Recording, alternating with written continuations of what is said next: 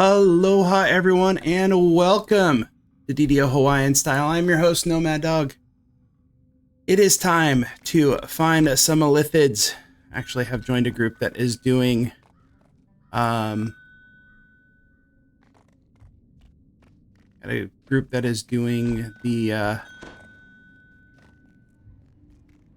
Spies in the House, and so we're going to be running that, looking for the elithids. I'm going to try to talk to them. That's my plan anyways. Hopefully we can see what's actually going on with them. So, all right.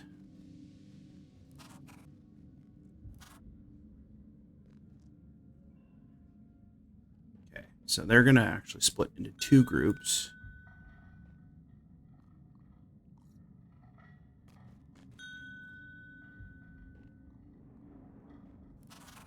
So we are seeing how this is going to go.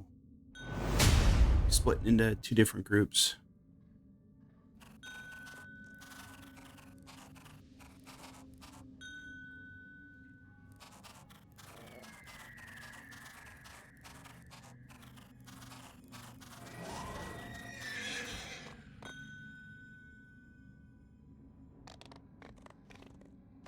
All right, so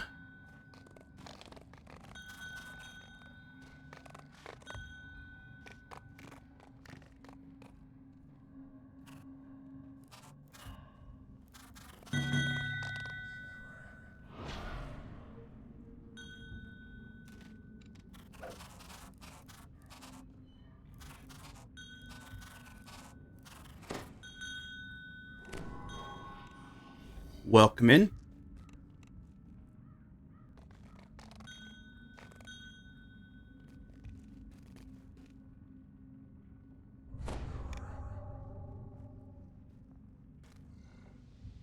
Were you guys just going and killing the Illithid and backing out, or actually finishing the quest?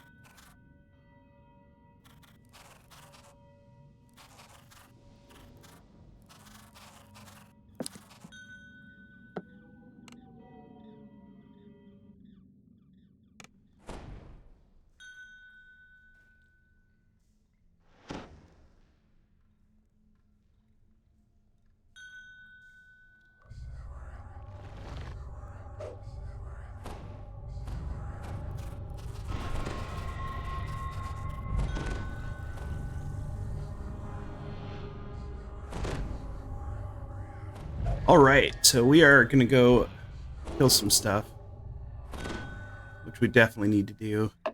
So.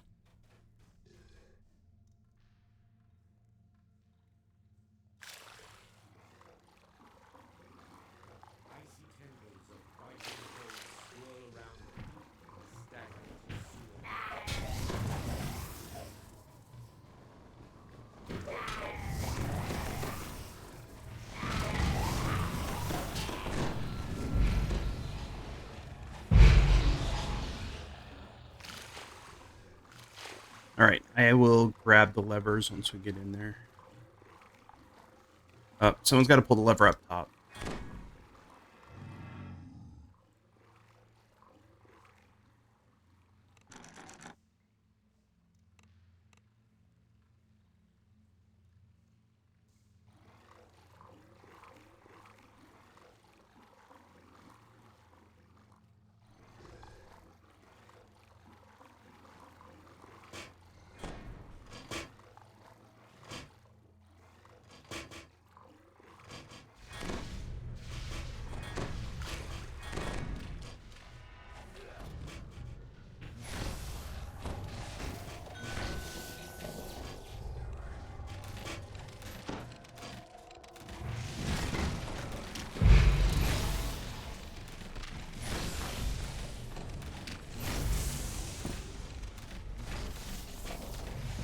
All right, so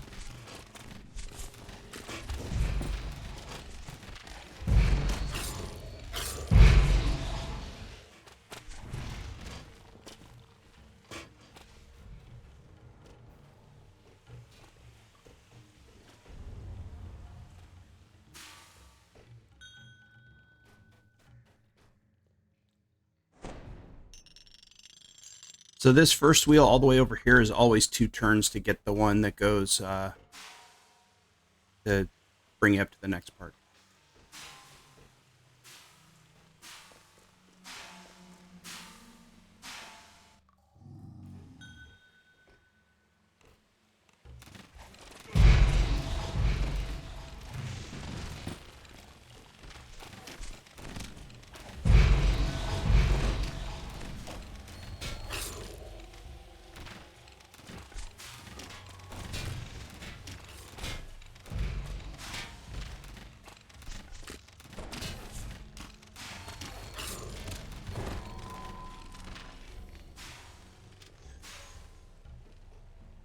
And then that lever takes it to this valve. You pull this valve, it opens that one. Then you pull that one, opens that one.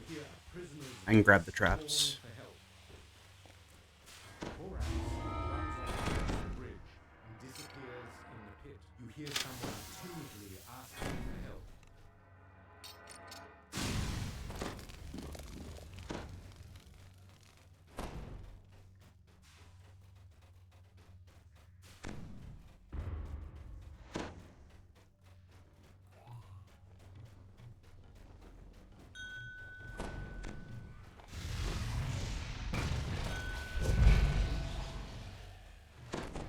All right, come on. I'm running so slow.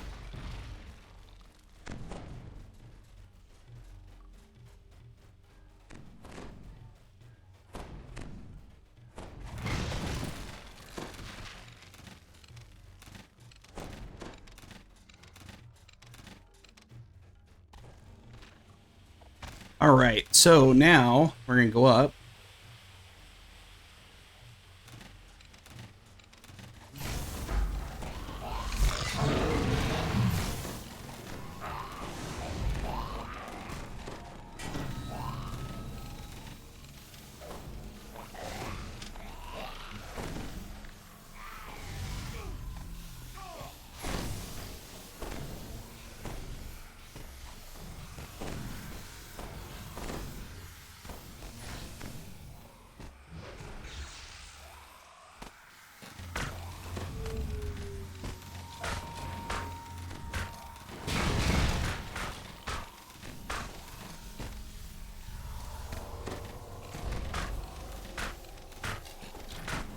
All right, so we are killing our first Illithid invader.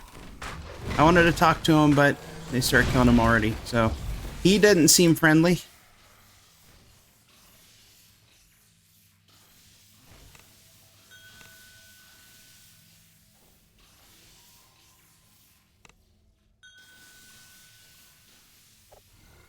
I want to talk to him. I want to try to convince them that. So I'm a firm, for those of you who are in chat, I am a firm believer that they are here to be our friends.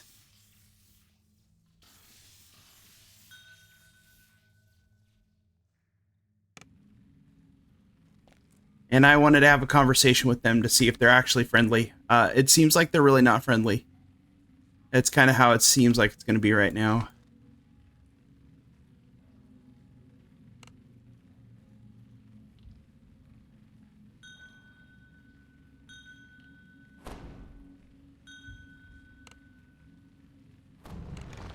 Yeah, I was waiting for Lurg to get out.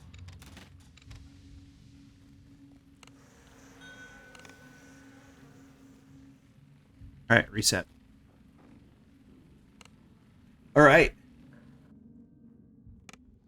Problem is my Caneth boots of propulsion are a no-go right now. I already used them, but that's fine. Just need to get over there, try to talk to him. All right. Whee! Splash. Ooh, I took fall damage. Can't believe I took fall damage right there.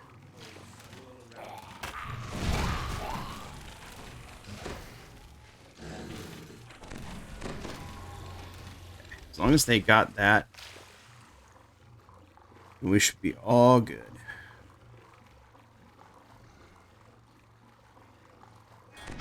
We will farm this until we get the quest.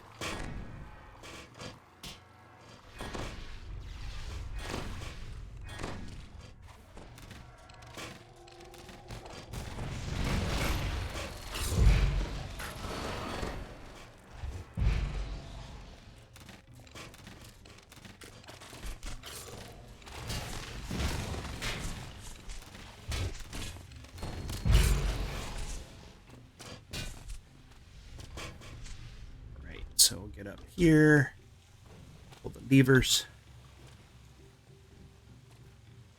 This is from playing way too much Super Mario Brothers as a kid.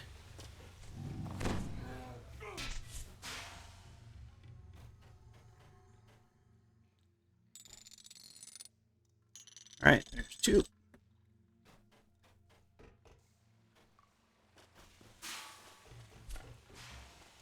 Get two of them, and then we go whoosh.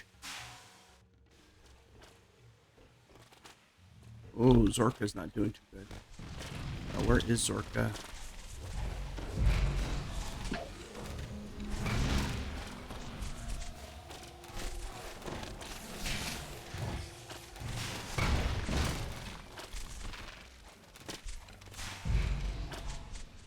All right, whoosh. Takes you over here. Pull this. Puts up that. So then we pull the lever. You hear someone timidly asking for help. You should.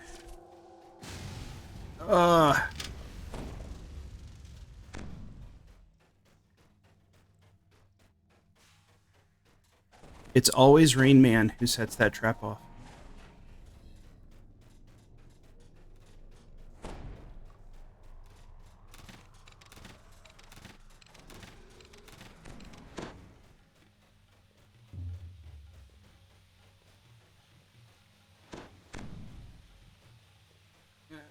Go! Oh, there we go. Okay. Yeah, I don't have any foam boots on this guy.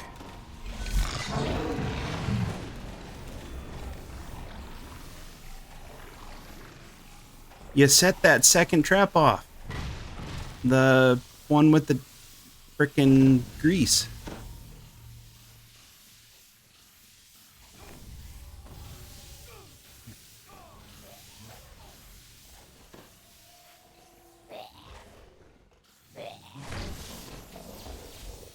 I failed at my jump.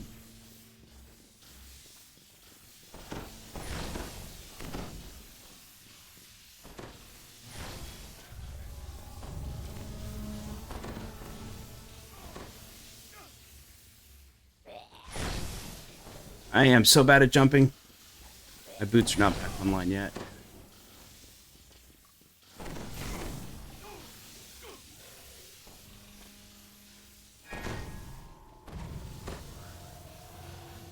There we go.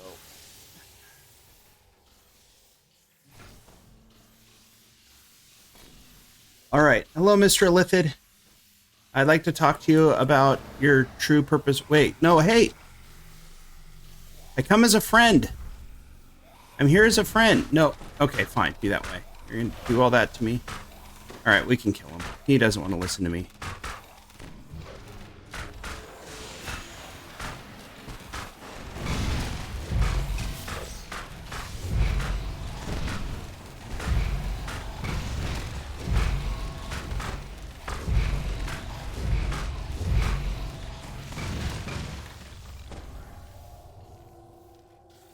Right, another one done. Recalling. Or D-door. That works too. All right, and we're out.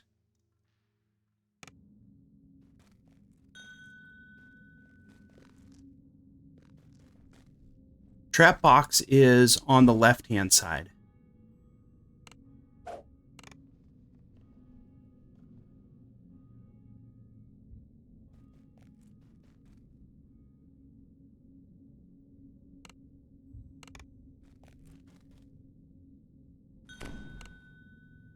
Yep, run up the left side. I have auto trap find, so I should be able to find it.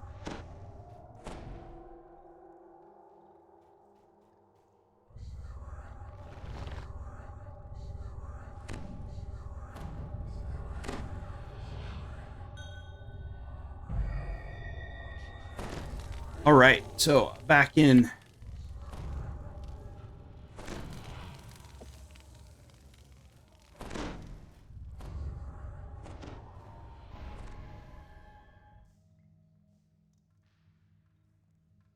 Back in. So we are just doing illithid runs.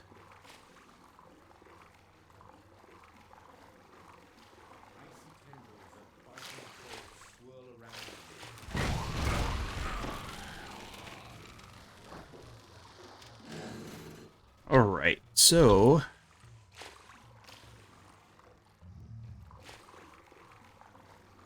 we do not... We know for a fact now that these guys do not seem to be very friendly. Which is kind of disappointing.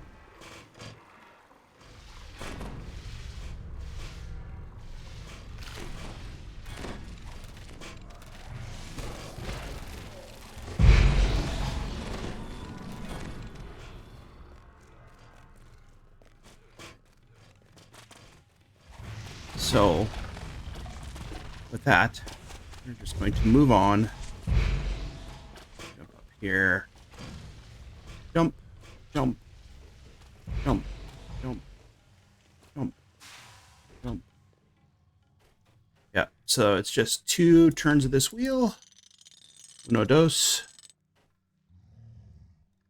And... Alright, wheels turned, I fell.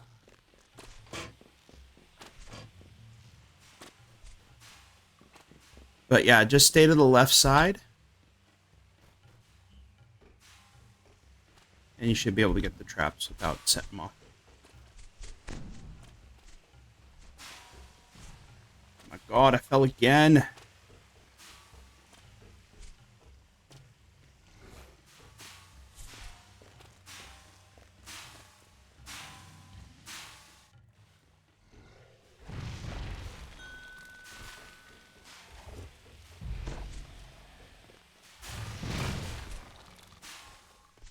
You hear a prisoner's voice calling for help.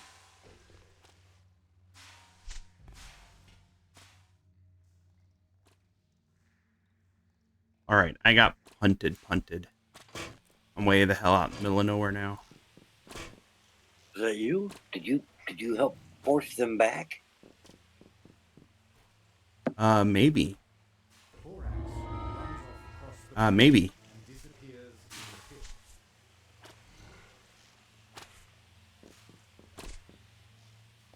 So we just got a global announcement that they were pushed back, but I don't know if that was this quest or if it's a different one. Timidly asking for help. And I can't help but keep on falling.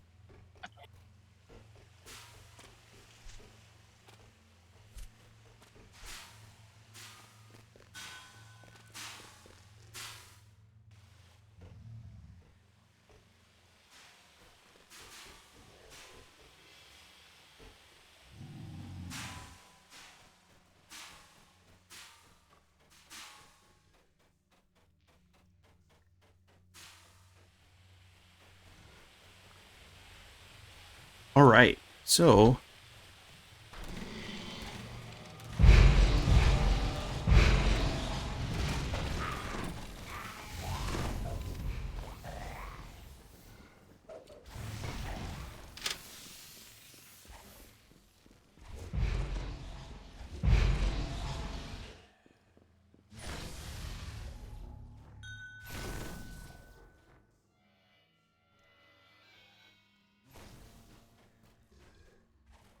he is exhausted.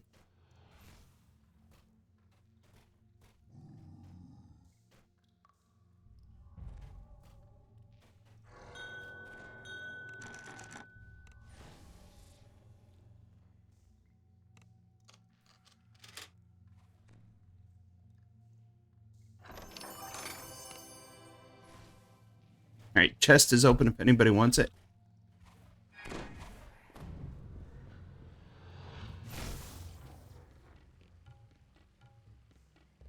All right. I guess Fathom the Depths is the other one.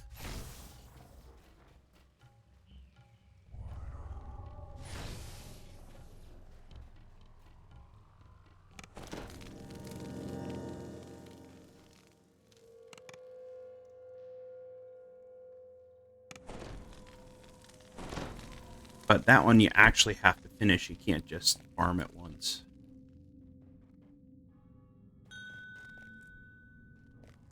No, Fathom is the ziggurat that's out in the middle of Red Fens.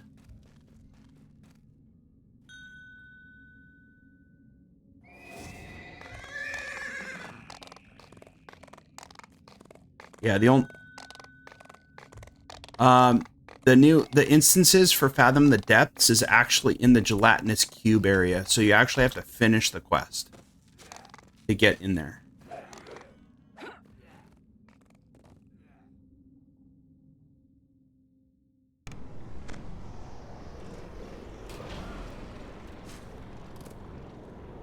But it actually should be fairly quick as long as we have D-Door.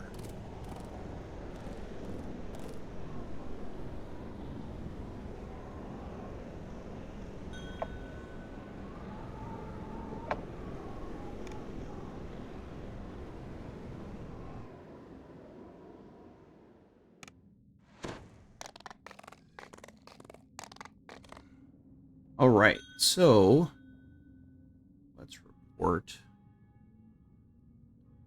All right, Rayman, have a good night.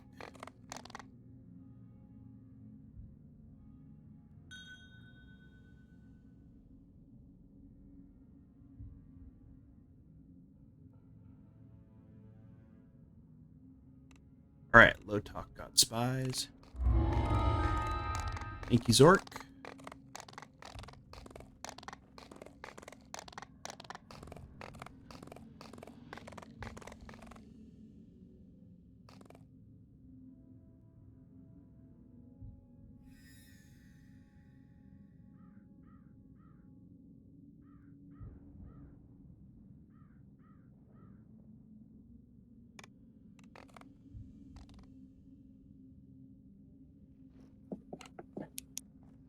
Yes, that was us. That was Spies in the House. Nice. Congrats, man. So we are off to do Red Fens. We're going to go do Fathom the Depths.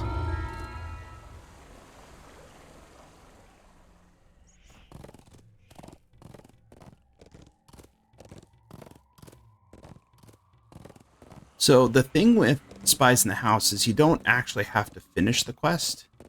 You just have to get to the Illithid and kill it. And so we ran it, I think, 2 or 3 times.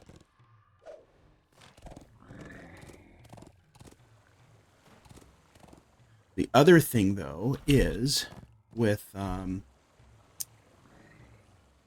the Depths, it's actually in the gelatinous cube area, so you actually have to finish the quest.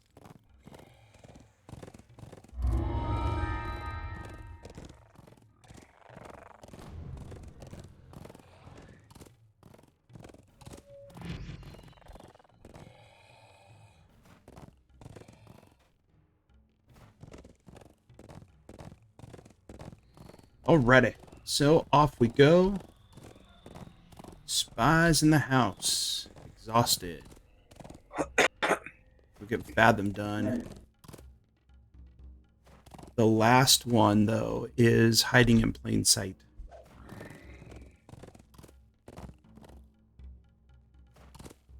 Which is not an epic quest. It's clear the people are trying to find something inside the ancient structure.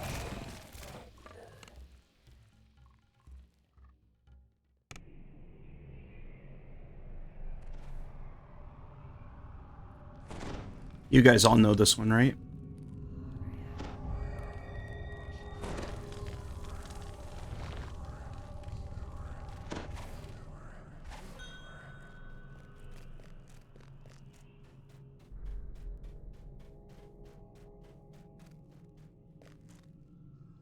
All right. So Zorka is leaving a trail of bodies for us.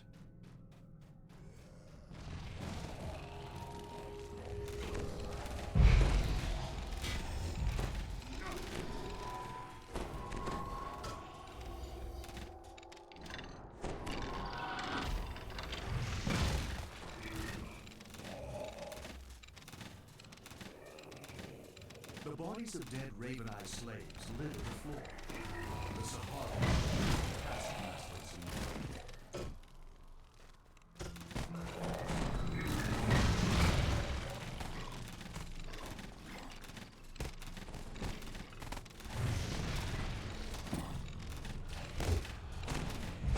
All right, done, done, and done. All right, so that is one.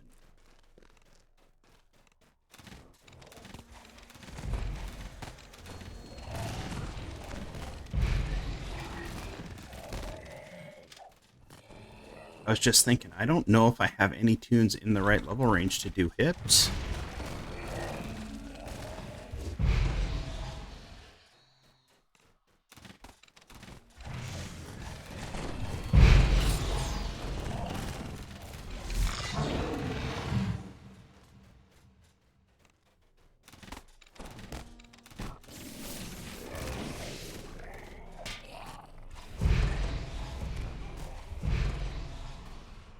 The switch that controls the magical barrier is God.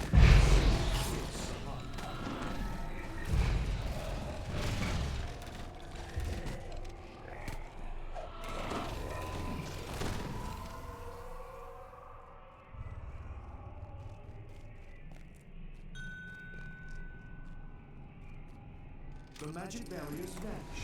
It's a wall that floods the area. All right, should be fairly quick.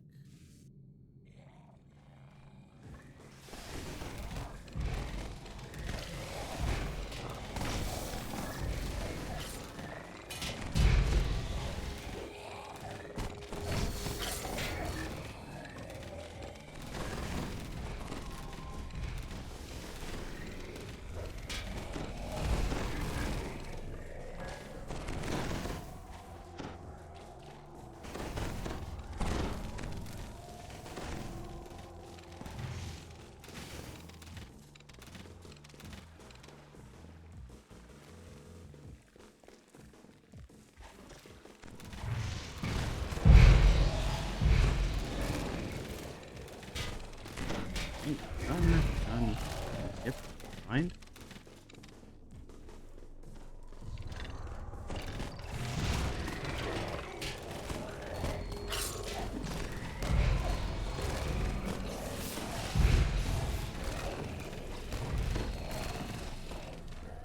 In the chamber ahead, a Sahagin wizard sifts through All right, the remains so of the smashed container.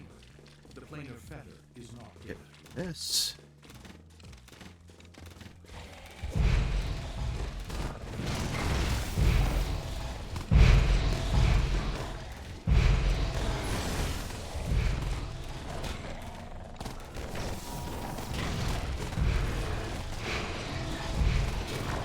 Slomna.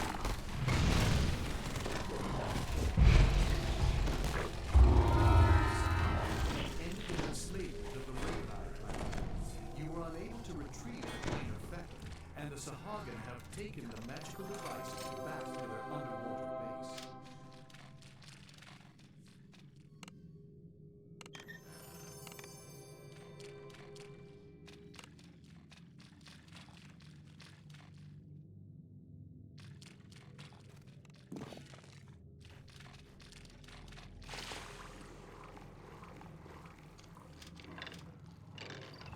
Right. Yeah, let's go find this dude. Ahead lies the treasure vault, where the Sahagin store the loot.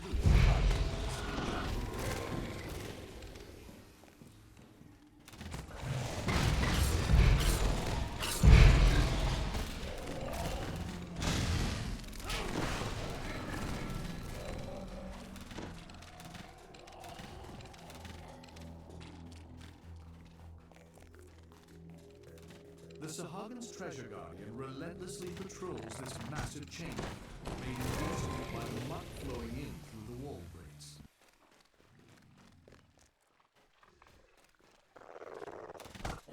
Looking for the dot.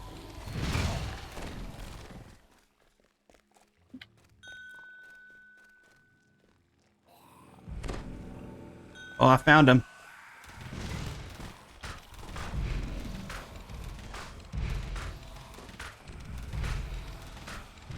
Yeah, we found him. These guys do not want to talk. All right. I am now convinced that all they care about is eating our brains.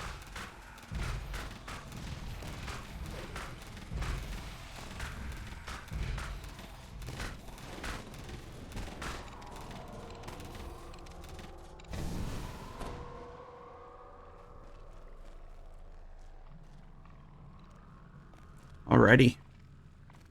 I'm ready to recall. Reset.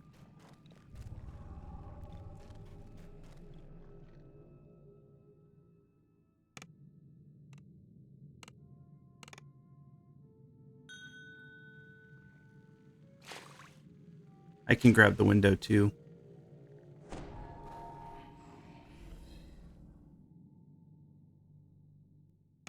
Sahagin guard the top of the ziggurat. It's clear the fish people are trying to find something inside the ancient structure. Let me abandon.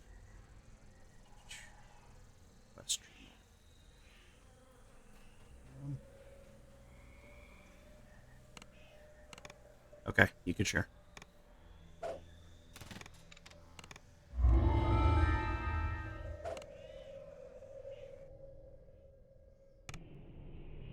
All right, back in.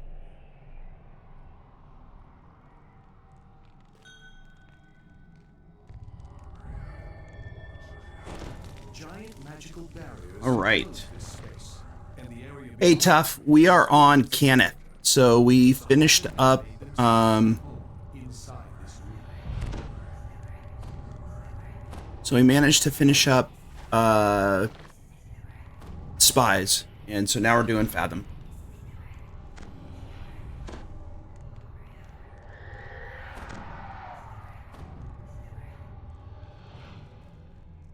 Make some more bolts.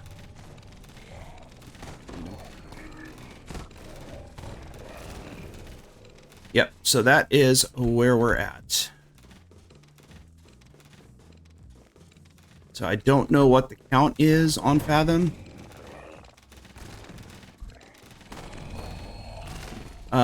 We actually had a group that I joined that was 6 of us, but we split into 2 groups of 3. And I think there's at least one other group that's running this right now.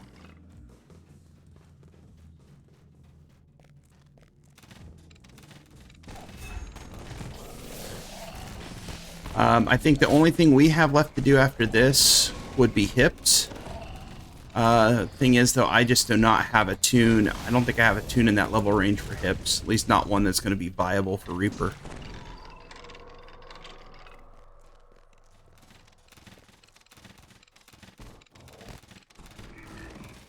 The bodies of dead Raven Eye slaves litter the floor. The Sahagin are cruel taskmasters indeed.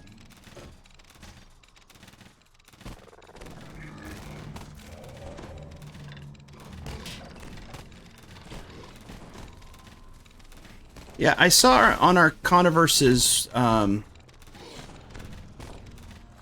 here. On our Controverse's Discord that there was another Discord that had those stats up.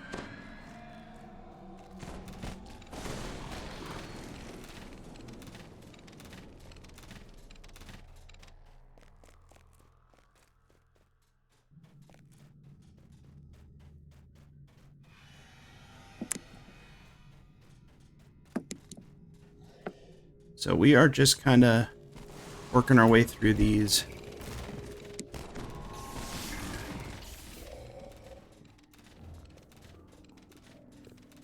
Thing with this quest, though, is you actually have to finish it in order to get to the spot you need to get to.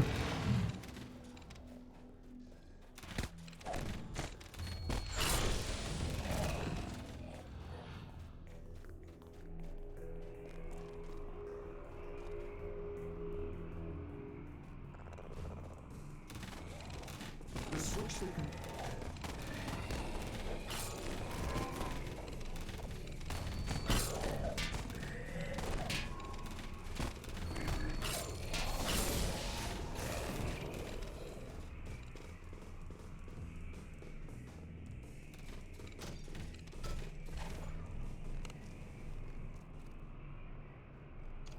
the magic barriers vanish. That floods the area. Right. Now we just gotta kill some stuff.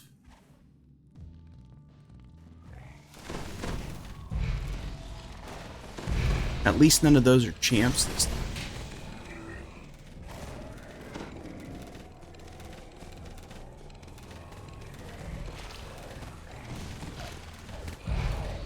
Okay, so it's Vault of Kundarak that's doing it. Okay.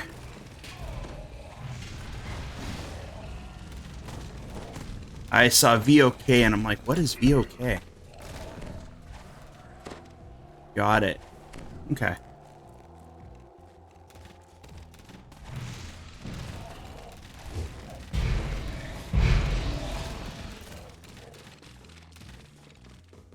So, which one is 14? Is that hips?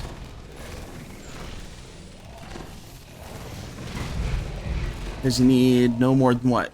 Level 14? In the chamber ahead, a Sahagin To do will sift hips? through the remains of a smashed container. The planar fetter is not here.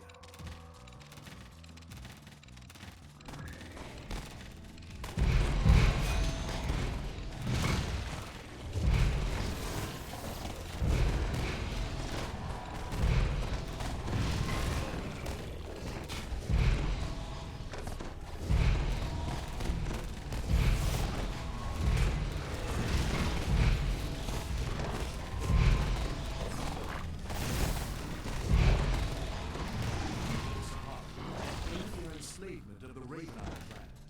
You were unable to retrieve the planar fetter, and the Sahagin have taken the magical device back to their underwater base.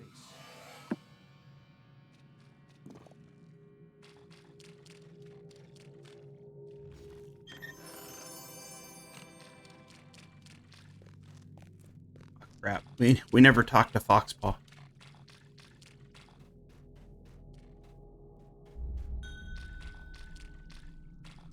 Alright, if you guys want to take care of the thing, I'll go talk to Foxpaw. Oh no, I can't. I can't go back.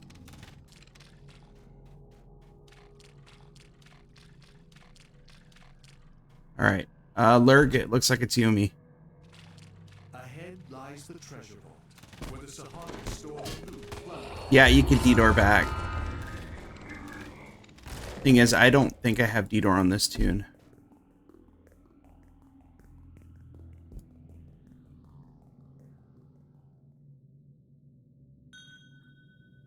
Yeah, I do not have D-door on this tune.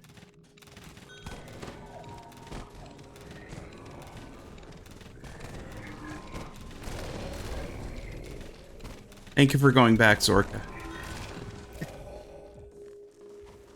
The Sahagin's treasure guardian relentlessly patrols this massive chamber, made invincible by the muck flowing in through the wall breaks.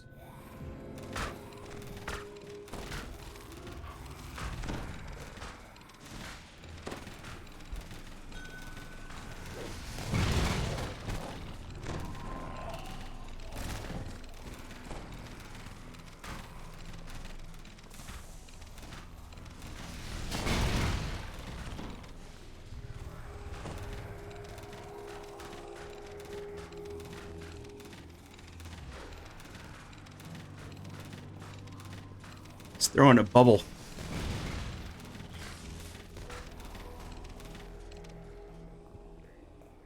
Alright, all done.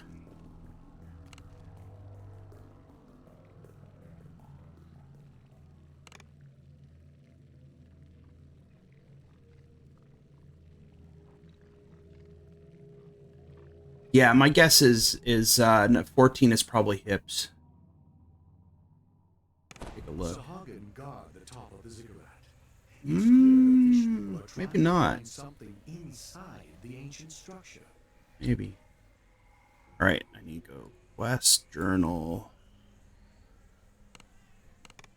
Alright, you can share? Or no, we're back in. Alright.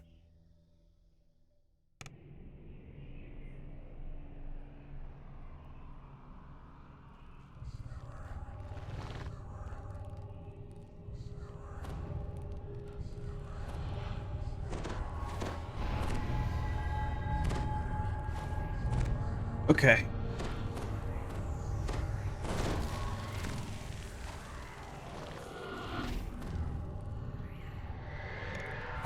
It's my epic destinies. Check some. To hit.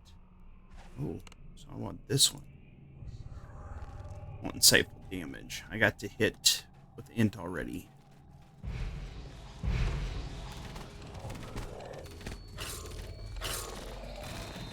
Kill them all!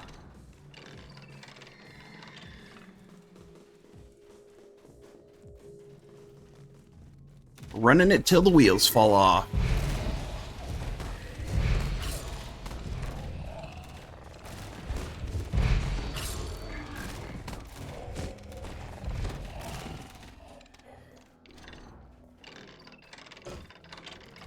Yeah, I could see it being...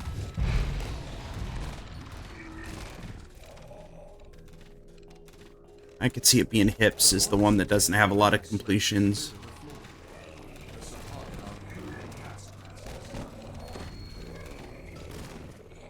So I don't know.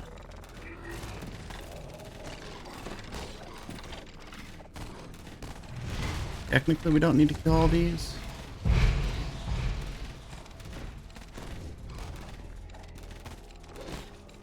Chase us all the way through the dungeon.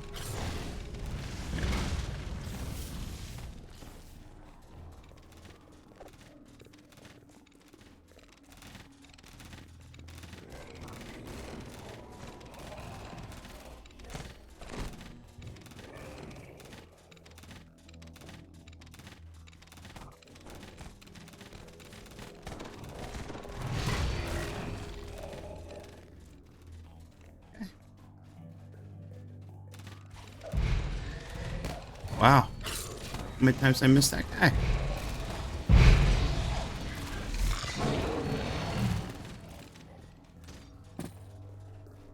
Alright, now we just need to remember to talk to Foxpaw this time. The switch that controls the magical barriers is nearby.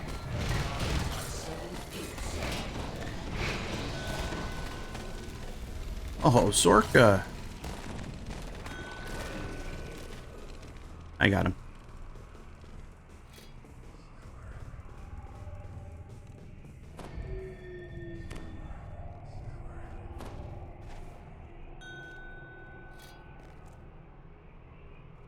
The magic barriers vanish. That floods the area. All right.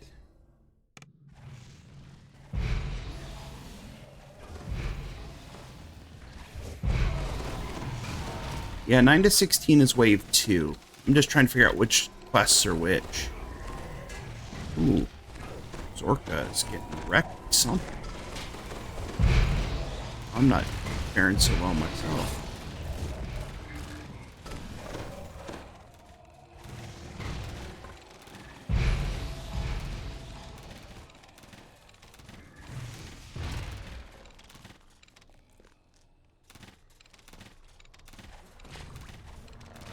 Activate this guy, kill him.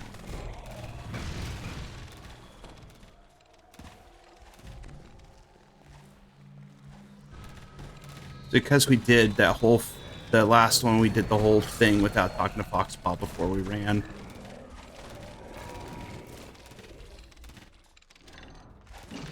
Should be good now.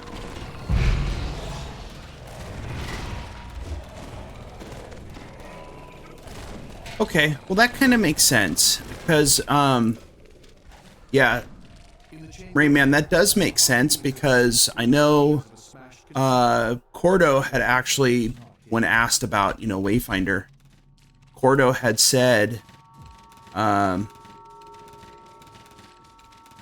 that they could adjust it based on, they could adjust whatever for the, accommodate the server regardless of size. So I kind of figured they would have something. I thought maybe it would be turn-ins rather than just kills.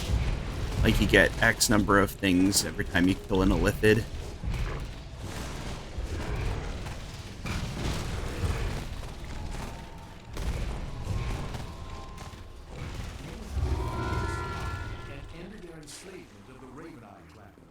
Alright. You were unable to retrieve the planar feather, and the Sahagin have taken the magical device back to their underwater base.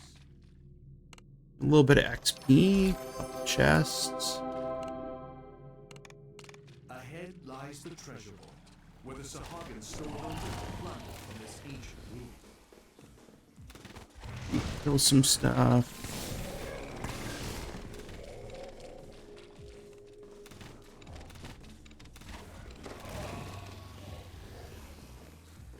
The Sahagan's treasure guardian relentlessly patrols this massive chamber, made invincible by the muck flowing in from the wall. Alright, he's still here. Let me put on my machine gun. Oh, you can knock him down. Wayfinder needs 10, and Orion needs 50. Okay. Alright. Lather, rinse, and repeat.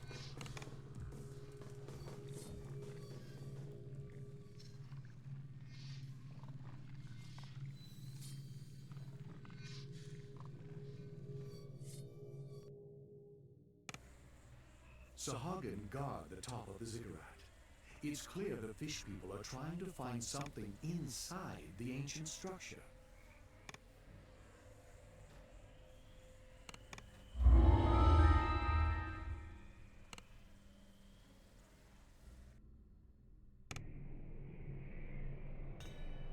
Alright, speak with Foxpaw.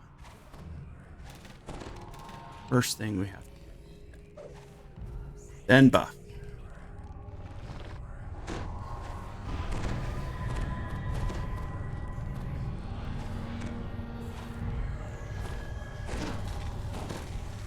Alright.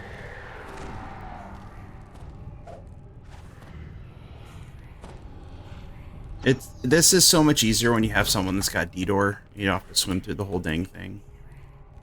Alright.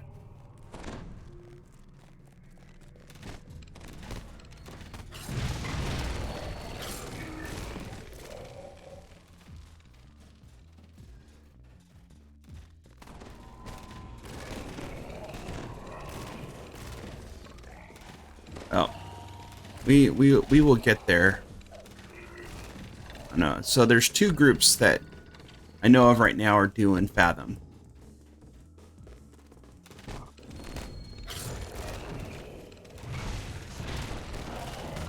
So that is this.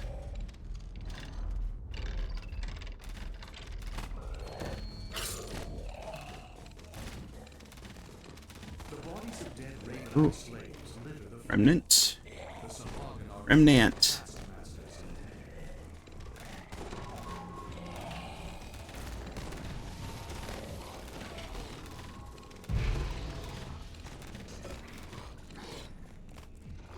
Out of ammo. Need more ammo.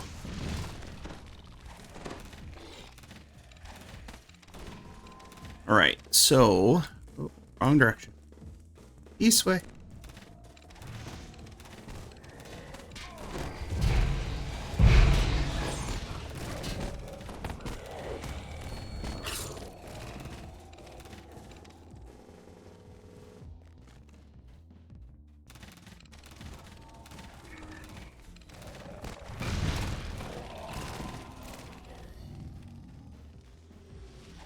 Couple more here.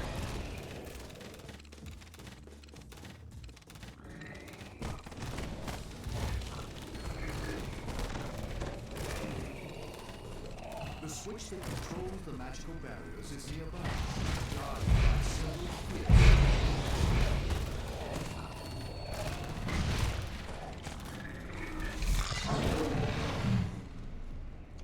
The magic barriers vanish.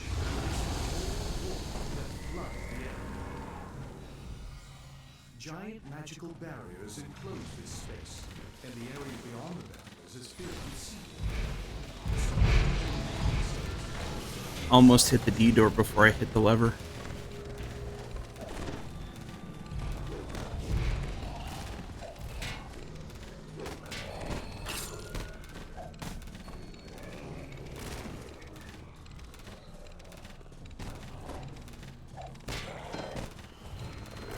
Okay.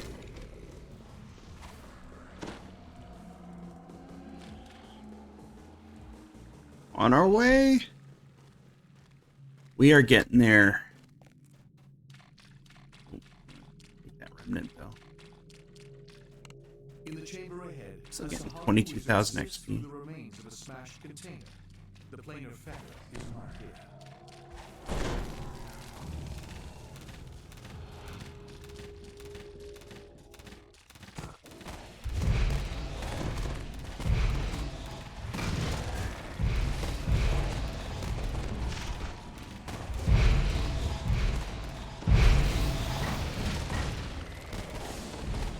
Oh, Howard's stunned. I'm stunned. The hell was that? Hit me for 230.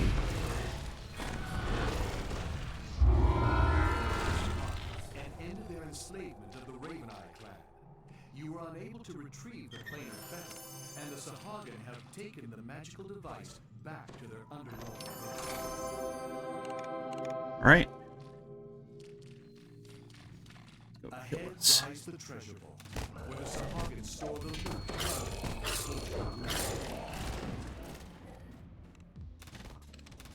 Let's go get us some Elithid. All right. So, yeah, I tried talking to these guys. They are not friendly. Unfortunately.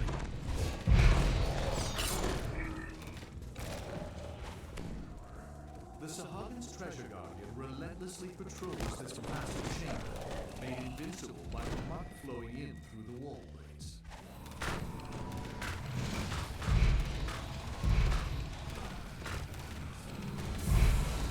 Oh, we're what? 3-4 runs in?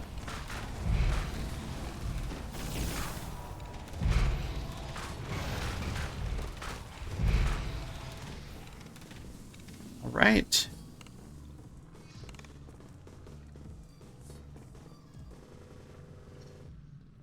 Yeah, de-dooring doesn't do us any good because it just drops us once we get to the thing. Alrighty. Sahagin guard the top of the ziggurat. It's clear the fish people are trying to find something inside the ancient structure. Wrong one.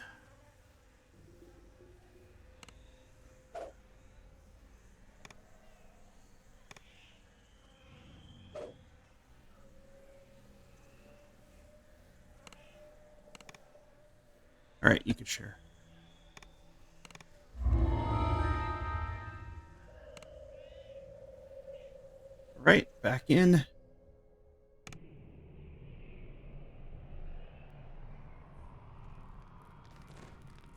Giant magical barriers enclose this space, and the area beyond the barriers is Right. filled with seawater.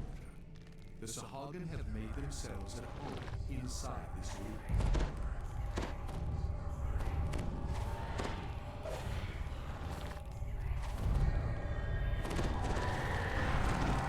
Okay. Actually, update my thing. Put on cannon.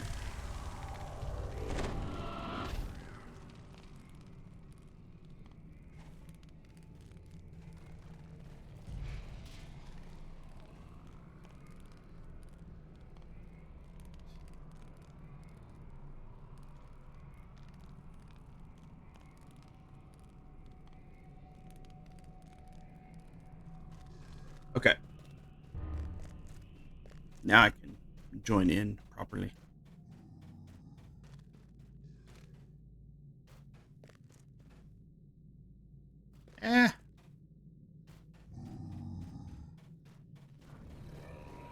Lagging behind.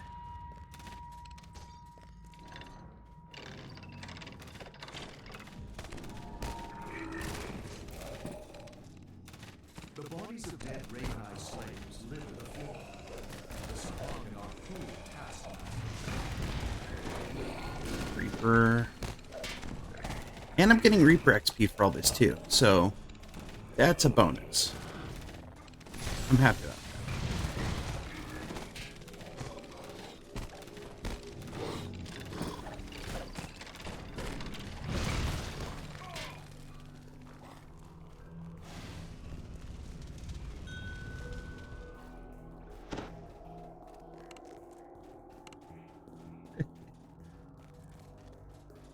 Yeah, it might only be 96, but it's better than a smack in the face.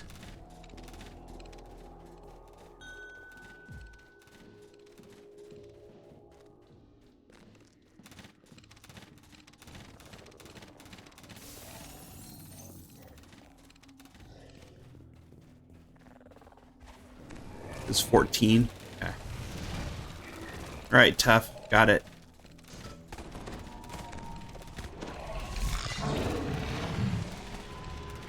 The switch that controls the magical barriers is nearby, guarded by several.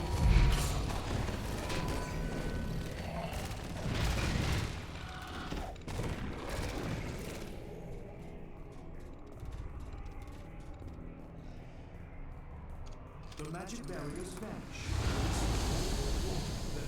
All right.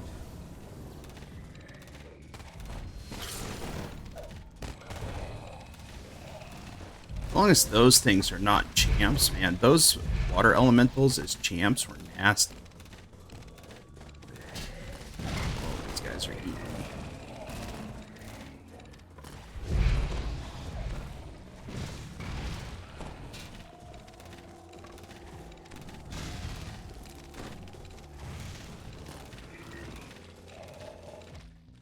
Right. All right, Tough. Thank you for checking in. Have a good one. Good luck on your squid hunting. In the chamber ahead, a Sahagan wizard sifts through the remains of a smashed container. The plane of feather is not here.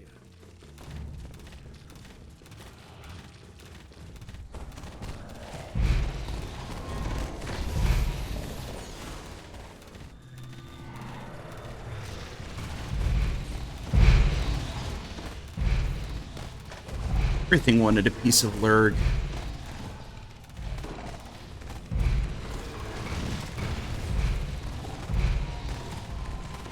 All right.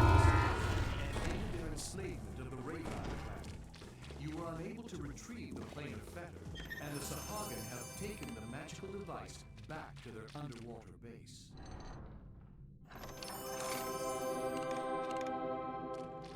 Ahead lies the treasure vault, where the Sahagan store the loot found in this ancient. As long as none of these guys have been.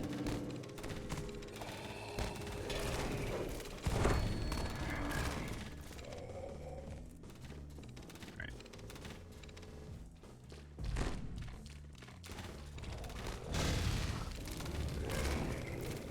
The Sahagan's treasure guardian relentlessly patrols this massive chamber, made invincible by the might flowing in. Right, so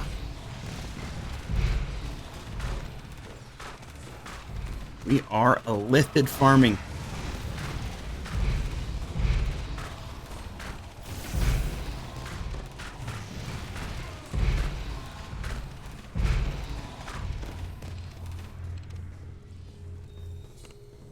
All right.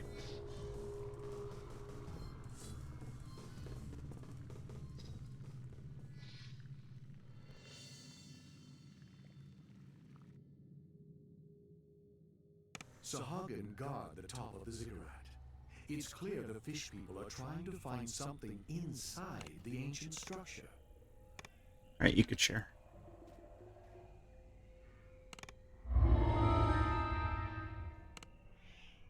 All right. Fresh instance. Couldn't even talk. Giant magical barriers enclose this space, and the area beyond the barriers is filled with seawater. The Sahagan have made themselves at home inside this ruin.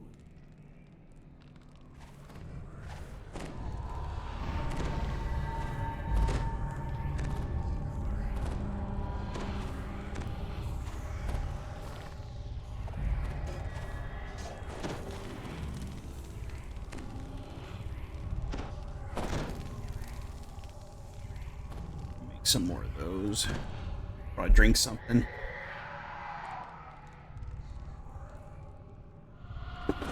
Right.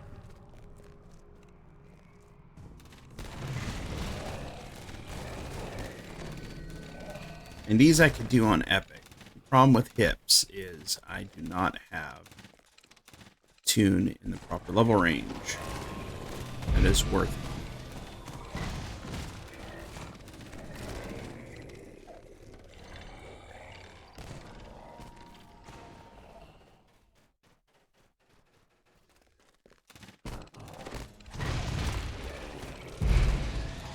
So the psionic brawl, so the thing I like about my artificer is I got the thing that knocks him down or trips him.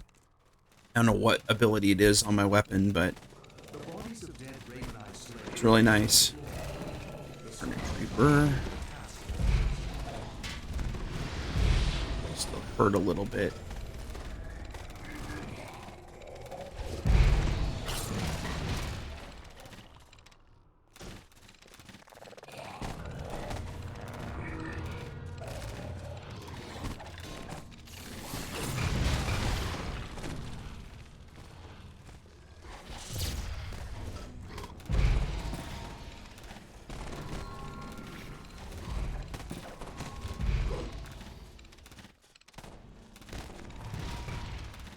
Okay. A little bit of healing.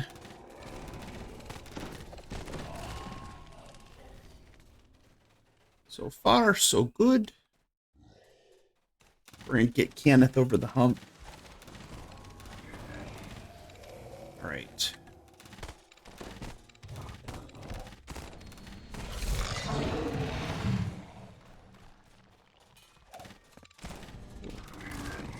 There's a remnant right here.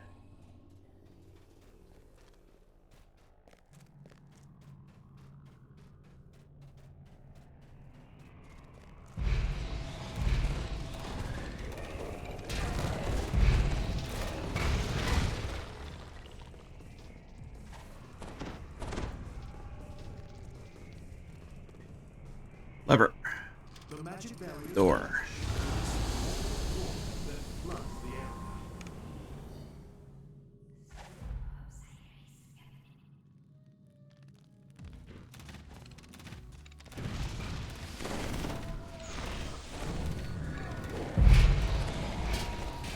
Boy, I got so much crap on me.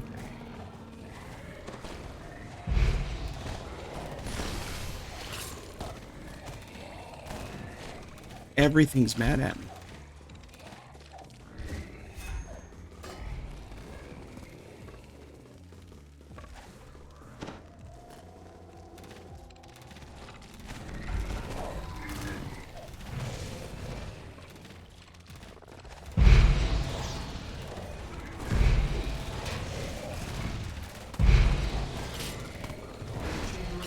A spotty user sifts through the remains of the smashed container. The plane of effect is not good. Everything's mad at me. I don't know why. Just shooting it because they're trying to attack me.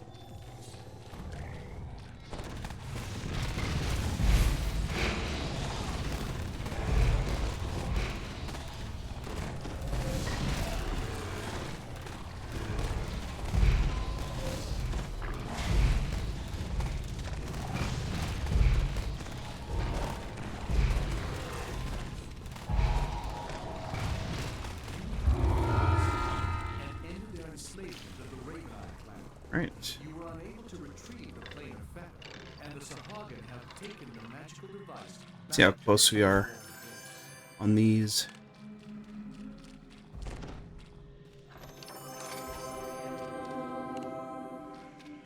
Ahead lies the treasure vault, where the Sahagans store the loot plundered.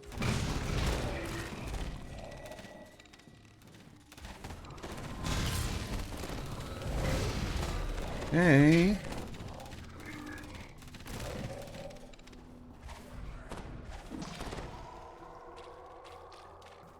The Sahagan's treasure guardian relentlessly patrols this massive chamber, made invincible by the muck flowing in through the walls.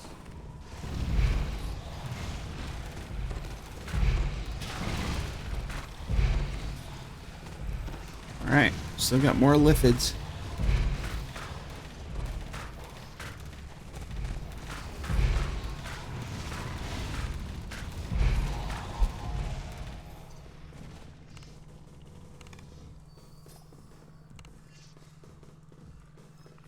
4 minutes, 46 seconds. That's crazy. It is absolutely crazy. Sahagin guard the top of the ziggurat. It's clear the fish people are trying to find something inside the ancient structure. Social. Oops, wrong. West. All right, you could share.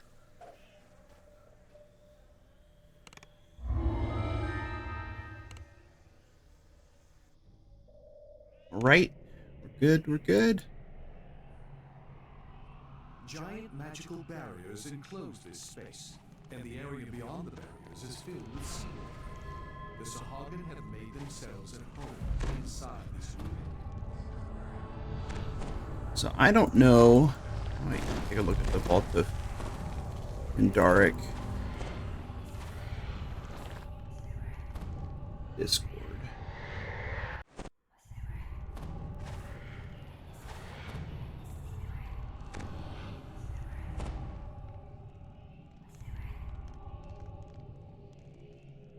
$17 to $30. Okay.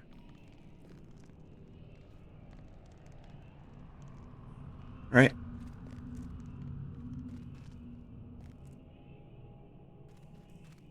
Some stuff off.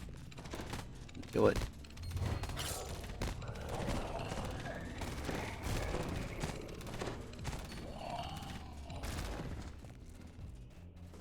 So apparently we got 30 that we have to get.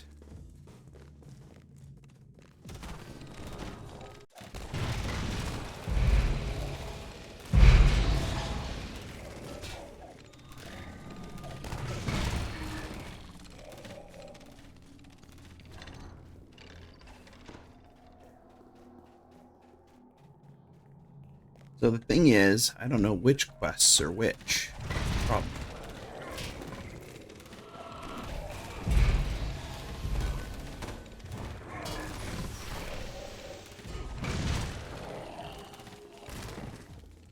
So looking at the Vault of Kandaric Discord, it is either 17 or 13.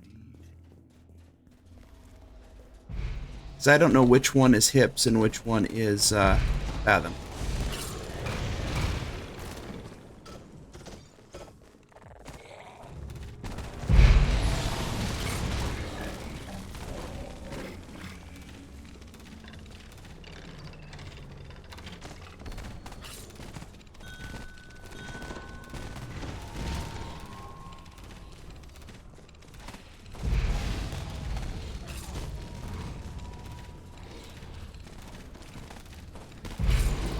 Yeah, I think this is yeah, at least 5 or 6.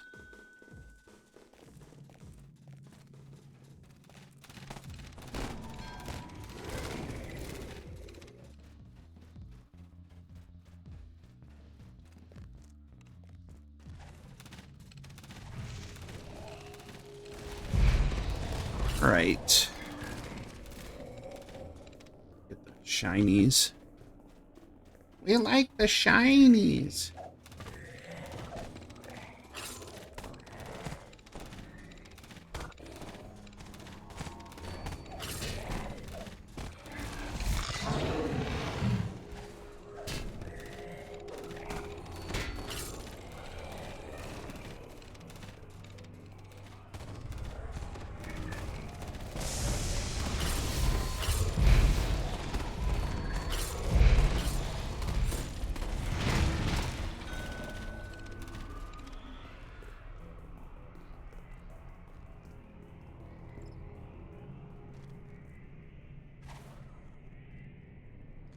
The magic barriers vanish. It's a cold water that floods the air. It's a champ.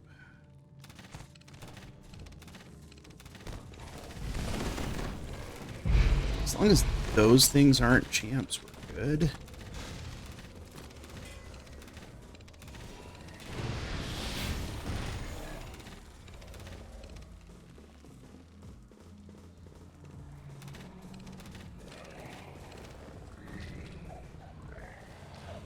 I'm hurrying. I'm so slow.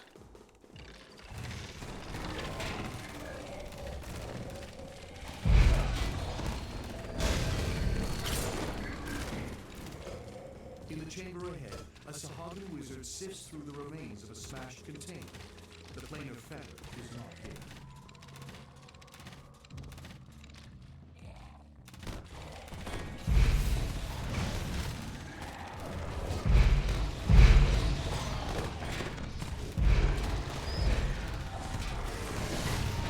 All right, so Slom nut. This guy's gotta die. He's pissing me off.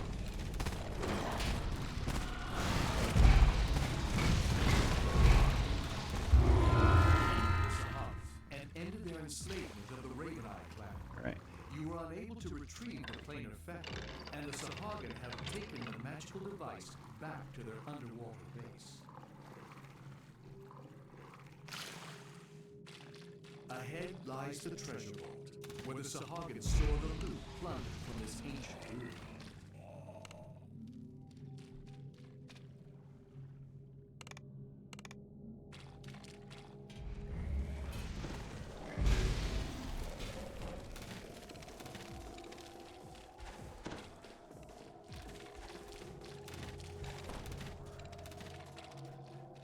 The Sahagan's treasure guardian. All right, looks like probably 12 more. Chamber, made invincible by the muck flowing in from the water.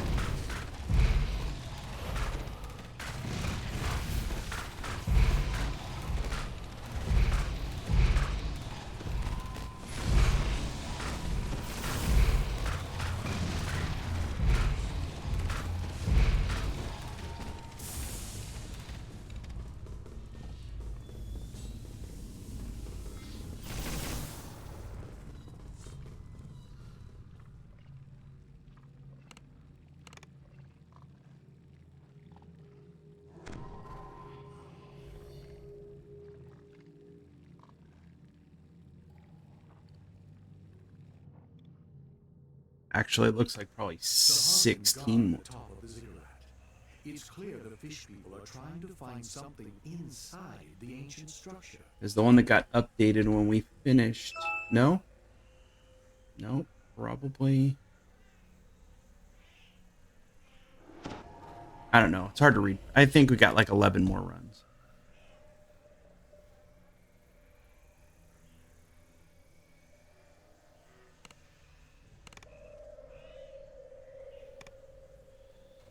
All right.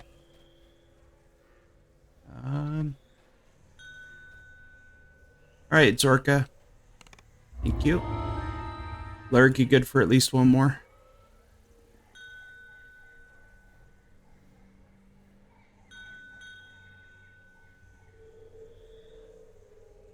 Oh, we don't have D-Door now.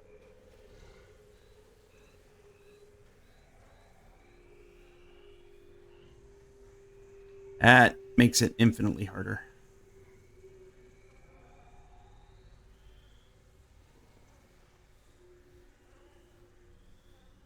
Alright, maybe I'll throw up an elephant. See if anyone wants to join.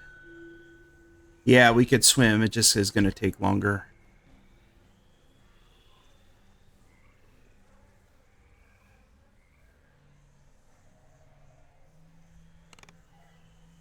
Let me put up an elephant. We can go up to 6 overwrite, and this is at 21, so we could technically go up to 27. Or I could just keep it to 25. Let's keep it to 25.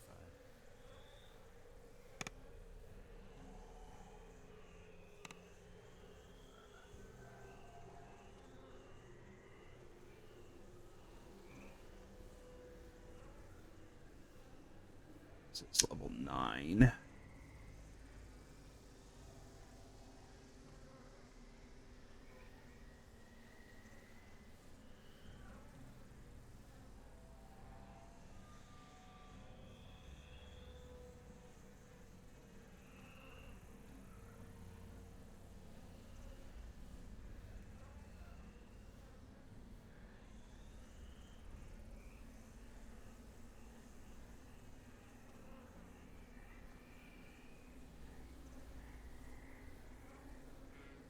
Okay.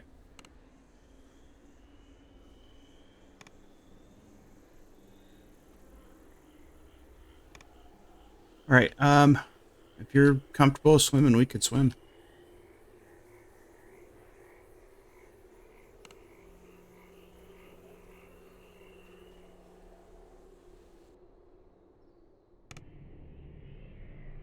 I got an LFM up. All right. So 21 to 30. Giant So magical barriers enclose this space, and the area beyond the barriers is filled with sea. The Sahagan have made themselves at home inside this room.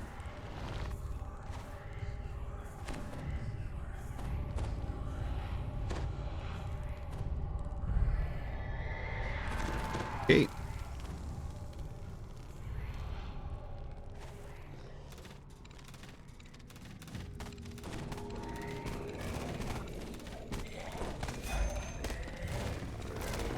Take us a little longer.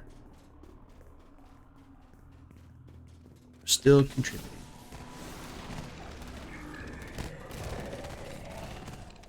We are on R1, right?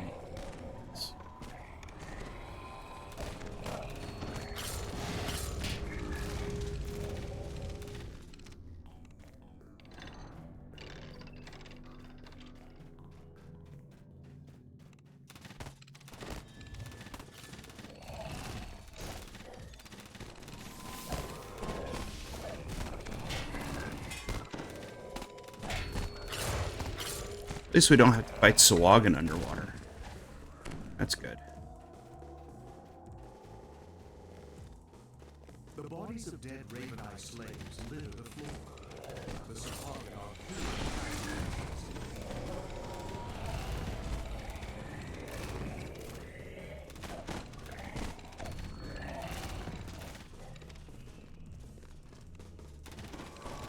Great Reaper.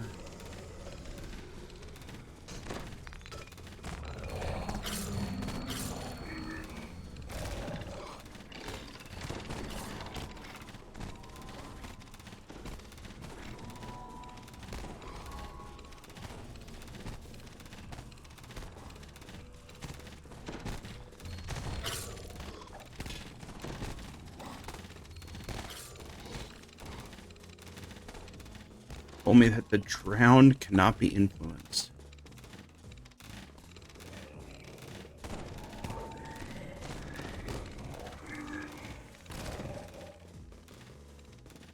Alrighty.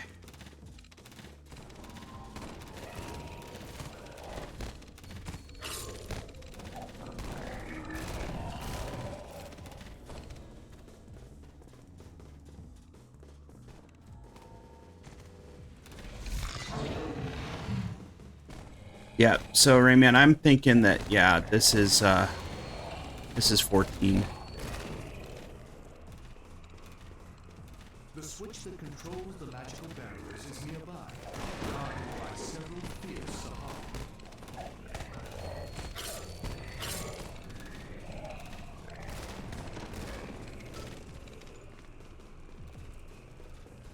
Okay.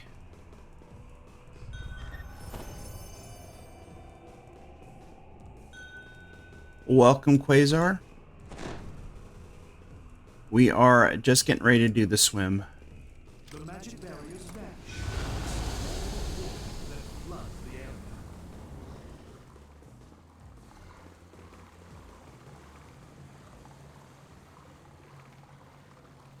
Alright, so this is where I get lost because I never swim.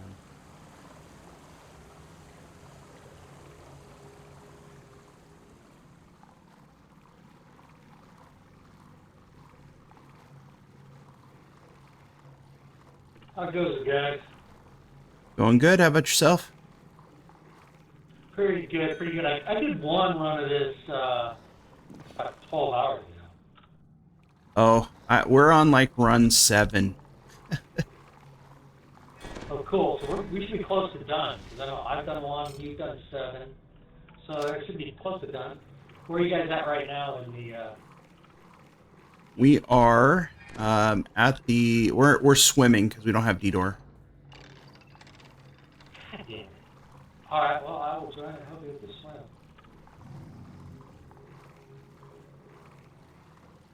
I mean, if you want to wait until we get to the spot where we don't have to swim. That's the bottom of this one.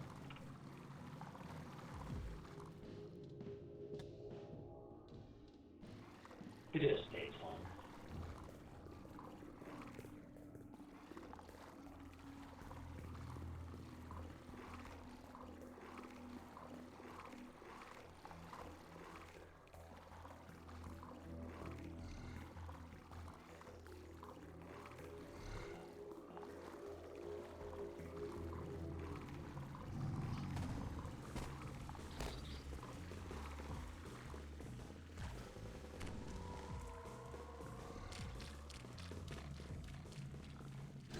Yeah, so the Vault of Kandaric / Dungeon Helper Discord is keeping track of the completions, but we just don't know what number this quest has been given, because it looks like Hips and this one are the only two that we still need to finish. That's what I heard.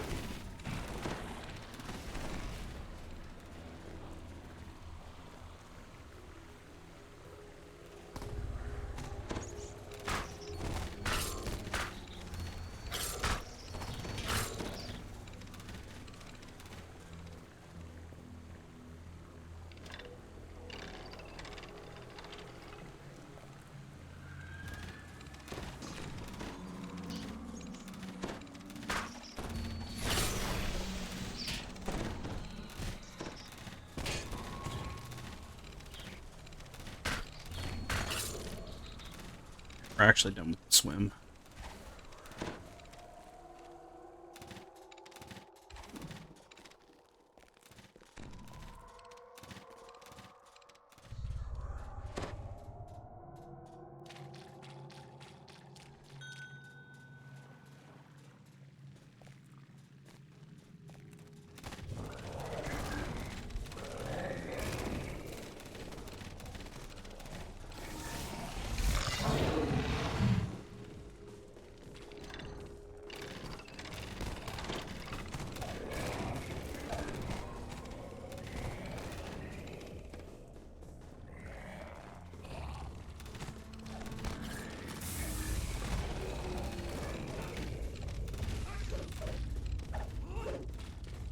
In the chamber ahead, a Sahagan wizard sifts through the remains. Yeah, so that's the question. Which one is it? Is not here. We've definitely not exhausted this one yet.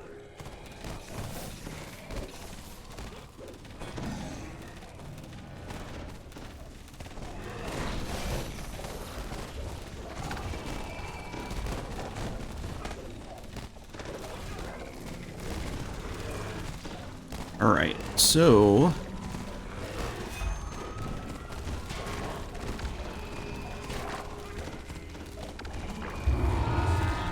Ended their enslavement of the Radar clan. You were unable to retrieve the planar feather, and the Alright, let's Sahagan get have that. taken the magical device back to their underwater base.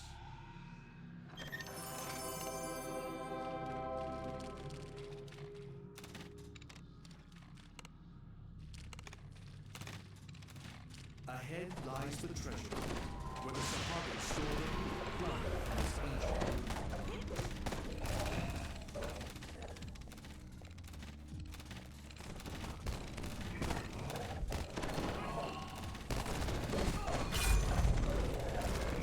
well, that's true, but can he come into the level 20 plus quest? Can you use one that low? The Sahagan's treasure guardian relentlessly patrols this massive chamber, made invincible Alright. by the muck flowing in. So we're gonna go just right here and piss him off.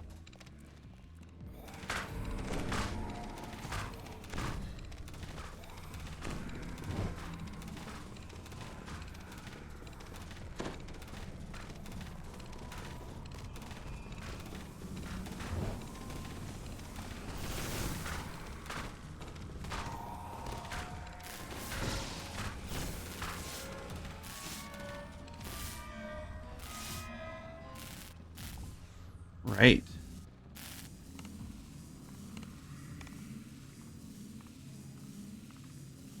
So someone made the suggestion that we grab the level 11 higher with DDO and see if that works.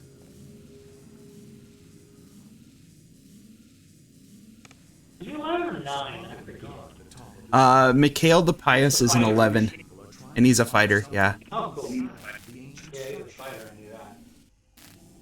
Or we swim. Swim's not too bad. I'll keep it higher. Alright, I'm gonna recall real quick and go grab.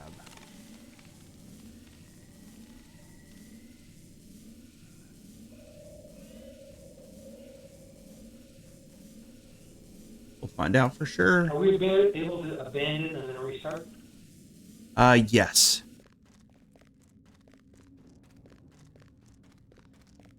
Someone just has to share.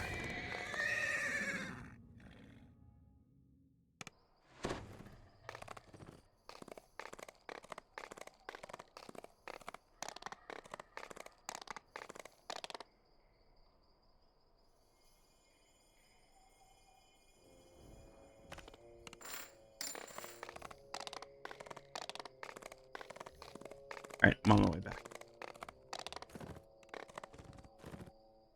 We'll see. We'll check and see.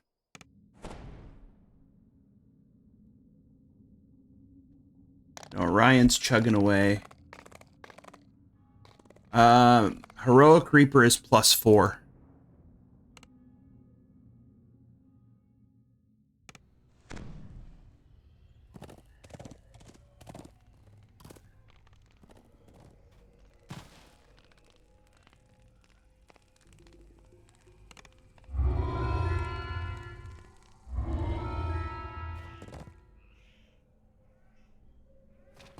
Yes, you can have level 14 inhibs.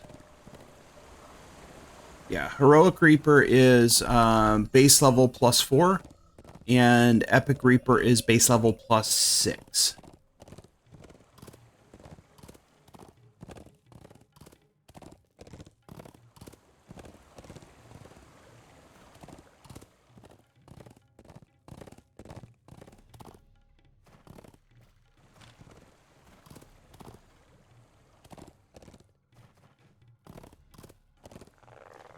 Thing is, though, I don't think I have any tunes in that level range between like 10 and 14. None that I could run, anyways. I got a bank tune that's level 12.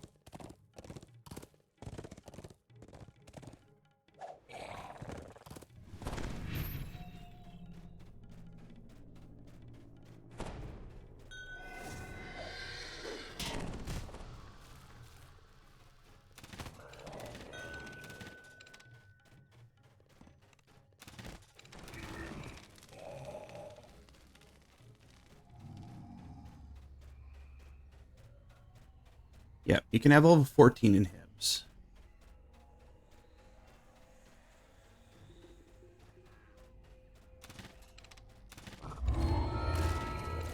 Now it's different on hardcore. Hardcore it is base +2. I think it's base plus well, they had plus, you could do +2 over level unless they did it +4. I'm gonna call these guys. Are trying to find something inside the ancient structure.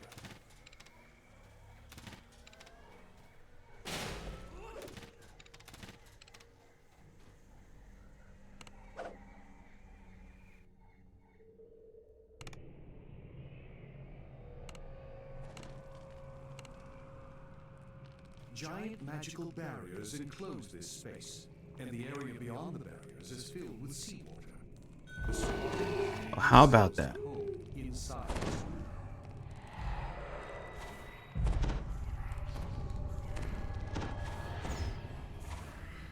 Gonna park his happy backside right there.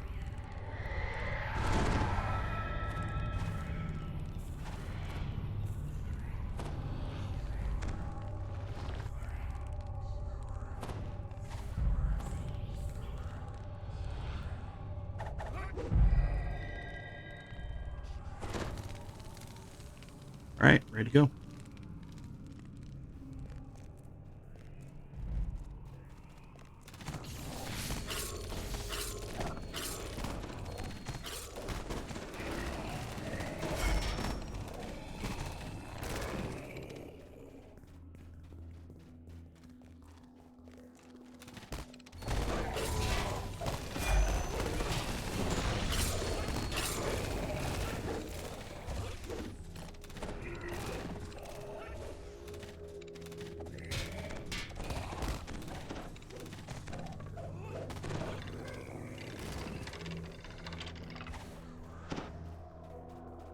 Yeah, there might be someone running it on heroic as well.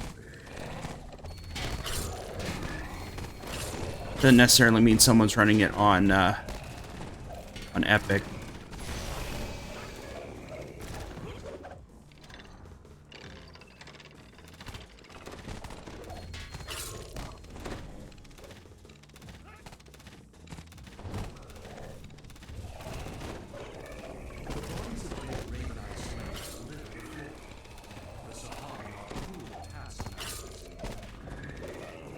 Watch, we'll get there and they'll say it's done.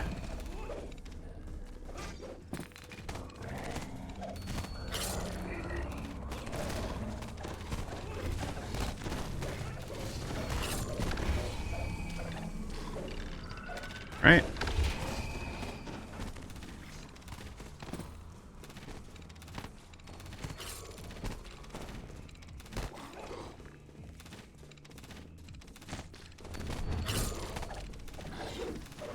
Okay.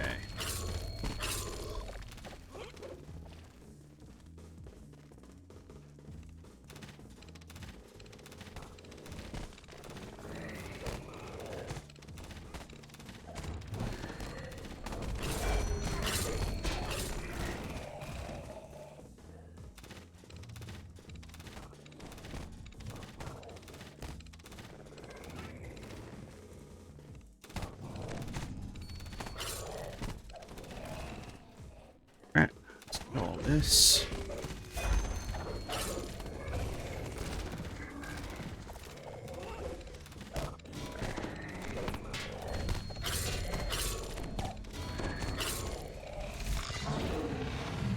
Yo, myself. The switch to control the magical barriers is nearby, guarded by several fierce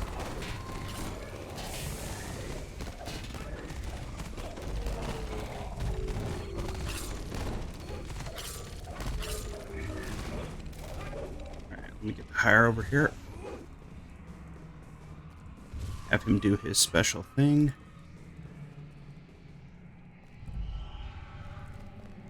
Alright, pulling.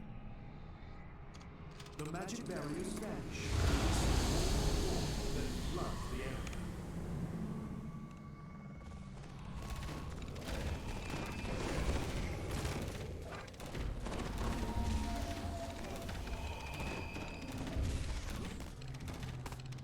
Alright, we'll see. My guess is it probably is this one.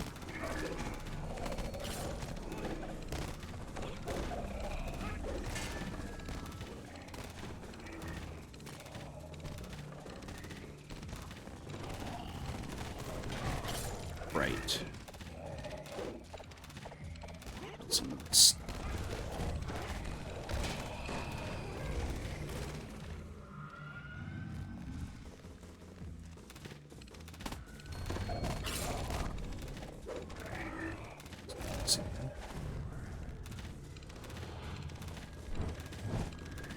Plague Reaper. Mikhail, what are you doing, dude? Mikhail gives zero shits right now.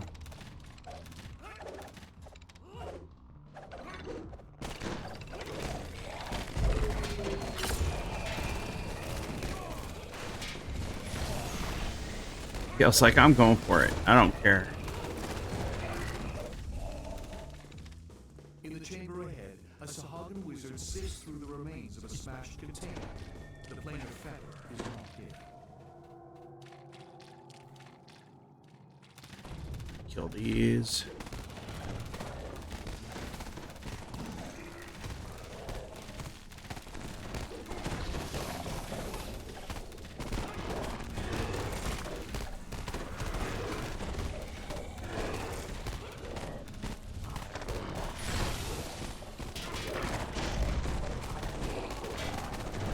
Come on, die already.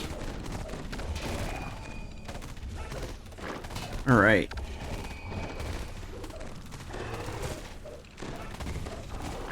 Got another one. Use that.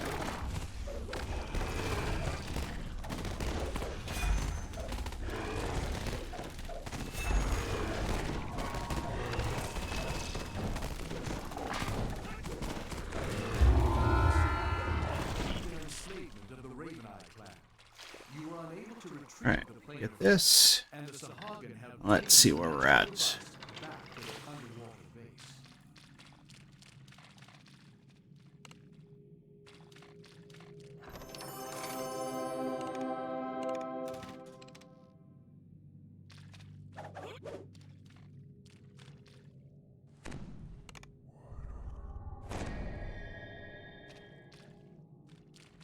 Ahead lies the treasure vault, where the Sahara store the blood and misfortune wound.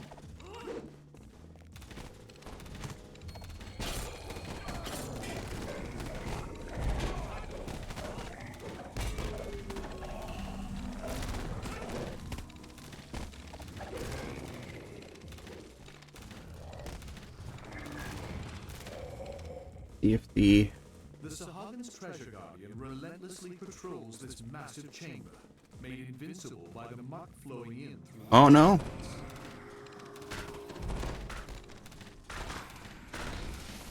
All right, so Rayman, keep an eye on the thing.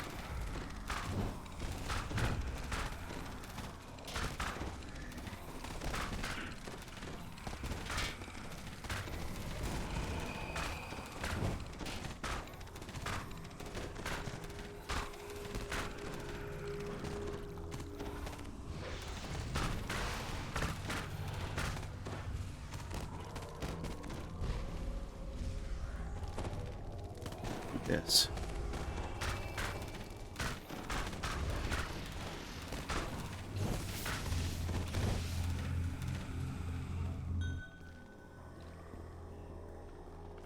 Okay, we just finished.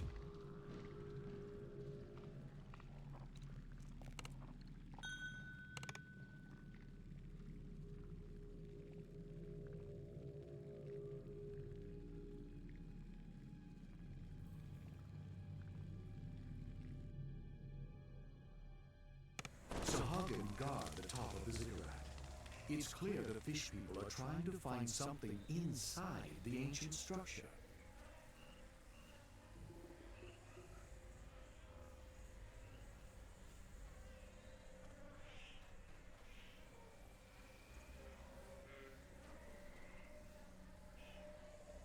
Journal.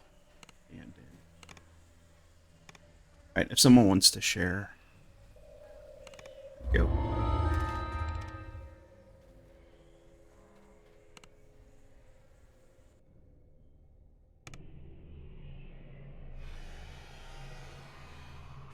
Giant magical barriers enclose this space, and the area beyond the barriers is filled with seawater.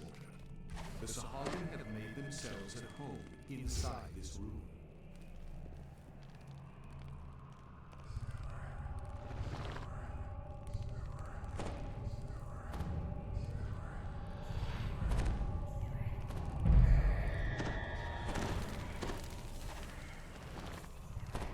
Are either of you using imbue toggles? Yo, people. Hi, I'm lighting one from Colin. Hey Joe, how you doing? Good. Snack time. Ice cream, milk and cookies, all that. Oh my gosh, what if I put the chocolate milk or chocolate ice cream in the milk? I don't know if it's better or worse. All right. Okay, ready to go.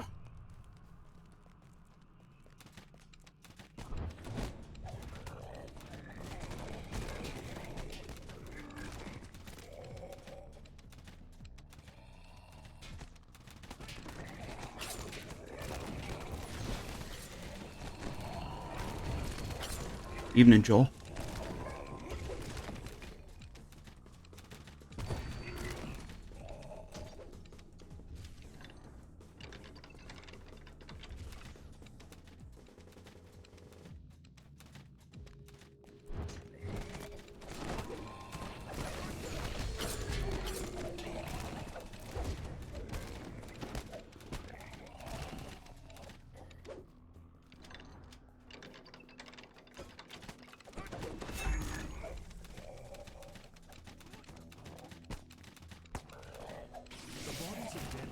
Slaves litter the floor. The Sahagan are cruel taskmasters.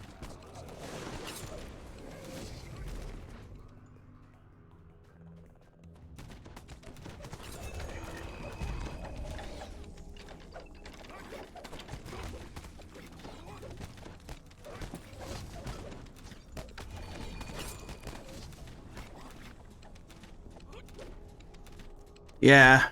Well, Rayman, I'm only on until only got like another hour and a half or so. It's a shorter one for me tonight because I got to get up early tomorrow for catch a plane to Oahu for some soccer stuff. So.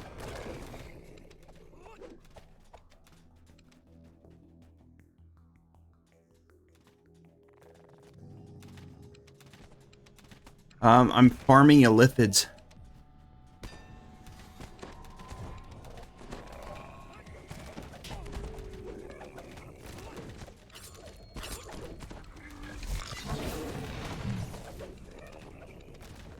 Yeah, they already exhausted that one. The switch that controls the magical barriers is nearby, guarded by several fierce Sahagin. Yeah, we're working on Fathom the Depths right now. I think we're like 9 runs in.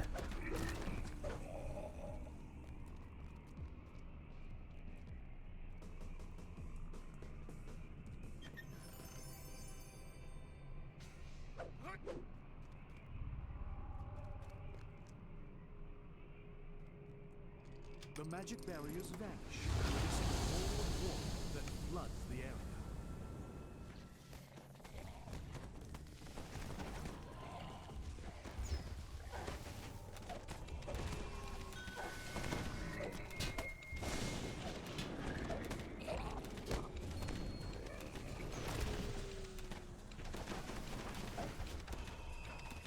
Alright, Mikhail, you need to just park your ass somewhere.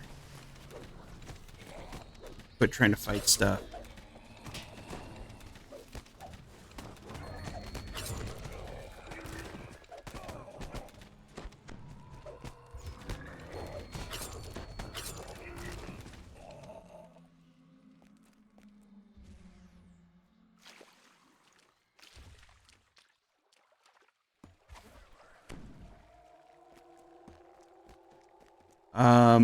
We're doing epics.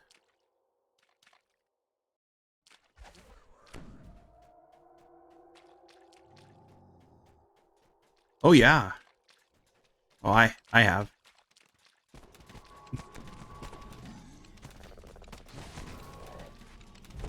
No. I keep my distance.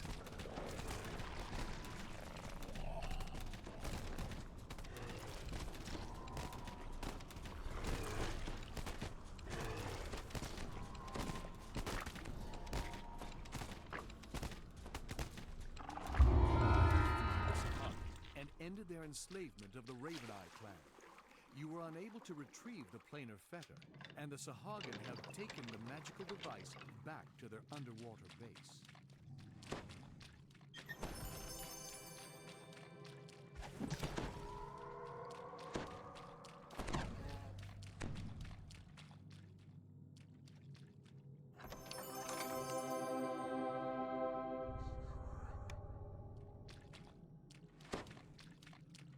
Ahead lies the treasure vault, where the Sahagin store the loot plundered from this ancient room. Right.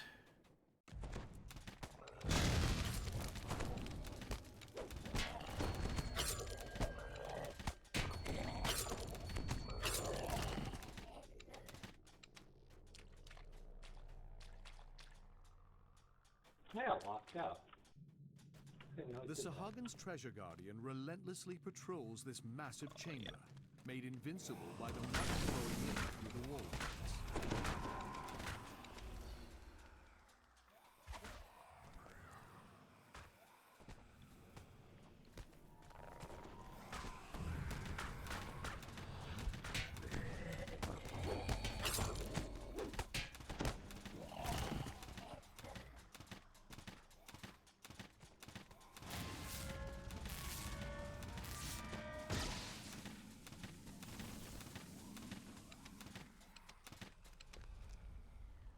All right.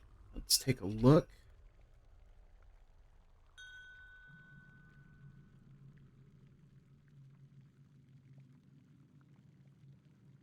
Yep, finishing out. Thank you. I didn't even know I was like, oh, yeah, locked out. Oh no. Oh no.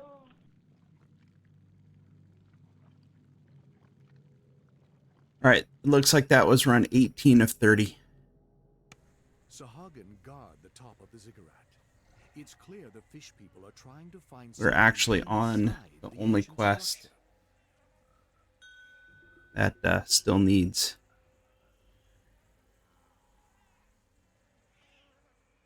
All right, let me abandon.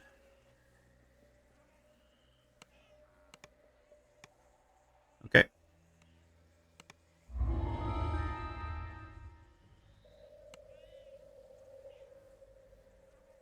How many runs is it taking?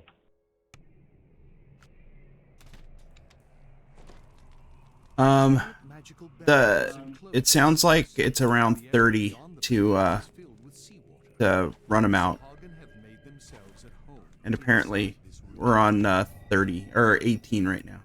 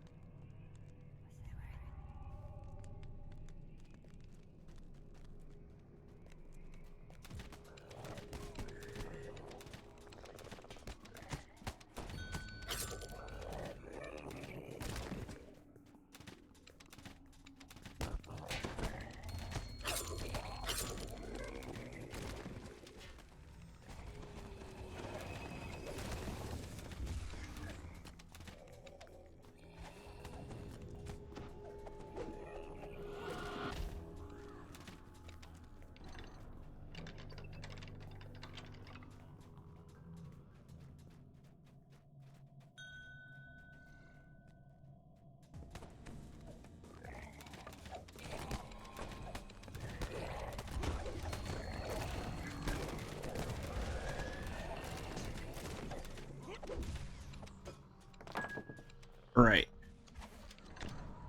So, Plague Reaper, of course.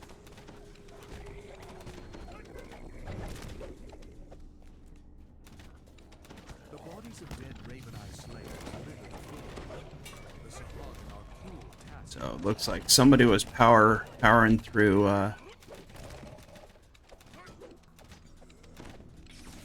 Looks like someone was powering through hips.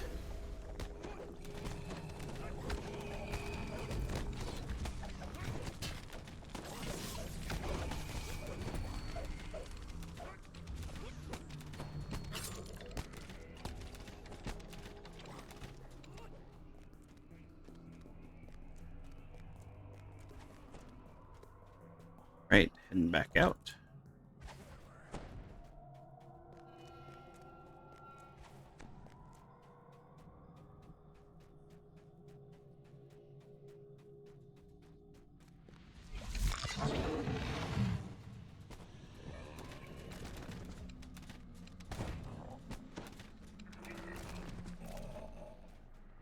We are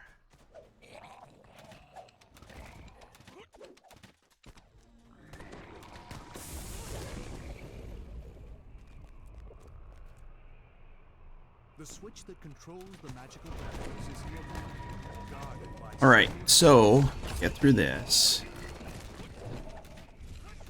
Okay.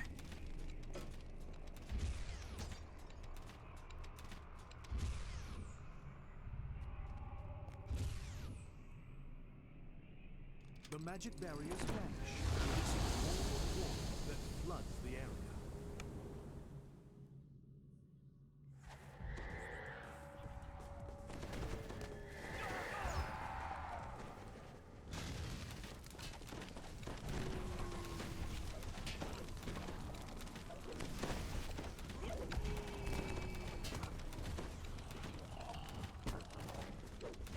A lot of stuff.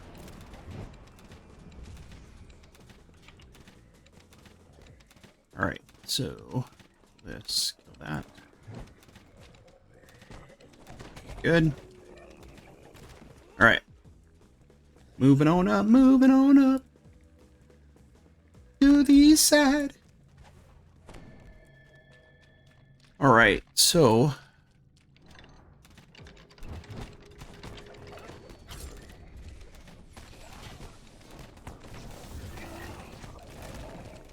all right.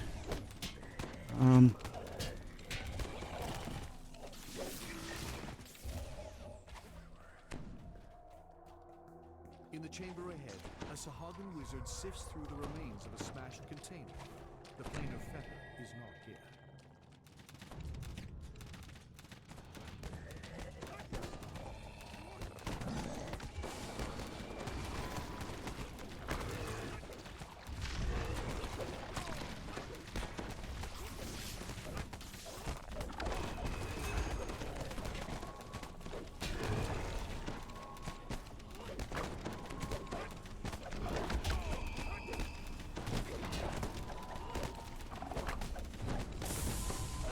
All right, so we might be the only ones doing this right now.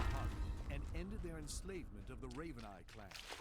You were unable to retrieve the planar fetter, and the Sahagin have taken the magical I keep device checking the to their underwater Vault of base. Kundrak page.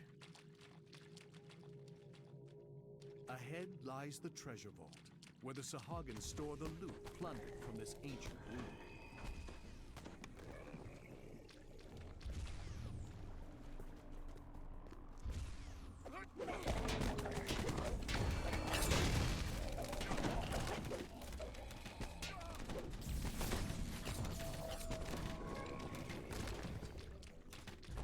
Okay, let us see what.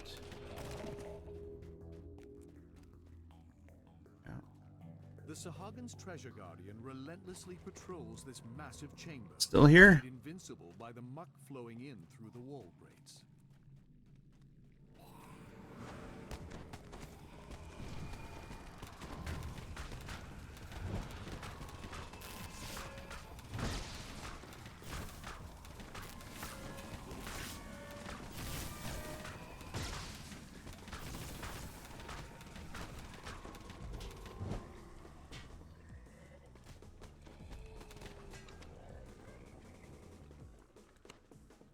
All right, finishing out.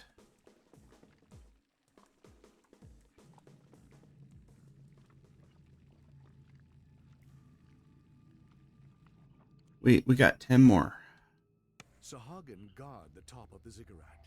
It's clear the fish Somebody else are work on trying these? to find something inside. I don't know if anyone else is running it.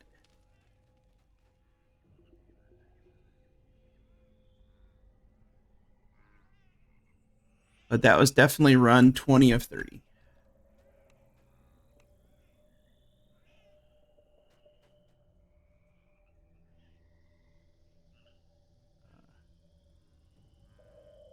Let's see.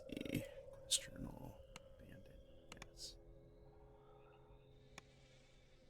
All right. You could share if you want.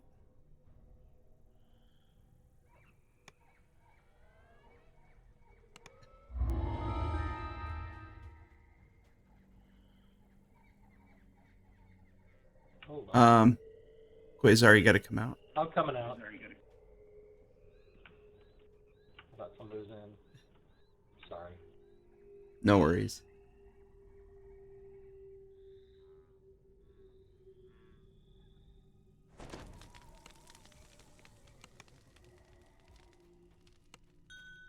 All right, back in. Ow.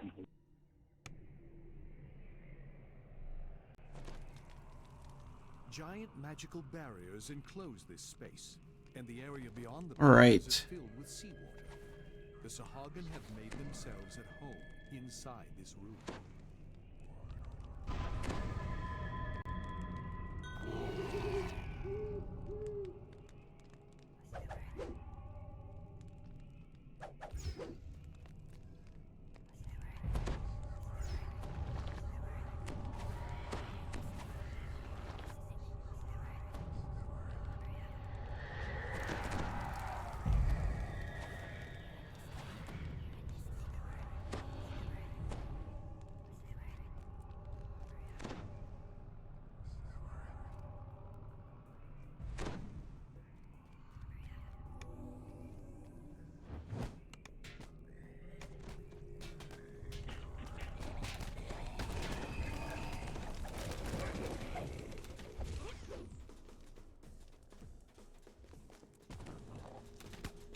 All right, so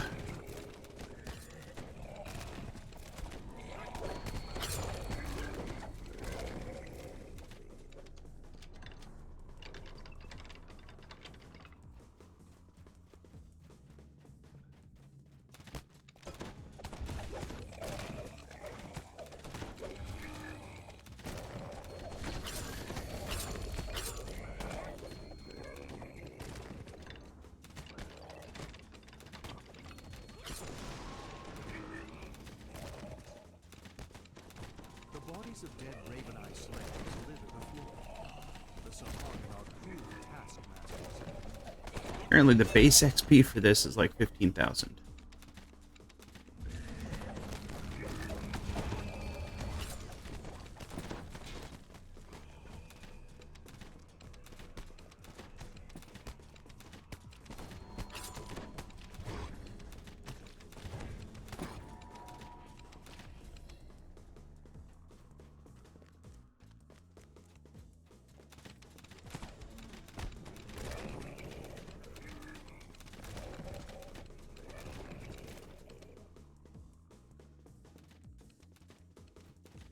Right.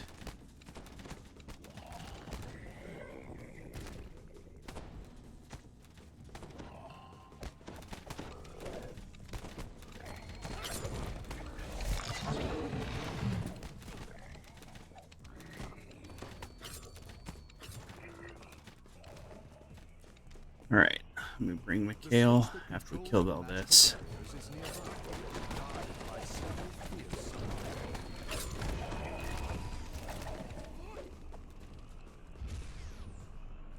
Mikhail. Door.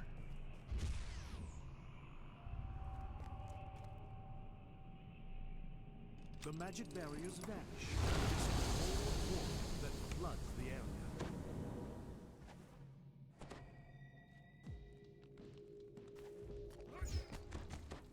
Old bone grinder.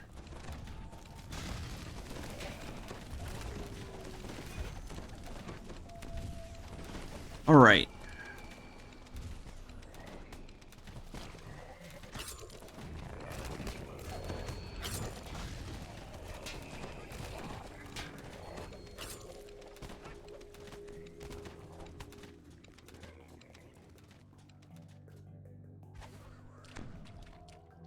Okay.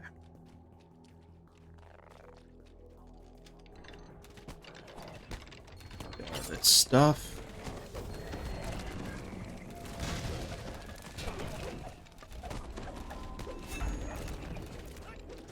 In the chamber ahead, a Sahagin wizard sifts through the remains of a smashed container. The plane of Fenn is not here.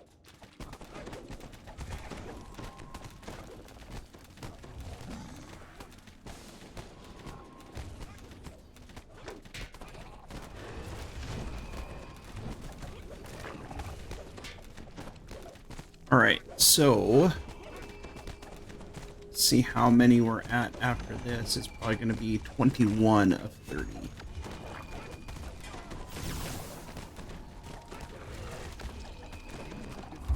Their enslavement of the Right. Raven Eye clan. You were unable to retrieve the plane of Fenn, and the Sahagin have taken the magical device back to their underwater base. Oh, once we kill it, we get the update.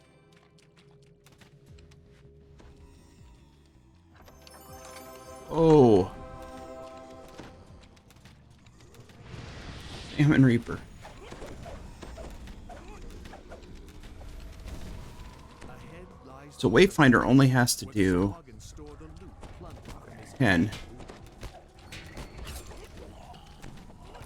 Kenneth is on 21 of 30. Someone else might be running it.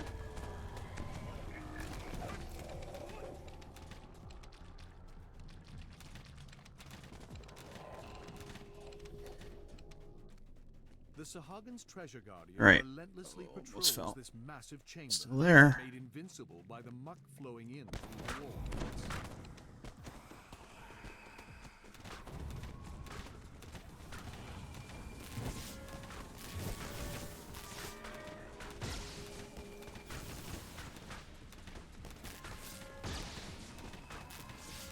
right.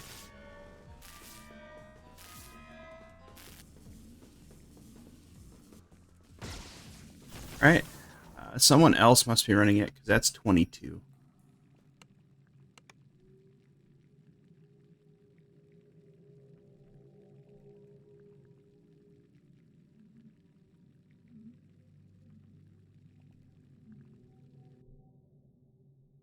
Sahagin guard the top of the ziggurat.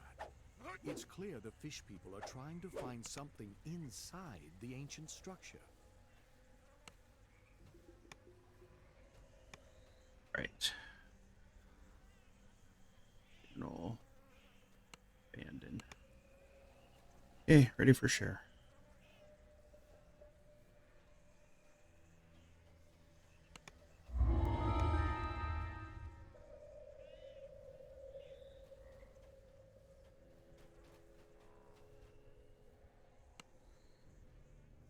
All right, that's 22.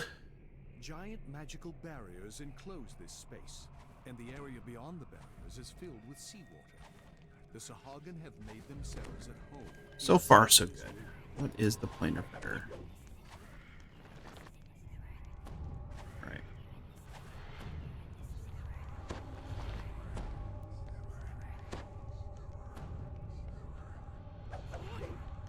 There. There. Bring Mikhail to me and park him. Come on, passive.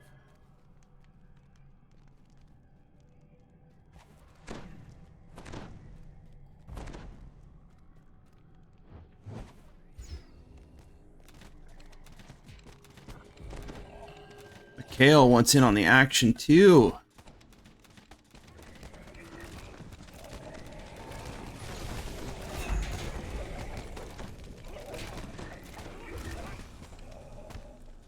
All right, we're up to 23.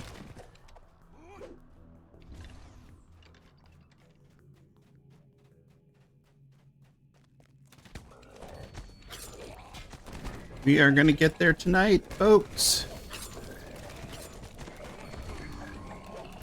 So, DDO stream on Sunday. I am planning on taking a look at the new Extreme Challenge dungeons. Probably go in on normal, check them out. Bodies of dead Raven-Eye slaves litter the floor. The Sahagin are cruel. Be interesting.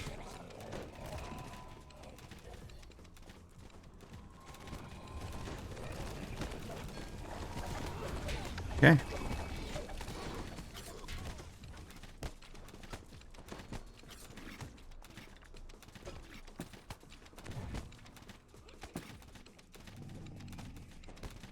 Killing drowned. Killing more drowned.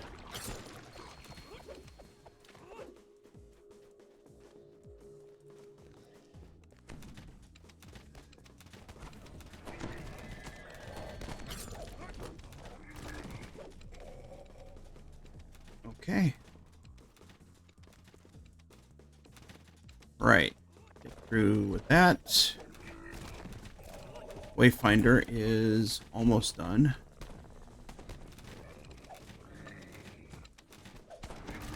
I get the psionic brawl. They're gonna wreck us.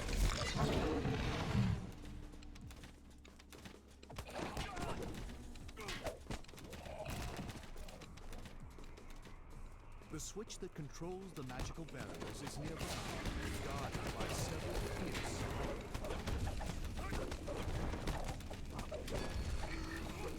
Right.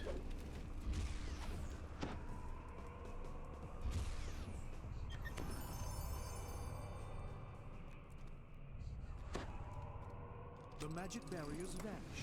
It's a cold water that floods the area.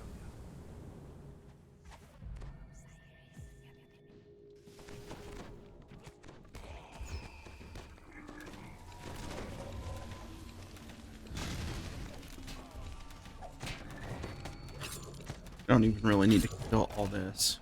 But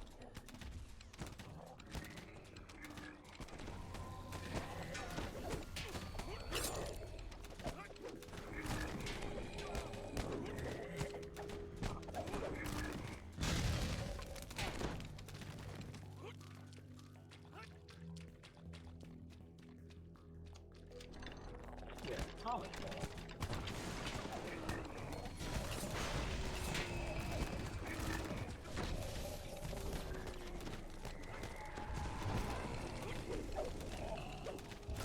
In the chamber ahead, a Sahagin wizard sifts through the remains of a smashed container. The planar fetter is not here.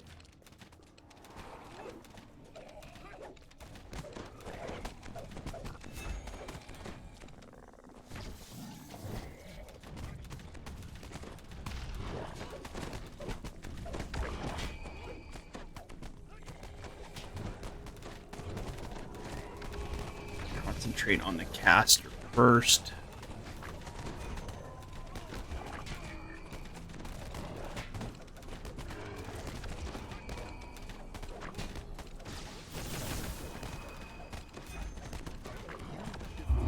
Okay. Ended their enslavement of the Raveneye clan. You were unable to retrieve the planar fetter, and the Sahagin We're on have 23 taken the of magical 30. device back to their underwater base.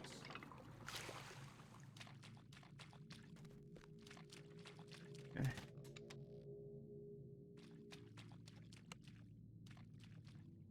Ahead lies the treasure vault, where the Sahagin store the loot plundered from this ancient ruin.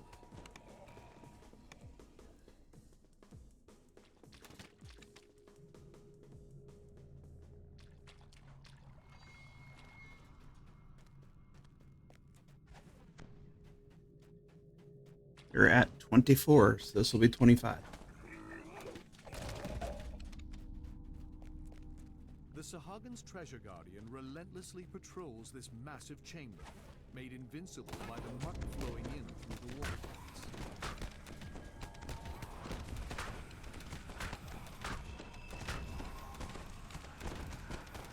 All right.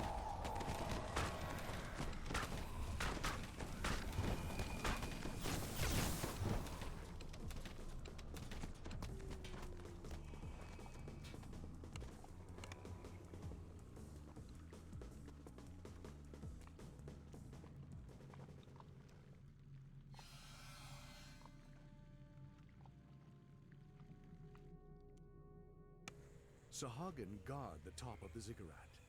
It's clear the fish people are trying to find something inside the ancient structure.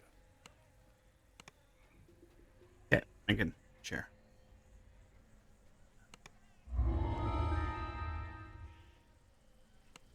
All right, let's get there. Giant magical barriers enclose this space, and the area beyond the barriers is filled with seawater. The Sahagin have made themselves at home inside this ruin.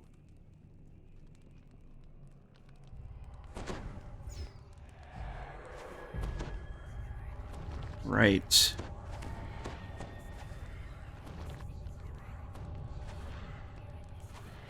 Okay.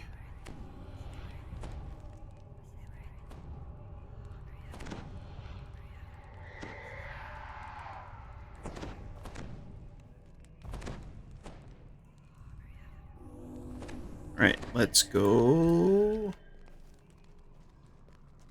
Okay. All right, so if you are just joining, we are on 25 of 30 done for Kenneth.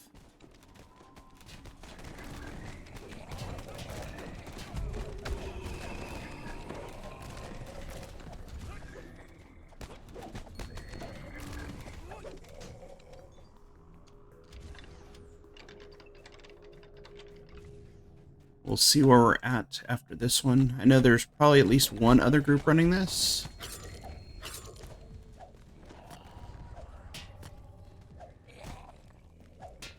God.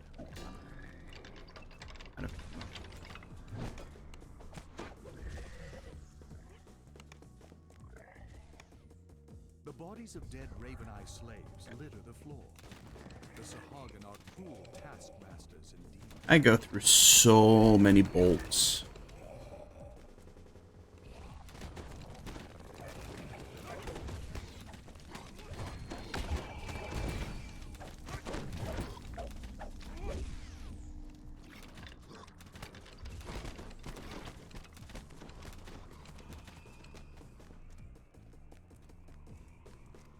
All right. So let's see where we're at in just a sec.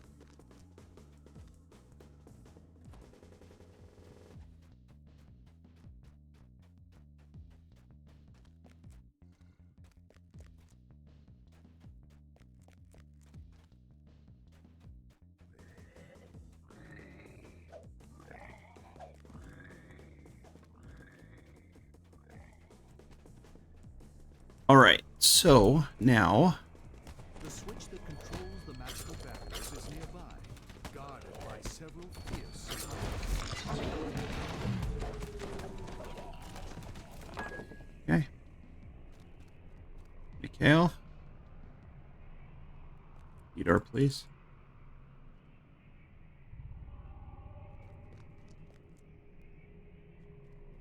The magic barriers vanish, releasing a wall of water that floods the area.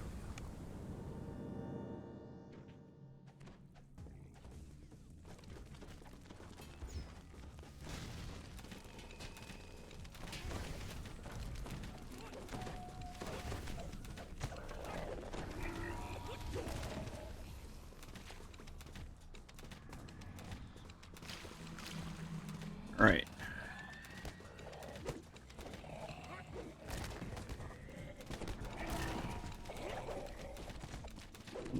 Probably 1 or 2 more runs. That's all it's going to take.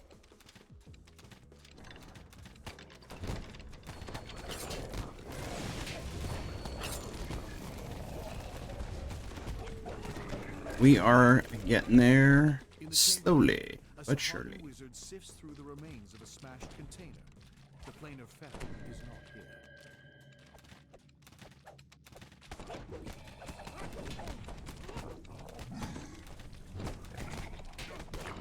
Okay.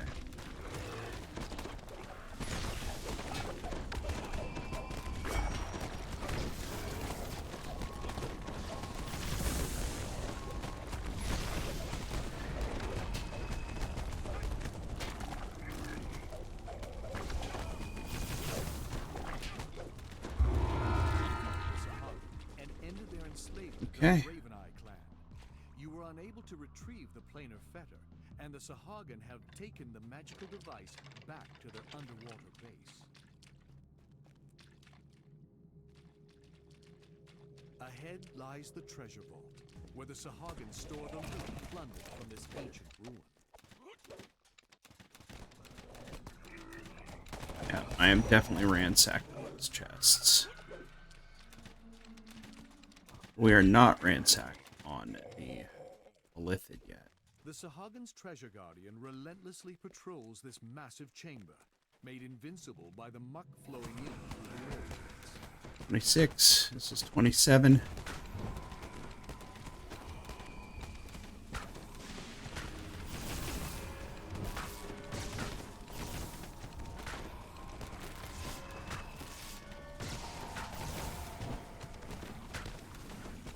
All right. It's 27.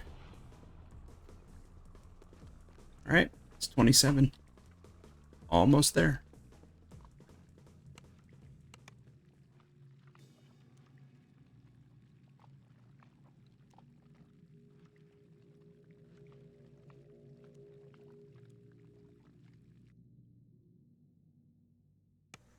Bring him to me. Go to social. Nope, not social.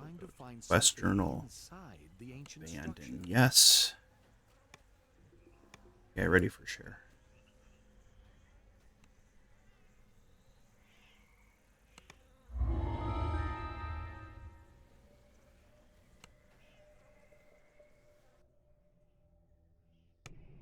All right. Giant magical barriers enclose this space, and the area beyond the barriers is filled with seawater.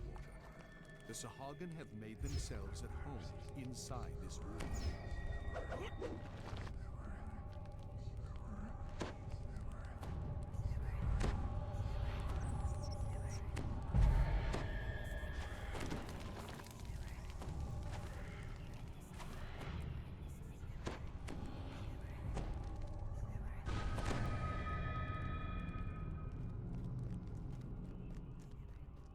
Okay. this stuff. The one thing with this is you gotta complete this quest. Got an okay chunk of XP. Alright.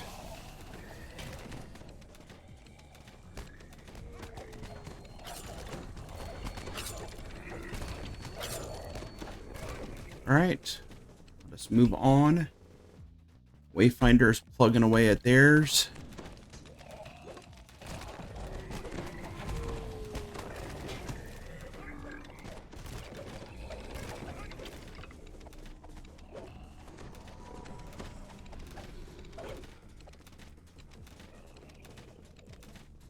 The bodies of dead Raven-Eye slaves litter the floor. The Sahagin are cruel taskmasters.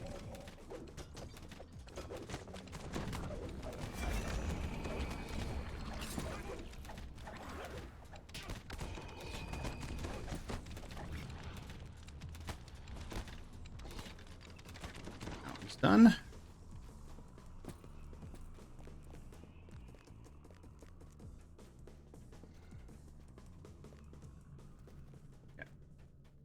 I run slow.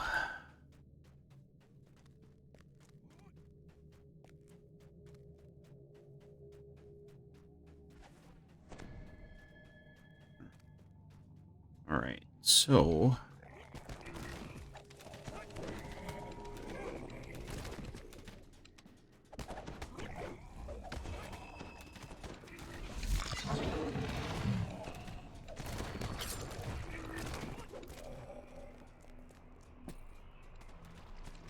The switch Ooh. that controls the magical barriers is nearby, guarded by several fierce Sahagin.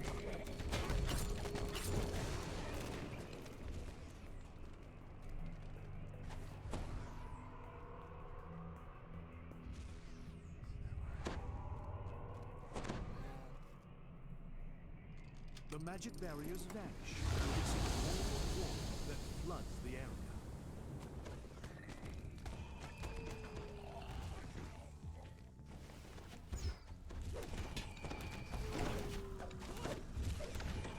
this. Oh, hello there, sir. Pleased to meet you. Get out of my face. We gotta kill this Fear Reaper.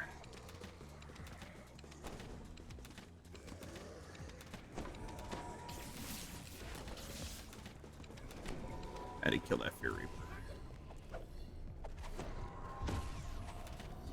Alright.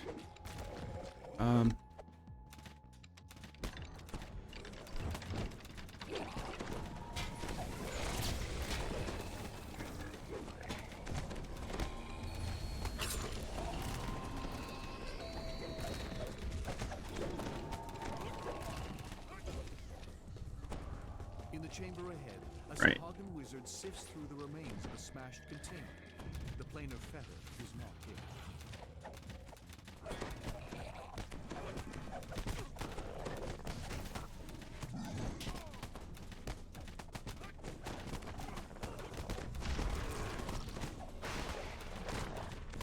Alright, so here we are.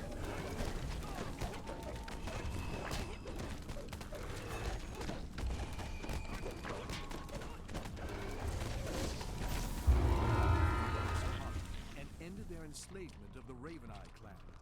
You were unable to retrieve the planar fetter, and the Sahagin have taken the magical device Right. back to the... Ahead lies the treasure vault, where the Sahagin store the loot plundered from this ancient ruin. Alright, so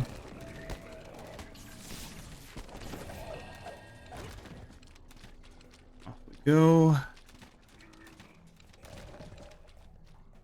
Okay, The Sahagin's treasure guardian Still there. relentlessly patrols this massive chamber, made invincible by the money flowing in through the wallways.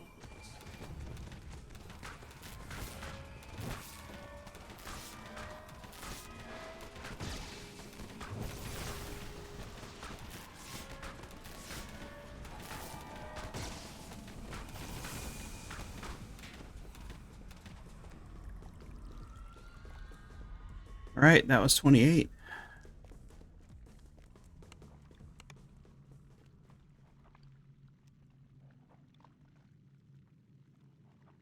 almost done.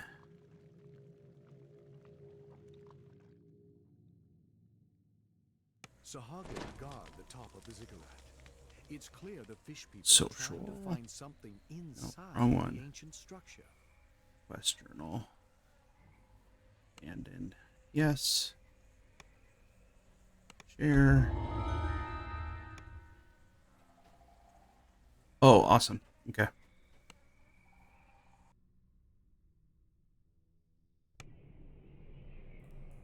All right.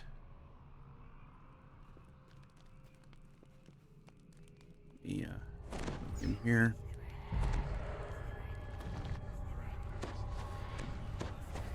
Okay.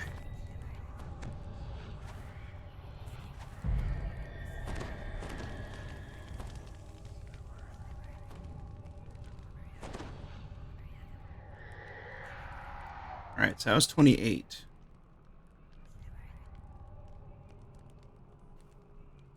All right.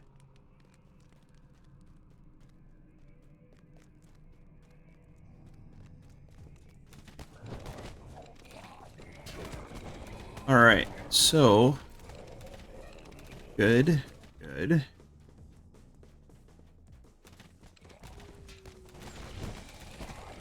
Couple thralls. Castle thralls. No joke. All right.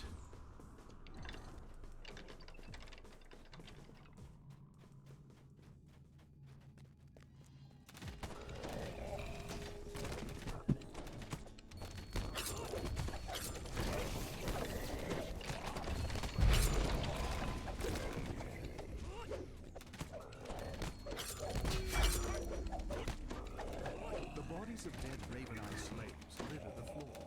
Right. The Sahagin are cruel taskmasters in the They definitely increase the number of runs required.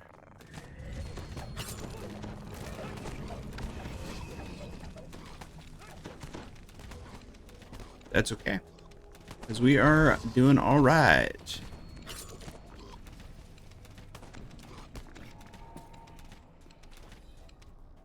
All right.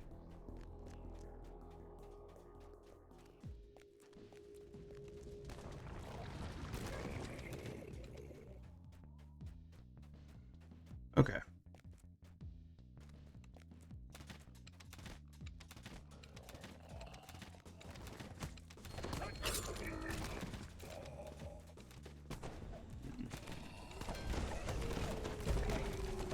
Yeah, we got to take out that Famine Reaper. Not leave him there.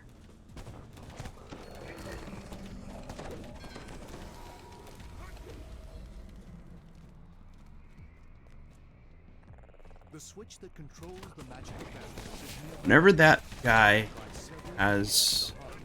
He's nasty when he's a thrall. Not when he's sitting down. Right, Mikhail.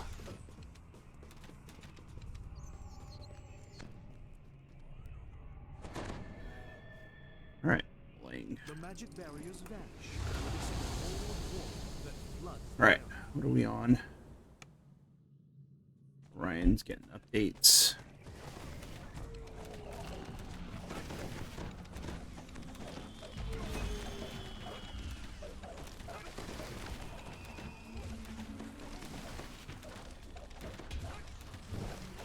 This one needs to die.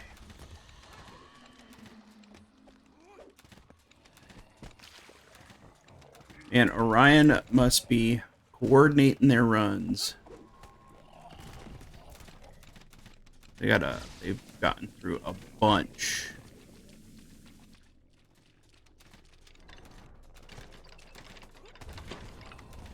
Okay. They gotta get through 50. It's crazy. In the chamber ahead, a Sahagin wizard sifts through the remains of a smashed container. The planar fetter is not here. Alright.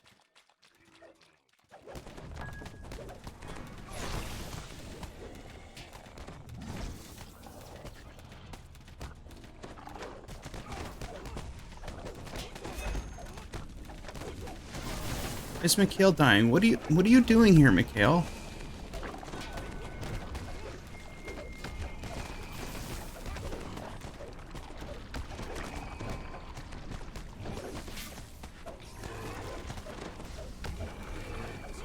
And ended their enslavement of the Raven Eye clan.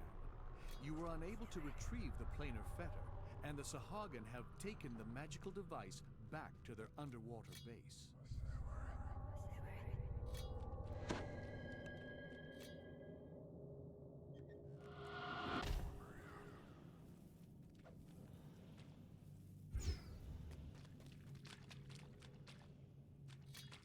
He did not want to stay Ahead put. lies the treasure vault, where the Sahagin store the loot plundered.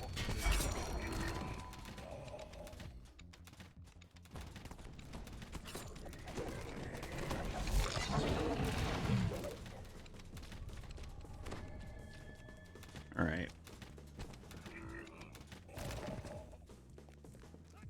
The Sahagin's treasure guardian relentlessly patrols this massive chamber, made invincible by the muck flowing in from the waterways.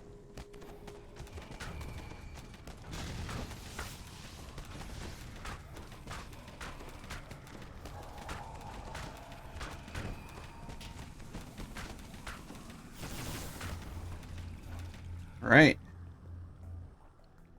29.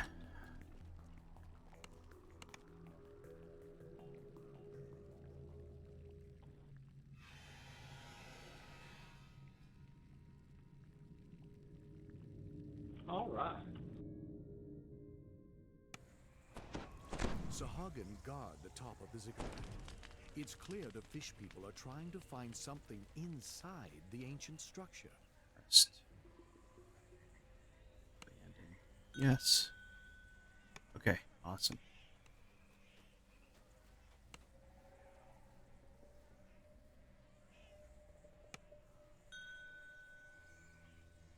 All right, you could share.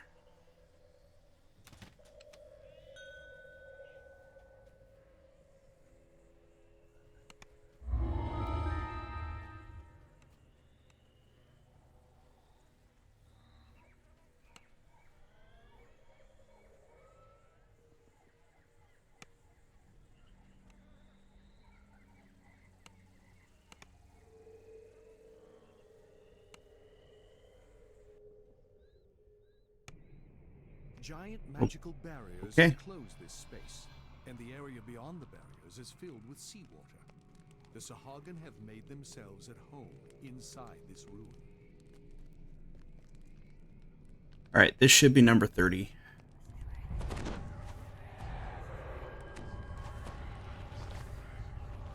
Well, that's somebody else. Would it be fun?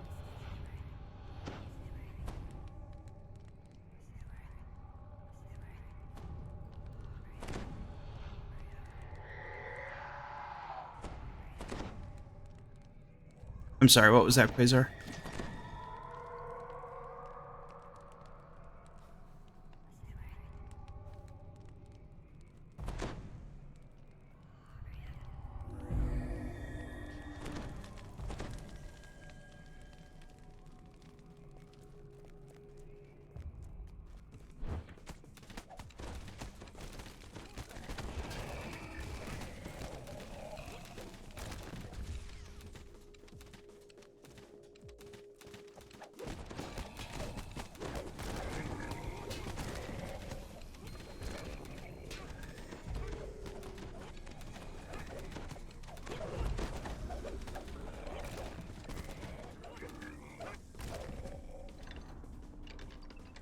All right, we'll see if it gives us an exhaustive message once we're done.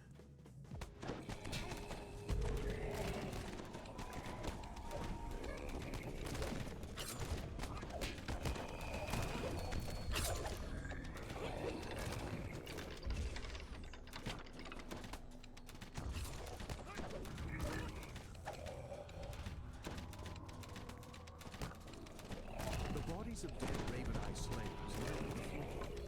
The Sahagin are clearly taskmasters. Killed enough psionic thralls tonight, that's for sure.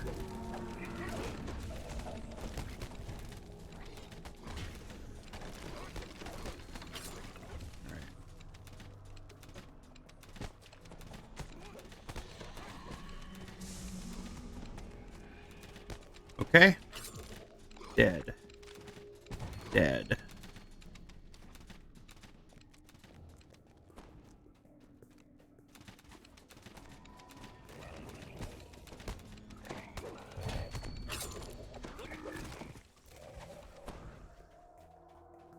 Alright, so this should be the last one we need.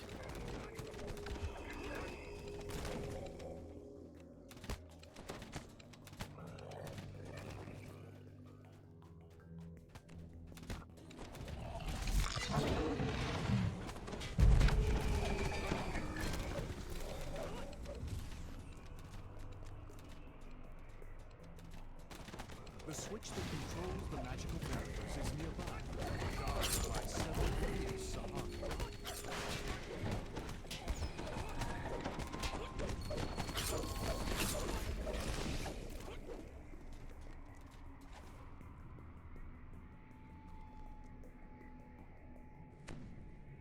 Door.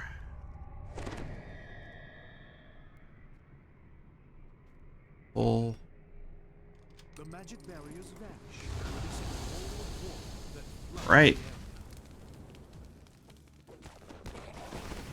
area. Did not mean to hit the water. Right, you park right there.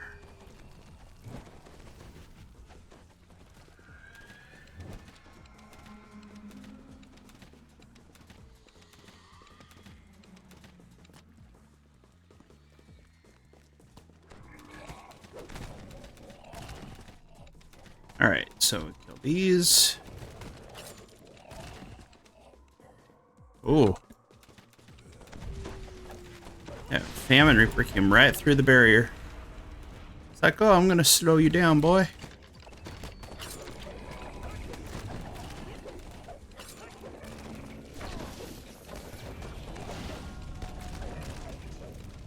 In the chamber ahead, Ready. a Sahagin wizard sifts through the remains of a smashed container.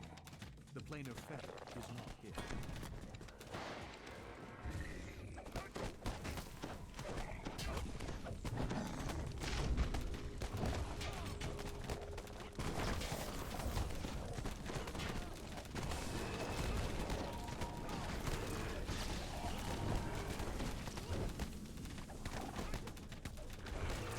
Come on. We're gonna get there. We're gonna get there.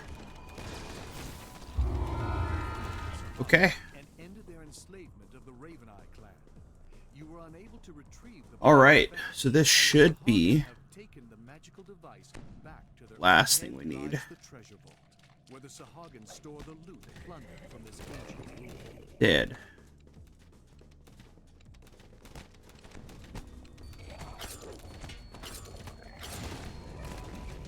Dead.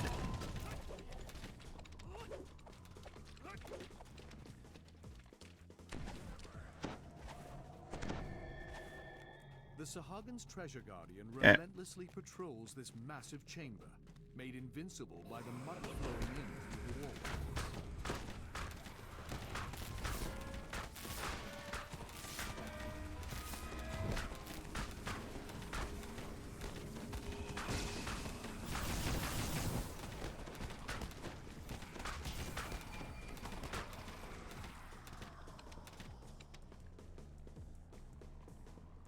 Yeah, forced back to its lair. We did it. Yep. That should have been the last one for the quest as well. There it is. Yep. Good job, guys. Yeah. That was a bit of an accomplishment. Sahagin guard the top of About the tower. about 2 hours worth. People are trying to find something inside the ancient structure.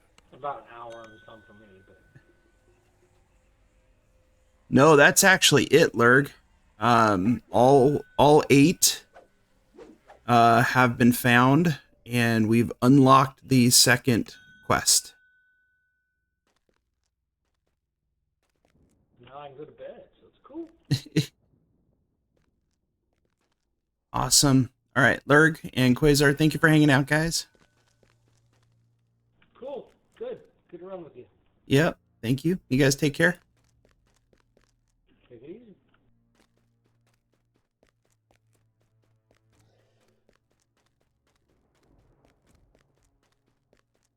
right. Okay. Woo! We did it. We did it. Let's go to Darn.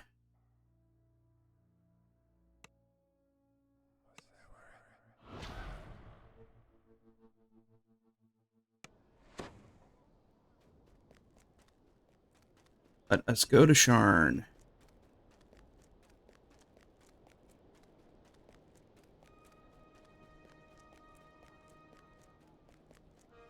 All right. We did it.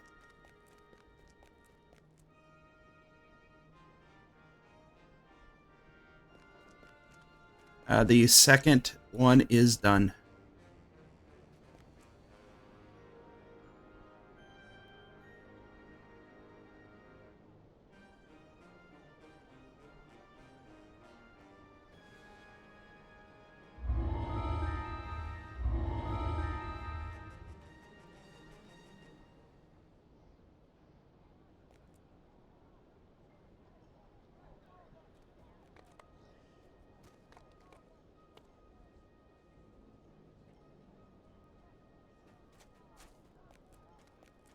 All right. Well, we are doing excellent float. We just finished up Fathom the Depths and unlocked the second thing here on Kenneth. So I need to jump onto the forums real quick and post that we finished those.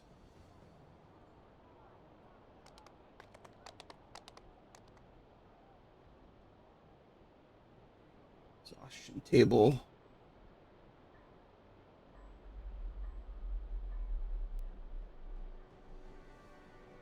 Oh, Purple Serpent beat me to it. Awesome. Okay. We are done.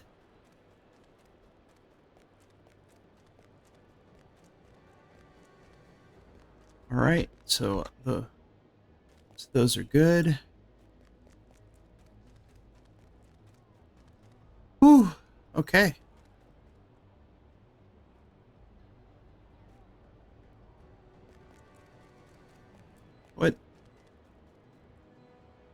What level are you guys running at? Oh, I don't know if I have anyone at that level. I have to check. Yeah, we did it, float. We grinded the hell out of Fathom the Depths. I think I was in on like, I don't know. Fight's easy. Fight's easy. I was on a 25.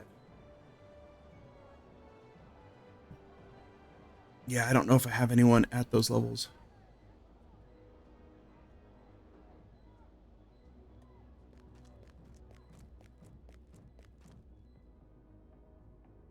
Level 20. No, Dark Hunter or Dark Weeping? Which? It's a 9.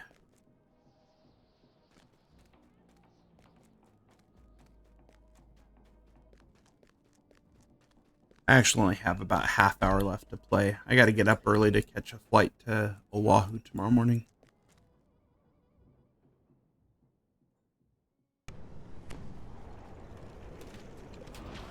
No, I'm on Big Island. It's the busy island. Yes. That's where Honolulu is. All right. Let's see if I got anything. I don't know if I have anything at a lower level. So, got everything completed. Yeah, it is.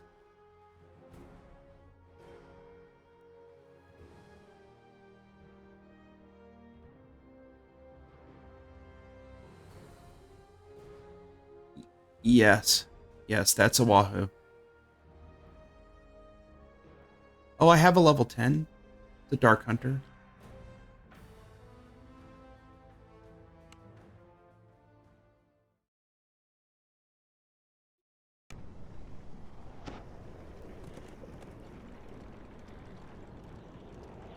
What it? Hold on.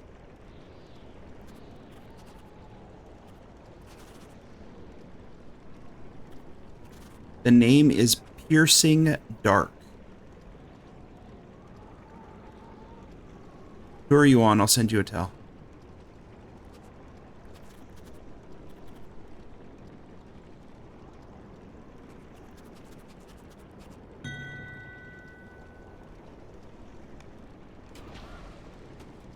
Alright, we're gonna run some stuff. Lower level stuff.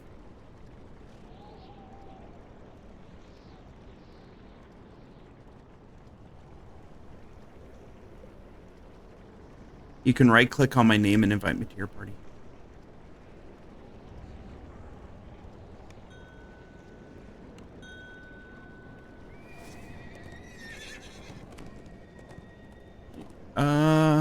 You could do /invite, or if I send you a tell, you could just right click and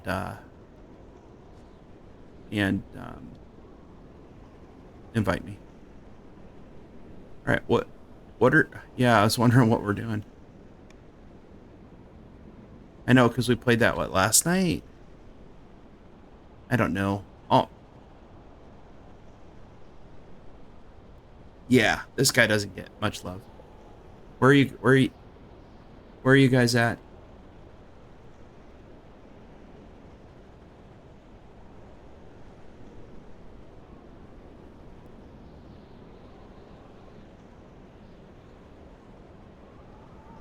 Oh, let's update this since we're not hunting.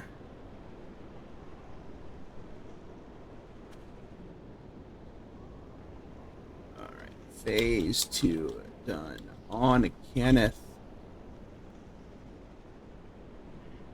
Done. All right. Okay. I just needed to be directed somewhere.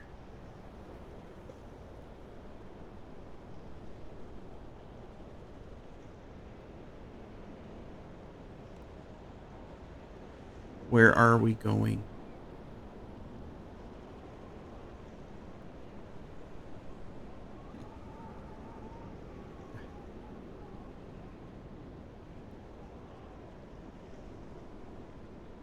Probably not. No, because they're 10s.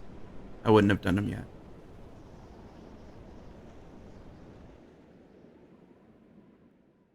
Okay. Going to Ataraxia.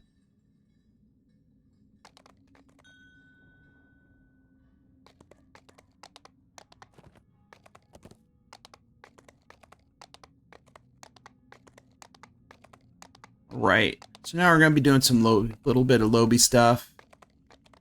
Doug!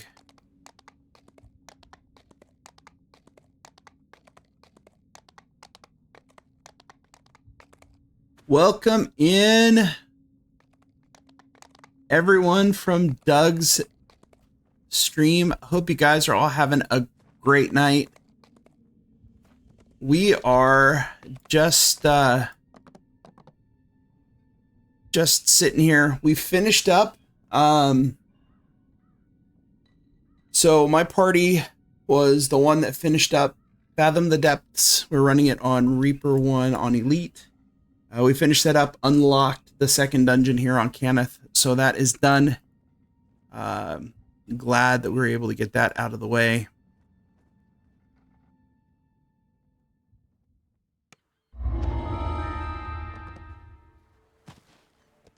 Right.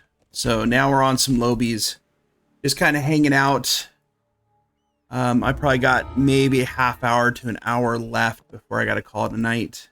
I could probably go till 9:30. I could probably go till about 9:30. I got to be up early tomorrow because I got to catch a flight to Oahu for some soccer stuff.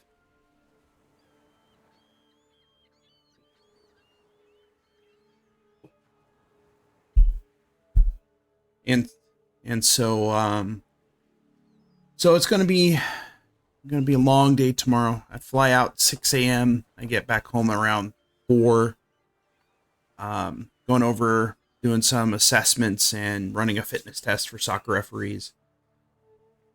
and then probably pass out for a little bit, and then maybe play some DDO tomorrow night. I'm waiting to see what the next challenge is with regards to the thing. Picked up that. Picked up that. Okay. With regards to what quests we're gonna have to fight in next, man. This was actually a pretty good collection of quests.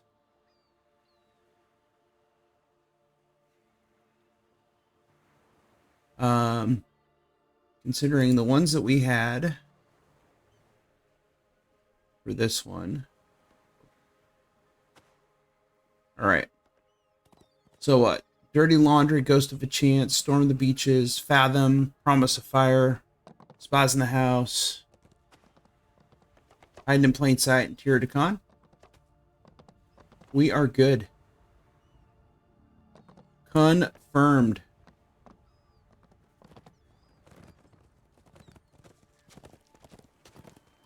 So we are just hanging out with guildies right now, doing a couple low-level quests out here in Ataraxia. This is where I did my first ever hot tub stream. And people got all upset because I wasn't actually in a hot tub. So I don't know if I'll ever actually be in a hot tub on stream. Unlike Voodoo, Nimvind, and Cozy.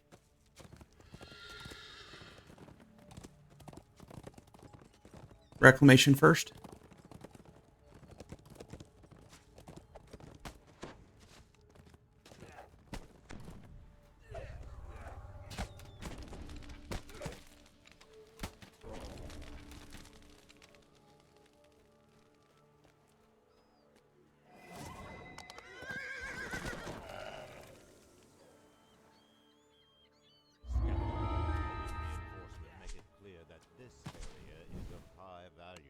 All right.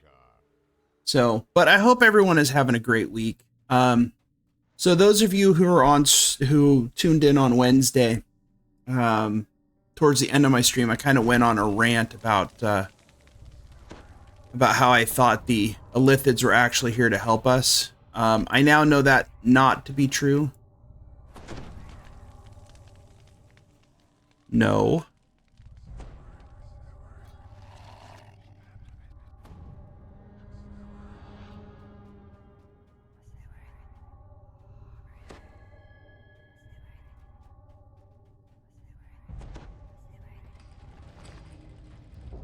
So, but after doing Spies in the House tonight and Fathom the Depths, I now know for a fact that those Illithid invaders are not here to be our friends.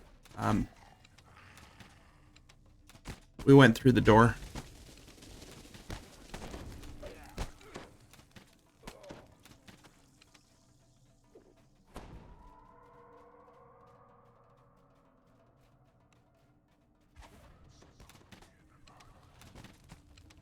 Oh, this thing shoots so much slower than my epic tune.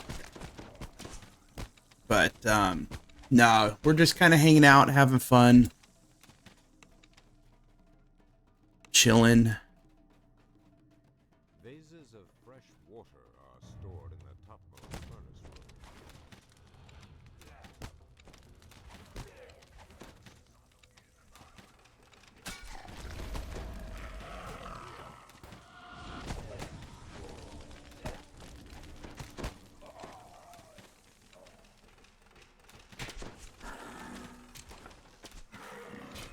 I'm gonna stand back a little bit because this tune is not the best.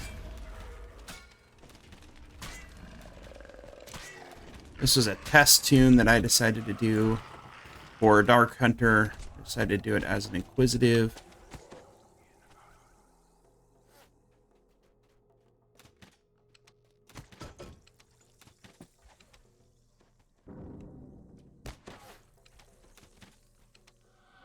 E, you are making it very difficult to pick up that remnant.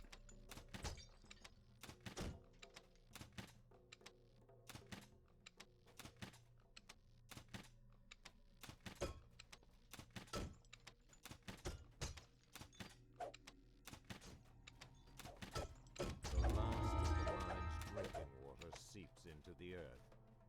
The Durgar will not enjoy hauling more water from the Did we disable the... across the island. Okay. Yeah. Yes. Yeah, these champs are, I haven't done a lot of in-game stuff. But I have found that on Heroic, when you get 3 or 4 of them together at a time, and you're like level 8, 9, 10, it sucks balls.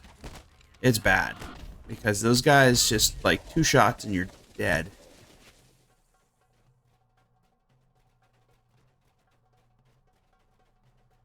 E, are you running any type of force spells, like force missile or stuff? Okay.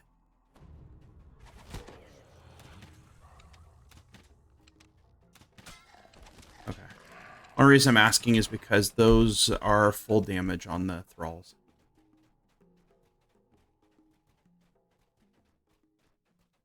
They don't, the force and untyped, they don't have DR2.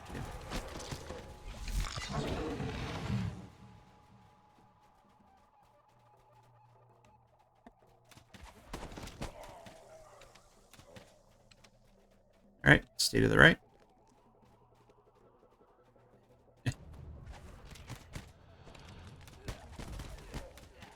So, but yeah, so now we're just after the grinding of getting the second quest done, time to kind of relax and just kind of pleasantly shoot things in the face. Hang back a little bit.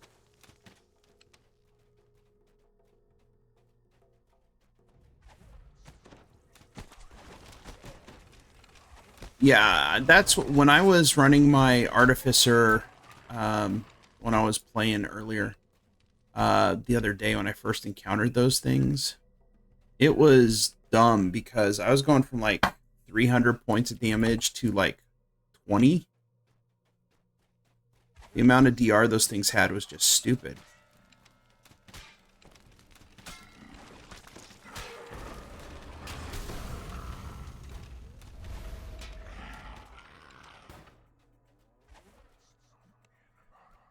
The central furnace room is host to an extensive supply of explosives.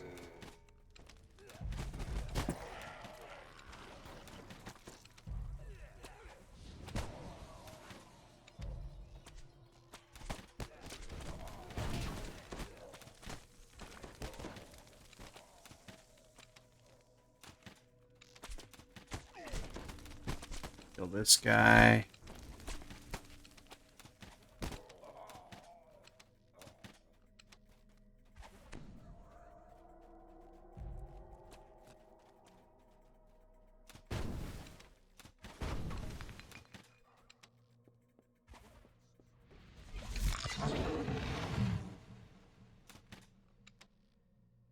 Okay, that's all of them.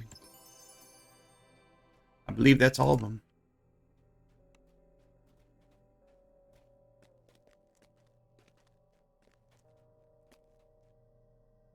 With their explosives wasted, the Durgar will have no choice but to dig by hand.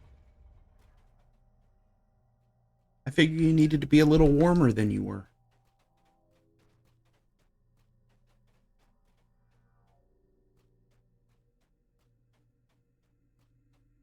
So, but yeah, overall, it's nice trying to talk to the Illithids, and they didn't want to talk.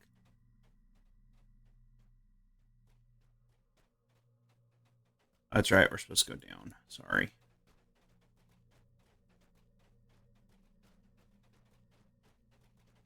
Do not follow the gnome.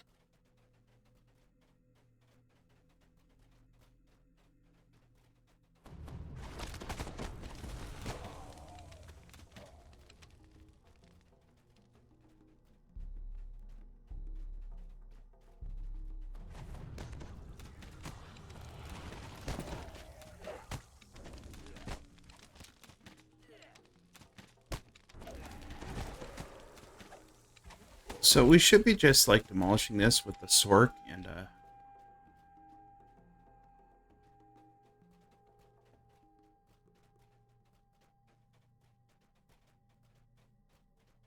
all right. Oh.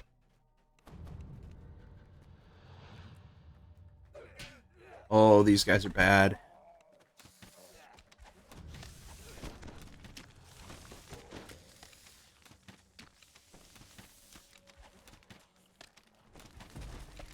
They like E.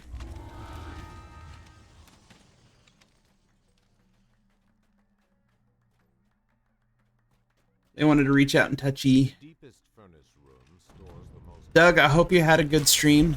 Hope things are going well for you. So, now that we've unlocked a couple dungeons, I think Sunday on DDO stream, I'm going to be taking a look at those. And running those on Sunday morning. How's it going, Fargano? But yeah, so Sunday morning. So that reminds me. Don't forget to turn back your clocks this Sunday morning.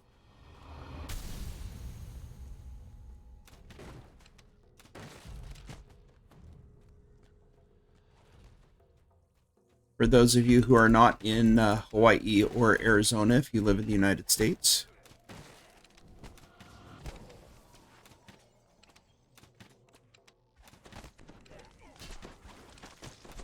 The fires of the third furnace have snuffed out.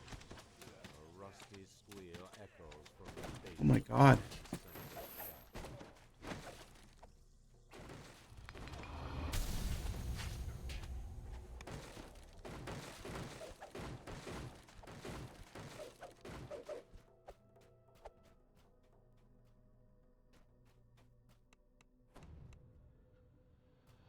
Where are they? Did I miss them?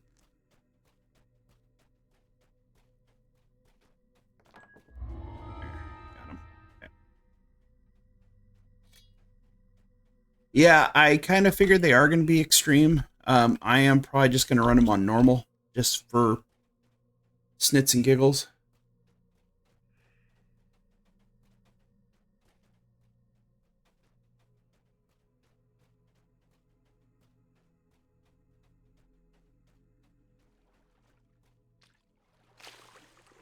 Yes, go south.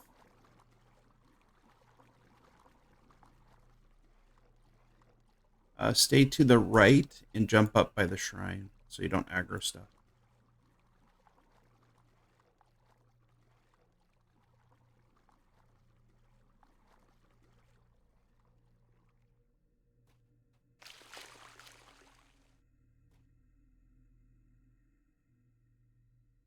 Yeah, so, well, the good thing is, so normally my DDO stream is it's always at 2 p.m. Eastern. And so I have been, I've been getting up to do it at 8 o'clock a.m. my time. So the nice thing with this time change is it's going to start at 9 a.m. my time. So I actually get to sleep in on Sunday.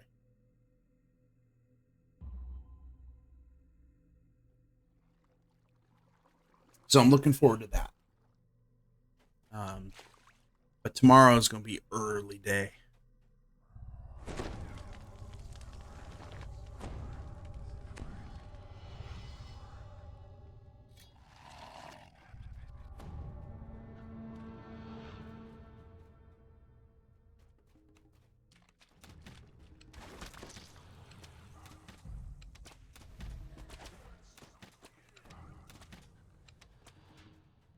All right, got dungeon alert. That'd be a good time to kill some stuff.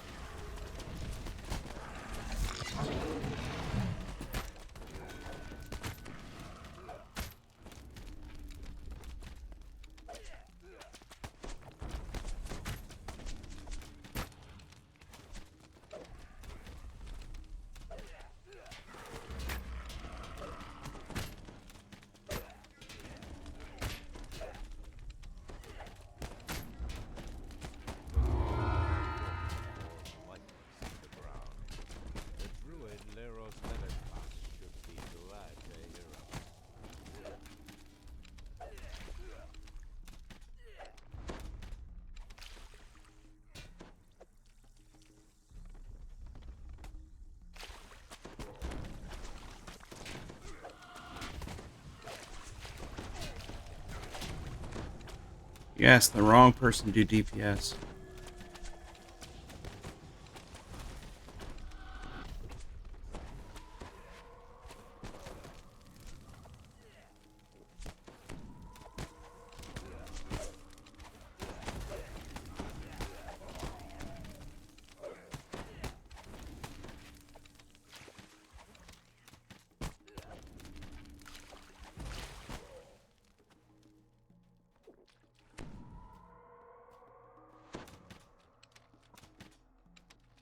I think we still got stuff to kill. There's another thrall up top. There's still Detritus, the Earth Ellie.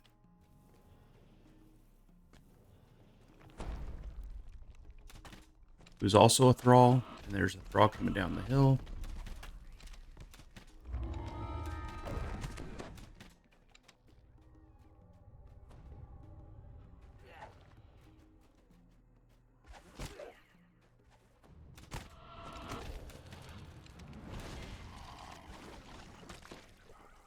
Alright, so this is a little bit more undergeared than I was before.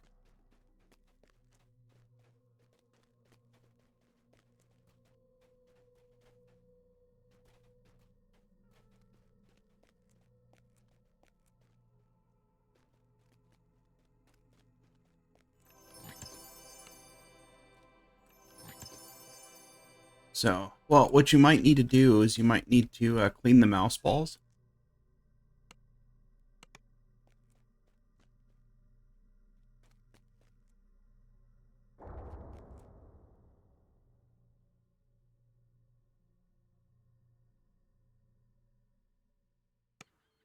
Scaffolding and heavy reinforcement make it clear that this area is of high value to the Duergar.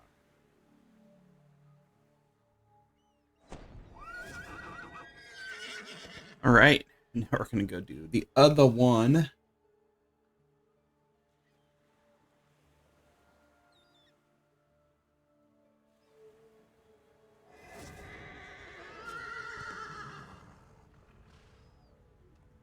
I don't have a nightmare, I'm so jealous.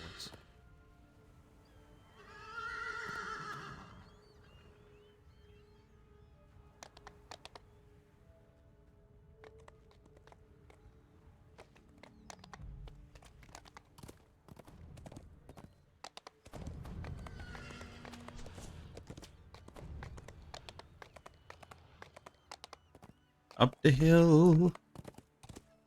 Up the hill.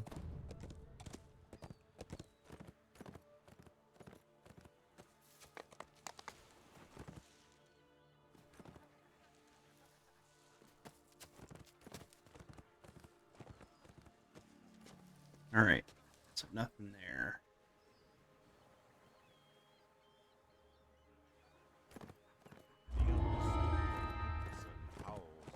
Alright.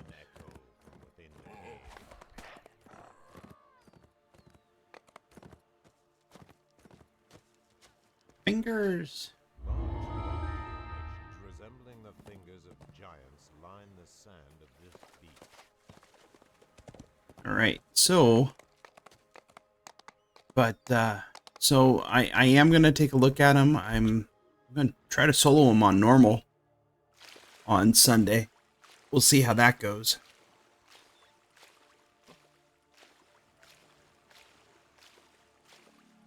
It's probably not even gonna work being solo. I don't know what the mechanics are or anything. It's going in blind. We'll kind of see how it goes.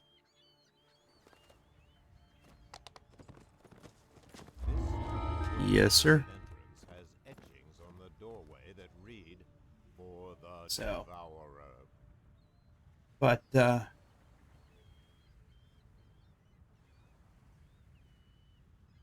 Ryan is chugging away. They are 29 of 50 on Fathom the Depths.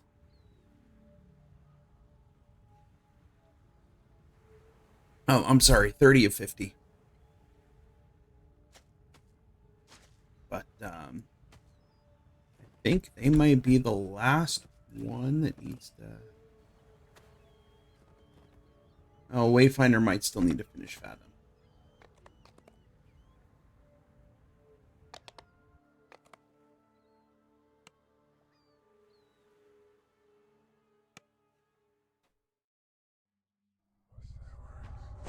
Okay, make some more bolts.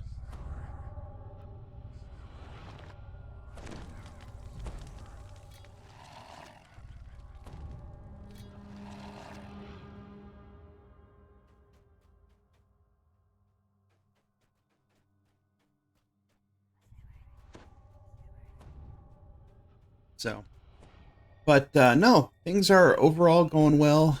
We're just kind of taking some time doing some. My guildies are not super interested in doing illithid stuff, so that's kind of why I was running it earlier.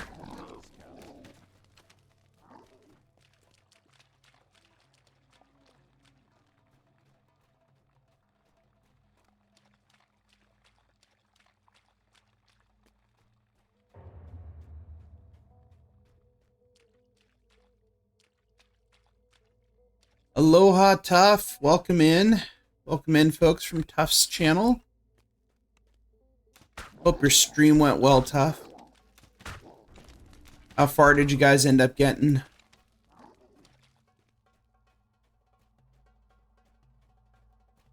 Because now I'm curious. Killed all the squiddies you could.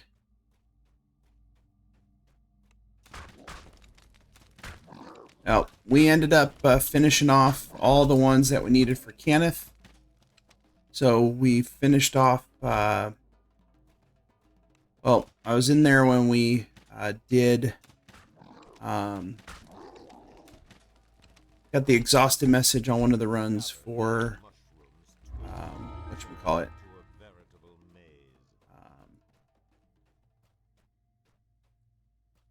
for spies, and then I was running Fathom, and while I was running Fathom, another group was running hips, so we're able to crank those out, get those done. So we opened up second quest, so we're good there.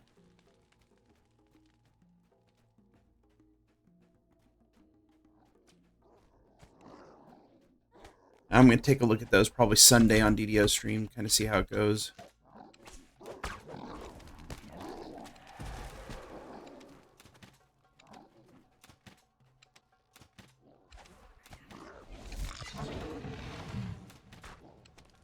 Alright, so we are looking for the keys in here.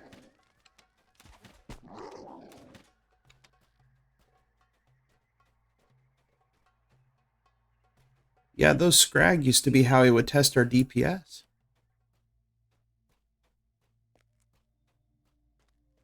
Yeah. So you'd come in and just use your regular weapon that didn't have fire or acid on it and see how much you could take it down. That was way back when. Oh, we need to drop down and check. We didn't check down.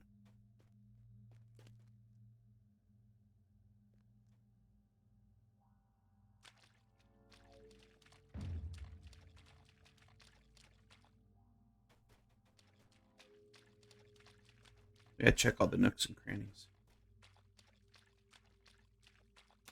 Right here. Got 3 guys on me. No, I have 3 Scrag that are trying to hurt me. I don't have 3 guys on me.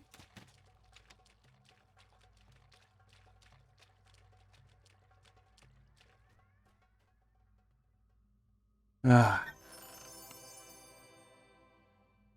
All right.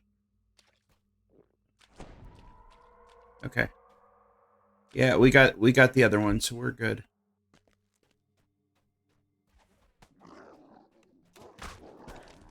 All right, we got to go to the other cavern. Yep. So we got to find the way back up.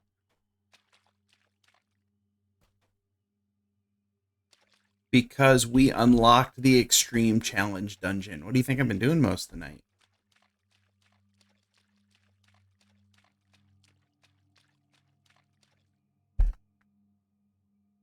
No. The whole event with killing the... How'd you get up there? Oh, there it is. Never mind. Yeah, I don't want to talk about troll trains. I made a comment the other night, Tough, that my guildies are now giving me absolute grief for, because we were talking about fast food places. And I said I've had Five Guys and I've had In and Out and I prefer Five Guys.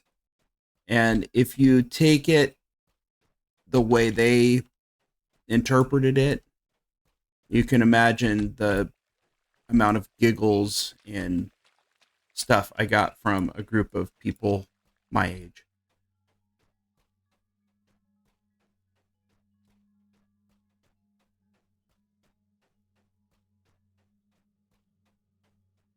Because I did say that I prefer Five Guys.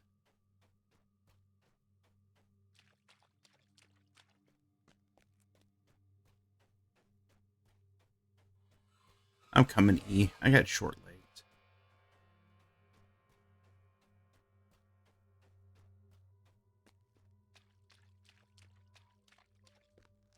Yeah, Fringe, I have that key already.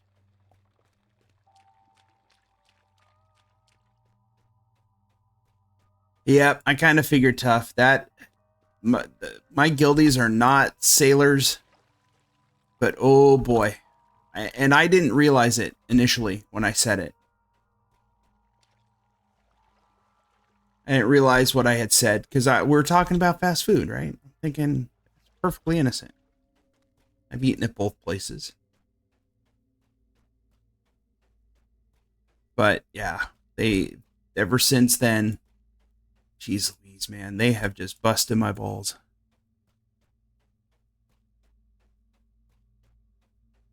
Did you level up while we were gone? The wellhouse door lies open before you. Ataraxia and her captors await.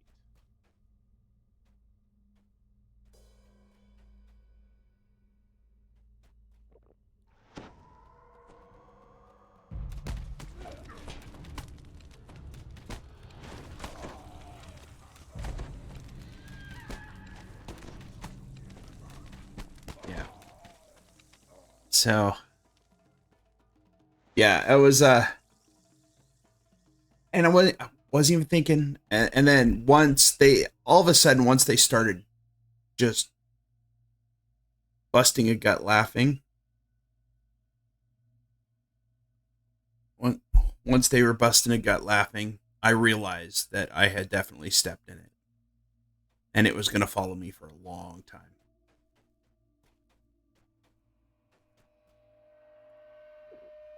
So me saying I got 3 guys on me just did not make it any better.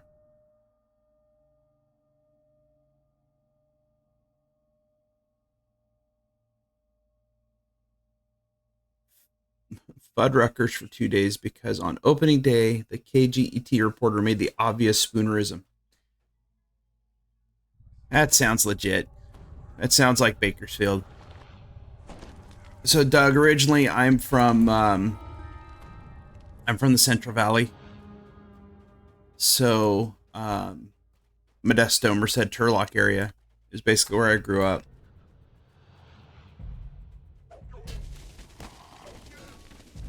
So I'm well acquainted with Bakersfield. That's like the back end of the valley, or the end of the valley.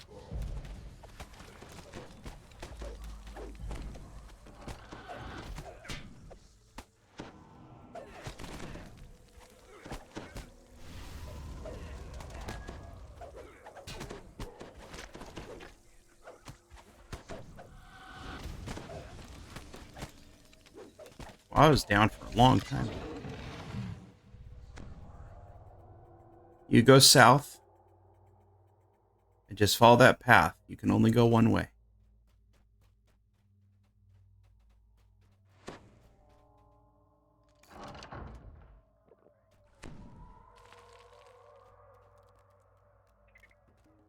The deadly water spider deluge springs.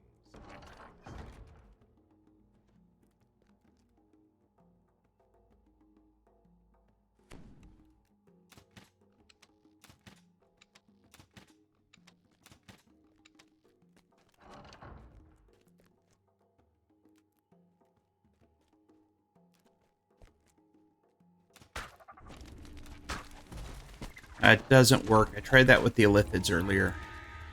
It failed miserably. They tried to eat my brains.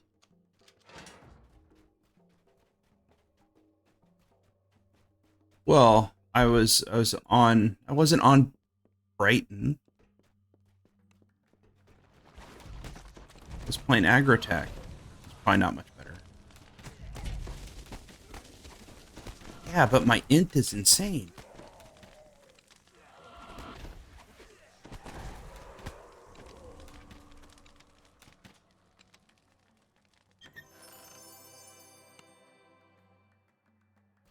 Oh, I'm so glad I have you guys muted on stream. The lever here has been smashed.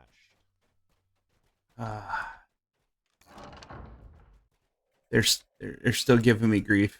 Still giving me grief.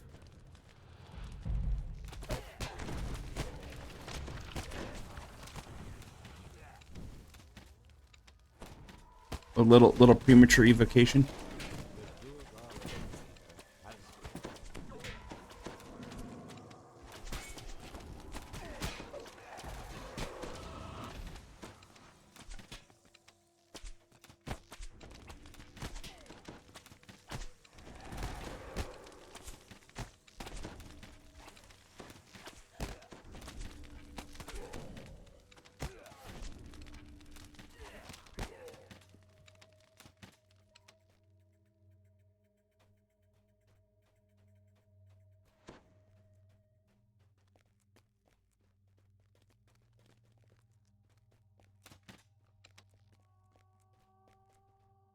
You mean the unidentified aerial phenomena?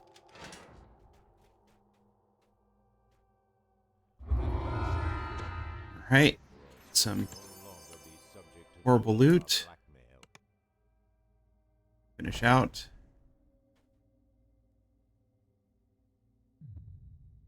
So, but yeah, we this group of people that I'm in the guild with, I have been playing with these guys since I first started playing in '09.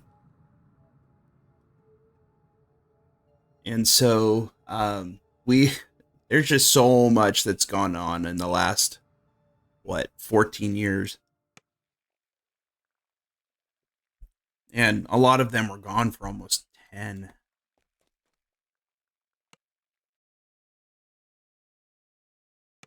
Like E came back probably about 8 months ago now.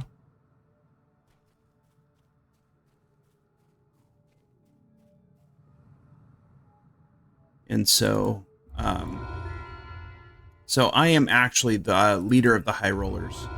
E was the guild founder, but he stepped back for a long time, and then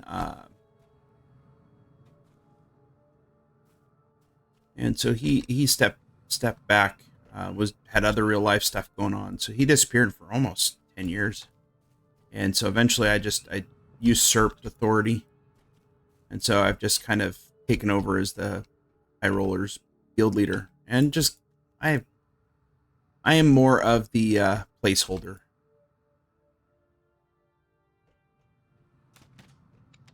I'll shoot E in the back.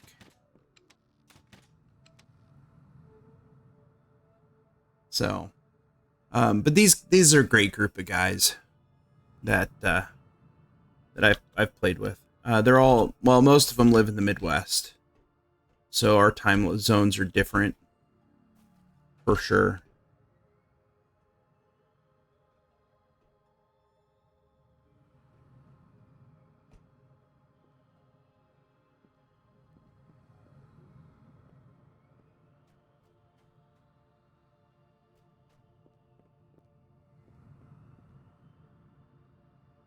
All right, what's next?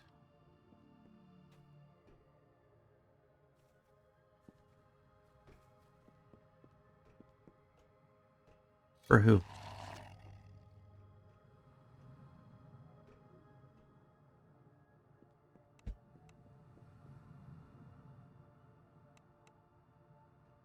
All right, they are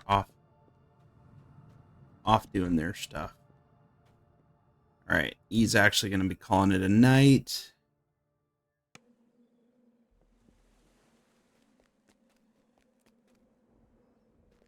And back to the guild ship. Is there anything else going on that I could do for like a half hour?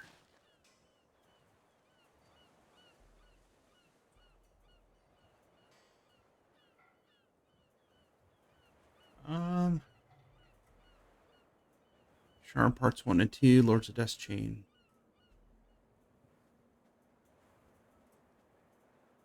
Grandview arms. That's the second part of Sharn.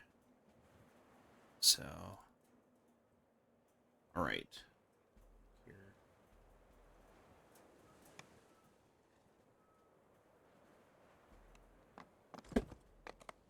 Alrighty.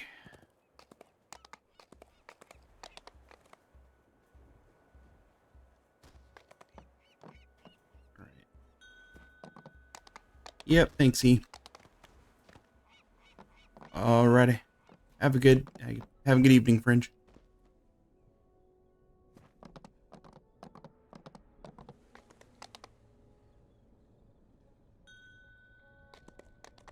Alrighty. So, yeah, look up in the sky. Did you see the Nautilus? The Nautiloids?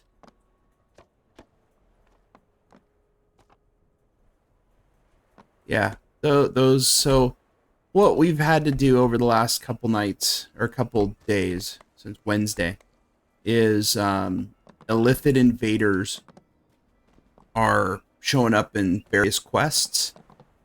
So we have to go in there and kill them, and there's X number of kills per server that are required.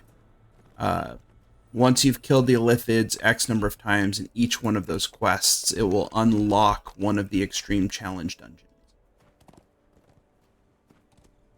And so far we have unlocked 2 of them. 34. Yeah, they're level 34. I'm probably going to take a look at them on Sunday morning when I'm on DDO stream.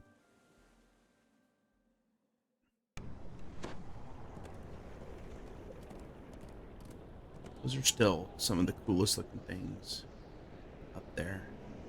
Tentacles waving. Freaky. Yeah. I think it depends on where you're at, too. Marketplace, you could see them fairly well.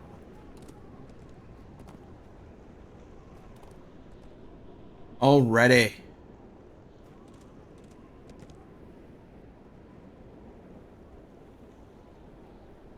Alright. Have a great night, man. Alrighty. So, before I wrap up for the night, there's something I've been wanting to do. I discovered that someone actually put together tier maker lists for classes and races of DDO.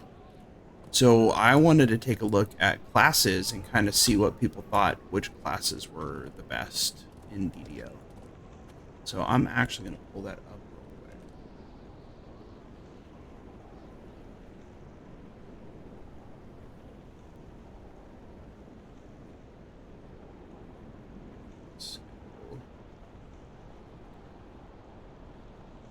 Search DDO classes.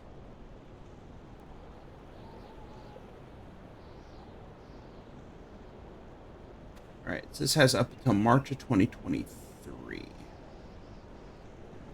Classes and archetypes.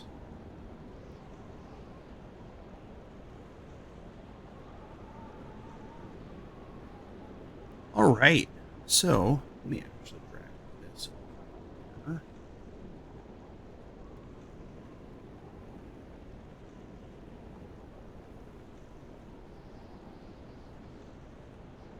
All right, so I'm not sure how many of you are familiar with Tier Maker, but it is an interesting thing to do. Actually, one sec.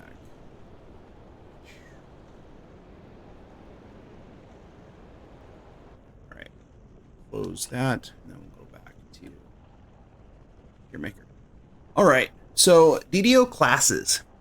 I'm curious what people's thoughts are on, which classes are the best or where they should be rated in comparison to the other classes in the game. Everything I see leads towards Caster's reign supreme, but then there was the Caster nerf for higher level Reaper dungeons. There's been balancing across the classes lately, and so I kind of was wondering what people's thoughts were. So as I go through these, if you guys have thoughts on where I should put them, please type it into chat, because I'm kind of curious. So I believe all these are in alphabetical order, and the archetypes are right next to their thing. So this does not have. Oh, it does have the Paladin archetype. Okay. All right. So we have Alchemist. I have only ever played Alchemist once. I played a poison-based Alchemist. It was absolutely fantastic. The AoE damage was great. It's like I could sleepwalk through most of the quests I was doing. A little bit rough at the lower levels, until I figured out how to use the SLAs to make it a little bit easier on the mana pool. But from what I've seen and from what I've heard, I would say alchemists are probably up here. So S tier is like the best classes in the game.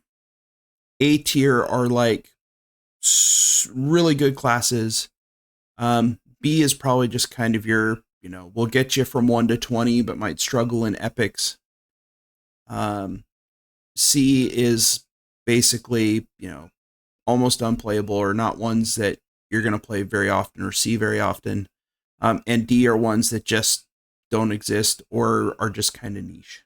We'll kind of use that as our thing. So, any thoughts on Alchemist? I know Nisabror just said that Alchemists are just the best. From what I've seen, they are extremely powerful. And they also seem to be really good at being a splashable type of class. I was running with someone tonight, looked like they were primarily Alchemist with some Artificer. And so it looks like it's actually a pretty good class that you can use to splash as well, as instead of just being pure Alchemist. So I'm going to put Alchemist in S tier. If anyone feels different, please say so. Doug says a solid B for you. How come, Doug? Just out of curiosity. Is it just not your playstyle?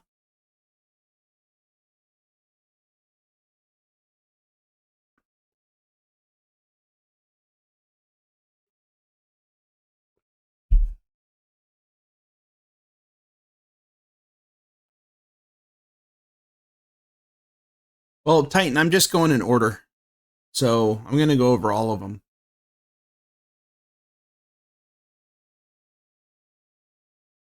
So, but from what I've seen, it's fairly strong.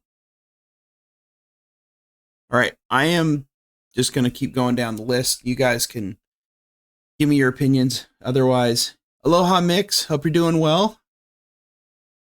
Monk and Sacred Fist. Okay. All right, so Mix agrees with S tier. Artificer. I think Artie makes a good splash class. I've never played a caster Artie. I've always played Arties that are either repeaters and most recently inquisitive. So I really enjoy playing Artificer. It's just a really good all-around class between being able to do traps, the UMD. You can go imp based. You could take, force of personality, not force of personality. Insightful reflexes. It just seems like an all-around solid class. I really enjoy it, and I've seen some people use it. And so, um, yeah, I'm going to put it in S. If people disagree, you could type into chat why. But for me, Artie is probably my favorite class to play. Agrotech, the one I was playing earlier tonight, he has been my longtime artificer. I've had him for probably 11 years, give or take. And he's gone through a few reincarnations, but he's just a lot of fun. Barbarian. So now we get to the first of the melee classes. For Barbarian, when I see people play Barbarians, the ones that I have seen they're super good. It's like almost like it should be S tier. So I'm actually going to put it there because I think this and Paladin are probably the two best melee classes in terms of what I've seen. But you guys can disagree with me. Like I said, I'm a fairly casual player, so I don't do a lot of high-level Reaper stuff or anything like that. B is for Barbarian.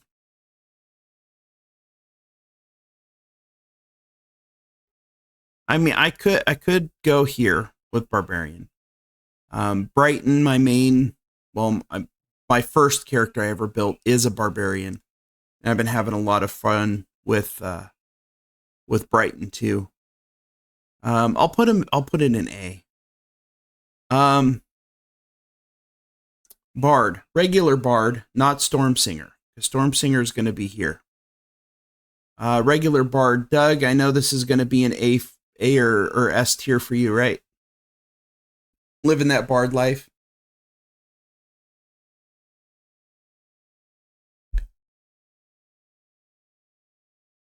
But I have really enjoyed playing Bard the last couple times I've played it. Bard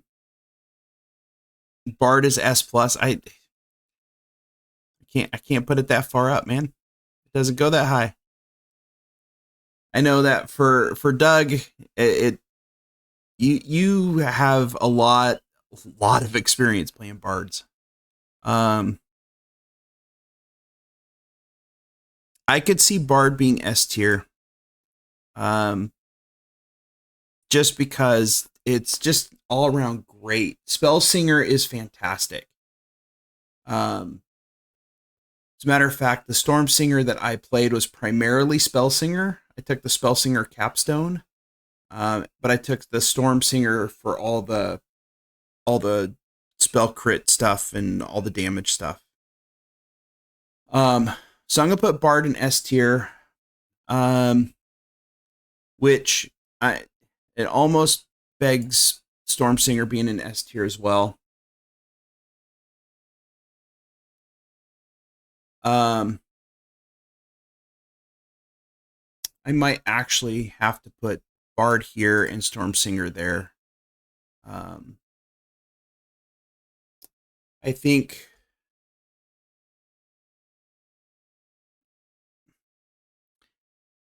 I'm going to leave Stormsinger in S right now. It might drop down to A. I'm going to put regular Bards here because I think Stormsinger made the caster Bard so much better. Would you put... I would put Bard over Barbarian. I would do that. But I think the Stormsinger caster made the caster Bard so much better than they were before.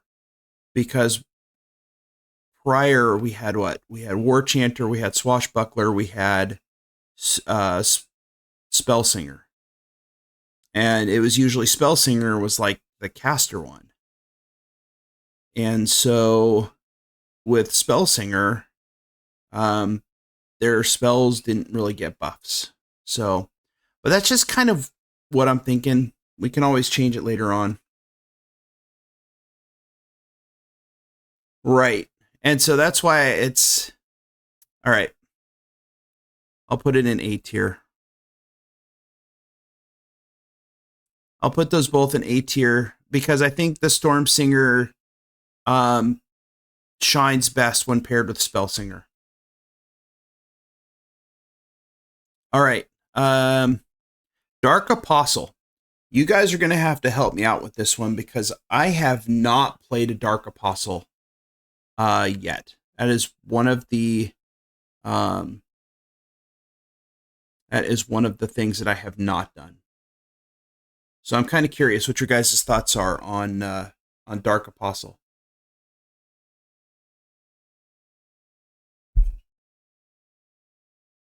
Compared to, any of this other stuff. I am leaning towards play it as a blaster caster. I'm wondering if it's more here. Like you see him running around every once in a while, but you don't see him very often.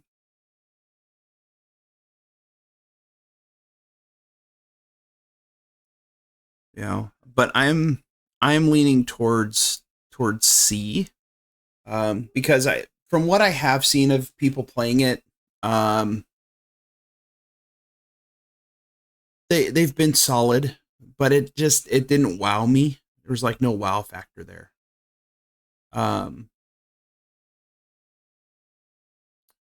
So I'm gonna put it C tier, and we can always change it up later. Cleric. I'll tell you what, lately, I have seen a whole lot of clerics. And when I say clerics, I mean they do the healing, they do the blasting. It doesn't seem to be, you're not just a heal bot, you could still actually kill stuff. But I've seen a lot more clerics lately, which is kind of cool.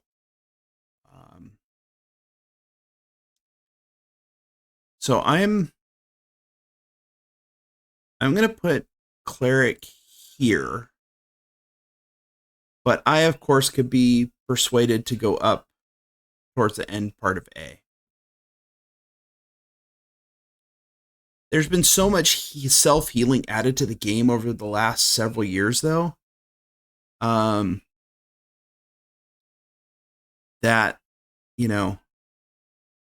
I just don't... Pure clerics...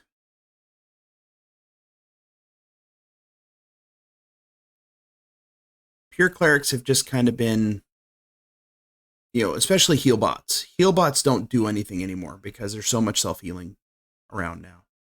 I'm going to keep him in B for right now. Blightcaster.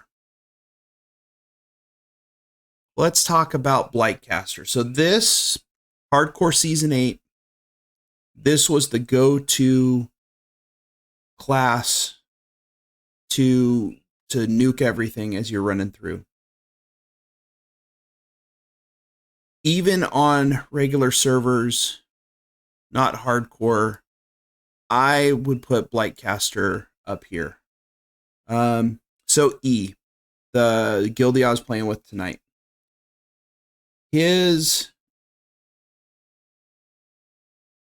The tune he was playing, E, is a caster build. And he's just doing like Sorcerer past lives and some other past lives just to get all the casting past lives that he can. But ultimately, he's probably going to go back to Blightcaster. He found Blightcaster and he absolutely fell in love with it. He said it was the most fun he has ever had playing this game since he started playing back in 06. And so, and the Blightcasters I've played, it's been fun. Really enjoyed it. Super easy to level with. It's even good in epics. So I'm going to actually put it up here in S tier. Druid. So, Druid comes in a couple different flavors. Yeah, I could see that, Ian. I can see. Is it? I'm guessing it's Squishy Ian or Squishy Lan. I think it's Squishy Ian. But I can see. You know, Blightcaster does. Blightcaster reminds me of what Favorite Soul used to be.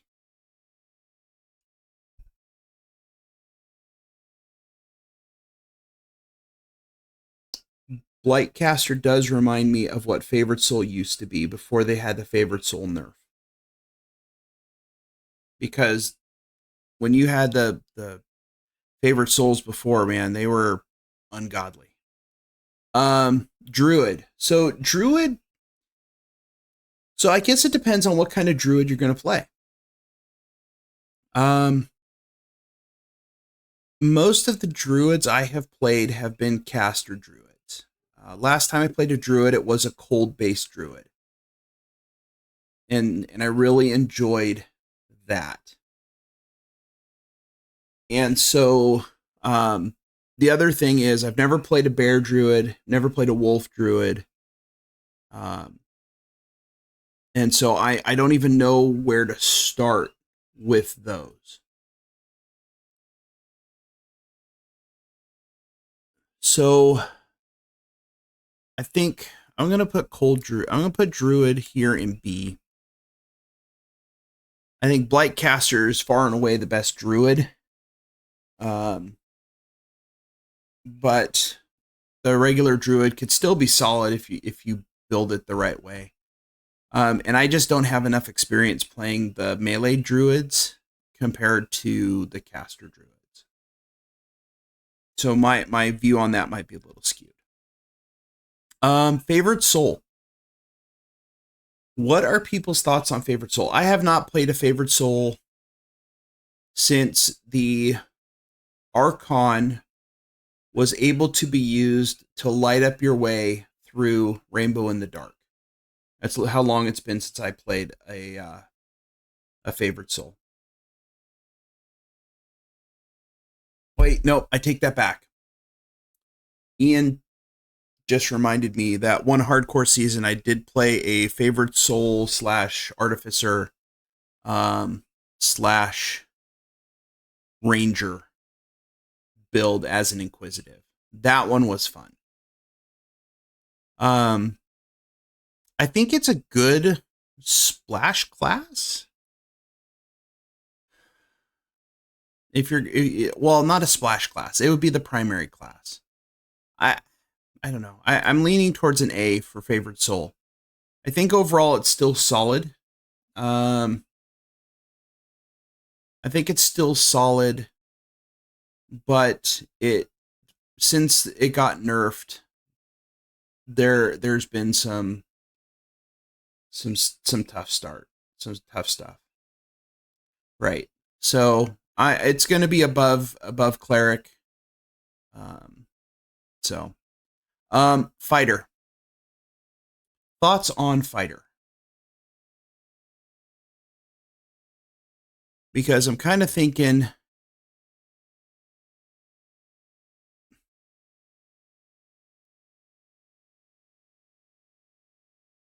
where would I put Fighter? The great thing about Fighters, they get so many feats. They get so many feats, and they actually don't make a horrible splash class. Okay, so they are kind of slow. I kind of want to put them like in B. I'm not gonna say. Yeah, I can see what you're saying, Doug. But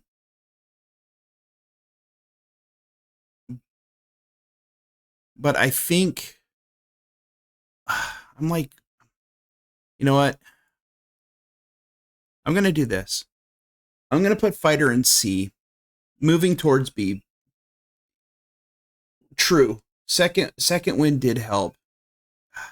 All right, I'm gonna put it at the end of B for right now. It's been a while since I played a Fighter as well. So some of these classes. So this is your guys's responses are helping me kind of figure out what I'm going to be doing with complete as time goes on. All right, so Hunter said fighter's probably one of the best classes in the game. And see that this is the thing with DDO. You can do so many different things with like a fighter, right? There's so many combos that can be made that it makes it really hard to kind of figure out what exactly, if you're talking pure class fighter, so it might actually be better than cleric. I think it's better than cleric, and so we'll put it at the high end of B for right now. All right, monk. So my only level 32 character right now on Cannith is a monk. I absolutely love playing my monk. But I do understand exactly what Ian is saying about having to learn a combo system for the game. I think overall, and depending upon what kind of monk you decide to play,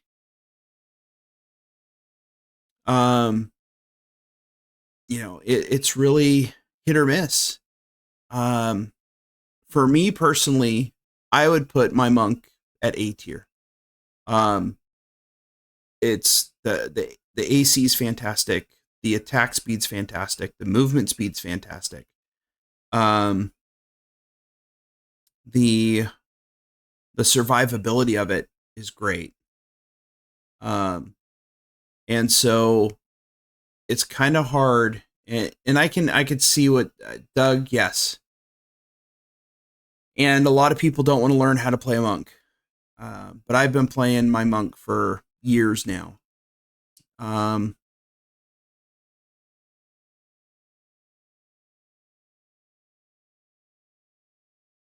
So it's kind of hard. I'll put it in B because it kind of doesn't fit. And again, see, I'm now starting to have these problems with this rating system. You need more tiers. Like I need a tier that's like a niche tier, right? These are ones that are niche. And I could see putting, the monk under the niche tier.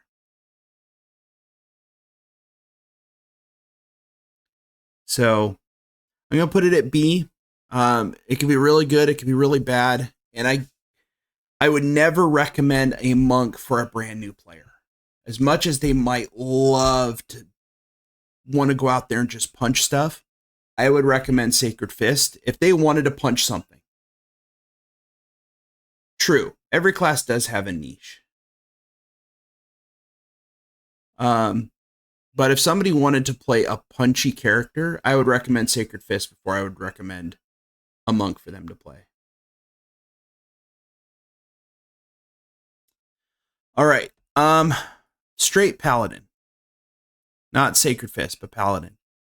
I have to put Paladin up in S tier. Everything that I have seen with Paladins has been absolutely crazy. One of my guildies, if you guys have seen me playing with Beatloaf over the last few weeks, his Paladin, it's a Second Life Paladin. He is free to play, and he has managed to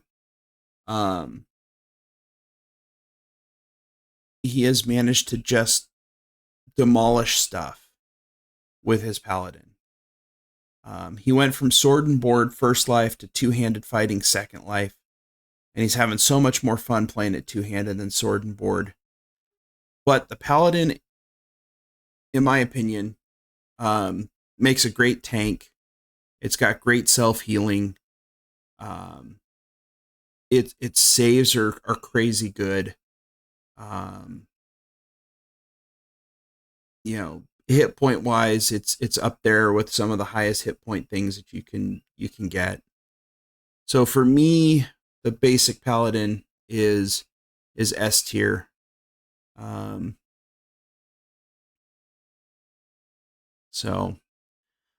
Sacred Fist.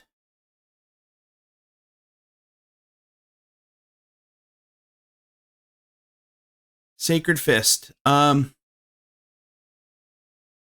Sacred Fist has been my go-to hardcore tune. Just because from level 1 to 20, you could just demolish stuff.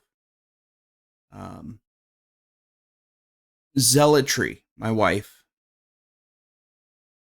loves to play Sacred Fist when she plays a melee character. She doesn't enjoy playing melee characters, which is why most of her tunes are casters. But Sacred Fist, she absolutely enjoyed playing it. And I would recommend Sacred Fist over Monk. I'm still going to put it in B tier because from what I've seen playing my Sacred Fists, when I get into heroic or into epics, it's not as good as it is in heroics.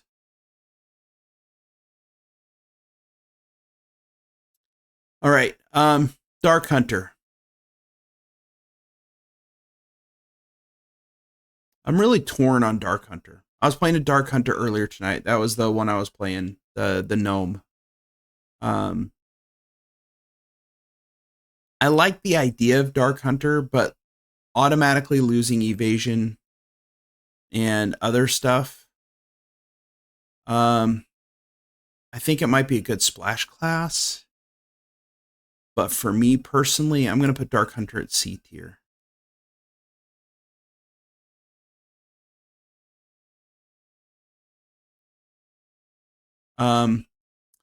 Regular Ranger. Right. I could see Dark Hunter being good if you want to play a Tempest Ranger.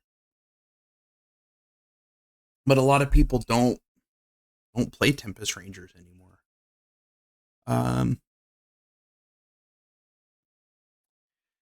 Yeah, and I've been trying to play it as an Inquisitive, and I'm like you saw when you guys were watching when I was playing Piercing Dark. It's just not super excited about it. Regular Ranger. I think they have their place. And I might actually put Regular Ranger in B tier. Definitely ahead of Monk. Might not be ahead of Sacred Fist, though. Rogue. Rogue is probably the best splash class in the game, or one of the best splash classes in the game. 2 levels gets you evasion. 1 level will get you all of the trapping skills.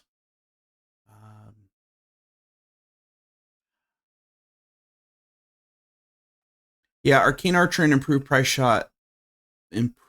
Precise Shot. Again, it depends on what kind of Ranger you're playing. All right, I am going to put Rogue.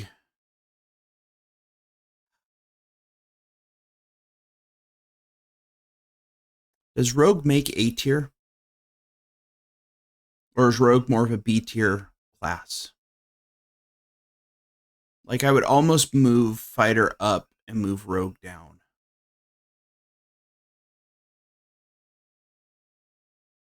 Right. I mean, the self-heal would be using UMD for heal scrolls and crap like that. And yes, Assassin Rogue is great DPS.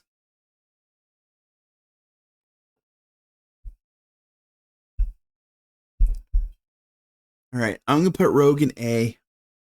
I think overall, if you splash it, it's fantastic. There's certain modes of Rogue that you can play. that is, good. Oh, now the pure caster classes. Pure arcane casters. Thief Acrobat is good for staff builds, yes.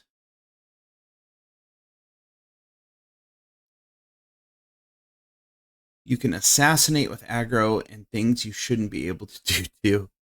That's fair. Okay. All right. Sorcerer. Currently what I'm playing on complete, I'm playing an air savant. I run into a room, I cast chain lightning, and stuff goes boom. For me, sorcerer is A tier. As a pure caster, you got a giant spell point pool. You cast fast. You can nuke stuff. I mean, sorcerer right now in my I'm gonna need to adjust some of this A tier stuff. Acolyte of the Skin. Thoughts on Acolyte of the Skin?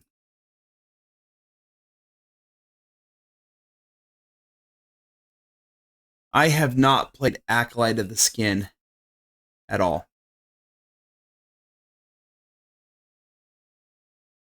I'm almost thinking that this is like on the same level as Dark Apostle.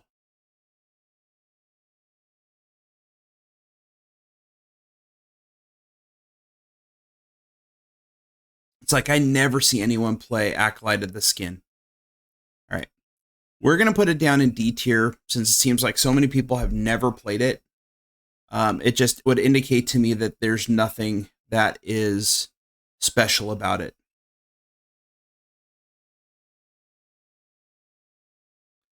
So Acolyte of the Skin is better than Warlock and Dark Hunter?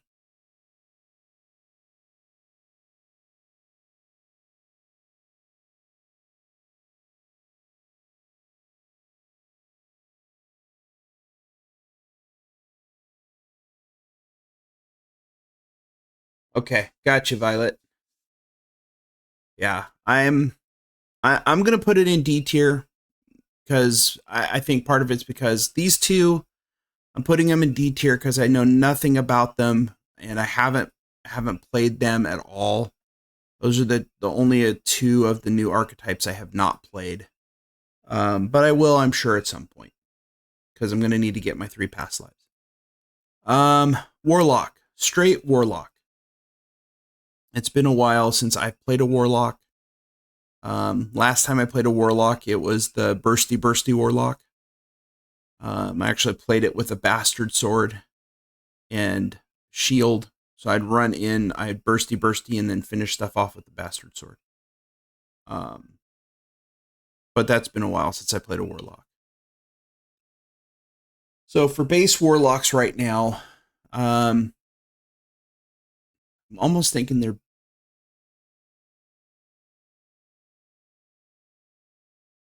B tier? Because I see them, but I don't see them as often as I used to. I mean, it used to be that no matter what you did, no matter what you're doing, you always saw people playing Warlock.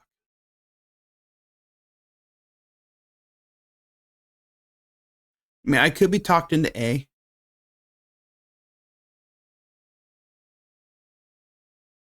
Good 1 to 20 and then taper off in epics. Okay, that's a fair assessment.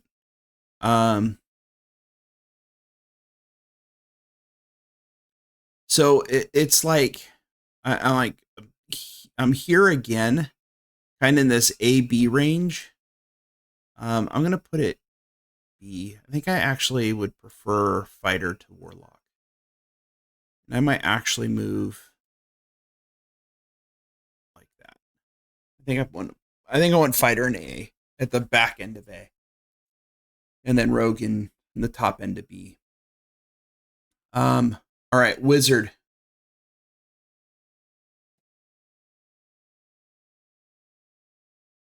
I think wizard probably has to go into A tier. Or is Wizard as good as? I don't know. I don't think Wizard's as good as Warlock in terms of casting and stuff.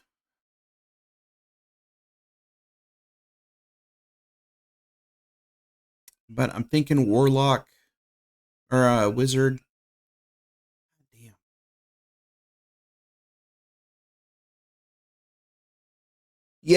Yeah. Again, it's all kind of subjective. I have not played an Eldritch Knight in forever. It used to be when I played Warlock at my low levels, I would carry Master's Touch and a Great Axe, and not as a Eldritch Knight. I would do it just as a wizard to get through my lower levels, just beating stuff with a Great Axe. Okay. I think Wizard's A tier. And aloha, Glassy. Thank you for the raid. Hope you're doing well. Yeah, it's like I want to put Wizard here or here. I'm like leaning Wizard towards high A.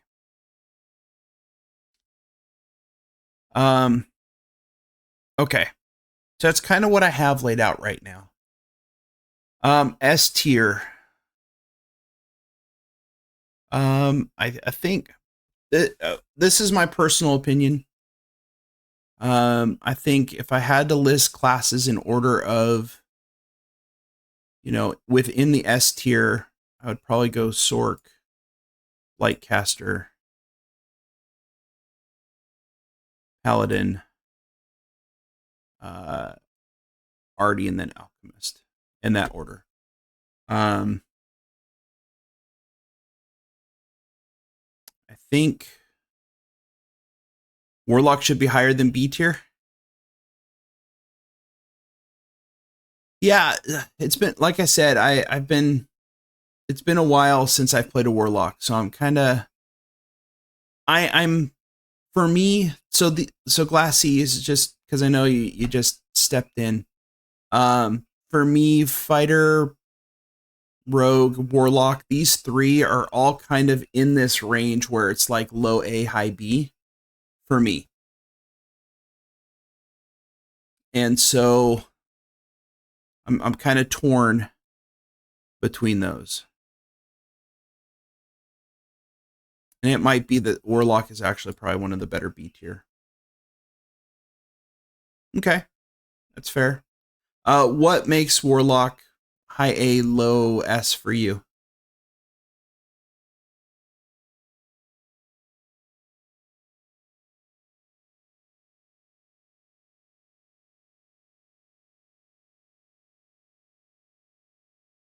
Okay, so highly versatile with the builds.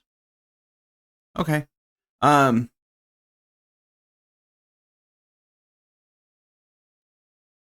Yeah, and I think a lot of these classes can do some serious DPS if built correctly.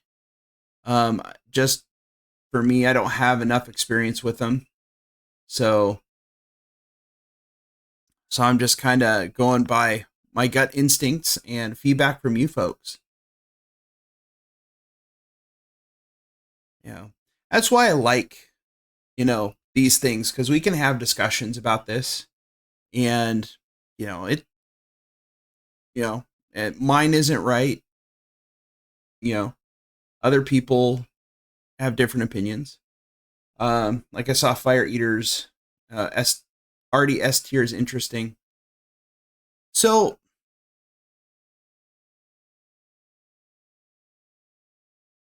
for myself, you guys all know I'm a fairly casual player. And for me, I don't delve deep into the numbers. If I play something and it's enjoyable, then it's probably going to be higher on the list for me.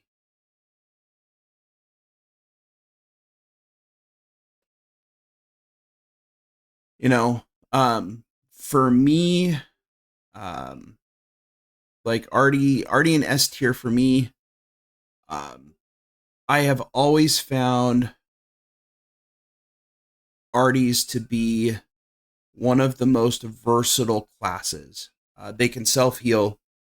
If you're Warforged, you could self-heal using Reconstruct. You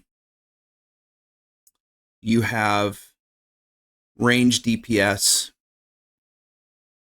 It might not be the greatest DPS, but I like it as a support class for sure. I would not try to go in and solo a bunch of stuff with my Artie. But in a group, it is fantastic. I could do traps. I can cast spells when I need to cast spells. I got range DPS. I have, I used to be the backup, raid healer with my Artificer way back in the day. When I could heal scroll someone, if I had, a tank with good healing amp, I could heal scroll. And so, I've just always found Arties to be extremely useful and, just fun. So my opinion on Macrotechnic with the Artificer class, is that it doesn't offer much to a pure Artie, in my opinion. Because Agrotech actually has it right now. And there's a couple spells, not super thrilled. Well, no, I took it and you kind of get to this point where you have a lot of the stuff in Macrotechnic gives Artie abilities to other classes. And so it's almost like it's not even an Artie Epic Destiny. It doesn't do a lot to buff the Artificer, in my opinion. And that's just what I was seeing from Macrotechnic.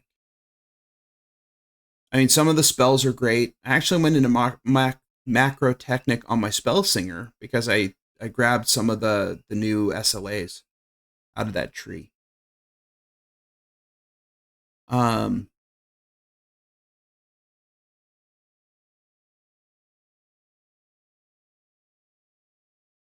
Yeah, Macrotechnic, it doesn't give people, it doesn't add anything to what Artificers already have.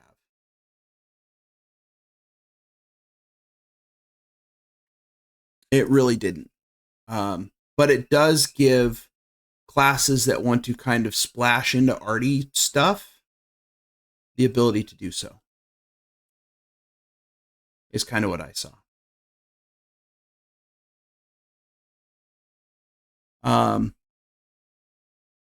So I actually think that this is going to be my list. Do I want to switch any of these around? I think might move Druid. No, I think I'm happy with the way that looks.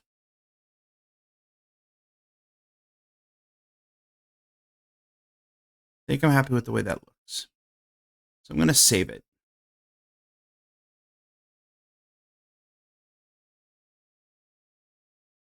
Yeah, maybe I won't save it. I'm not logged in on this account.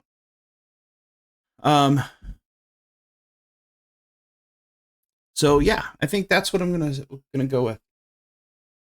Yeah, Glassy. Unfortunately, that's the lowest I have. I haven't played Dark Apostle or Acolyte of the Skin, so I have zero ideas on either of those.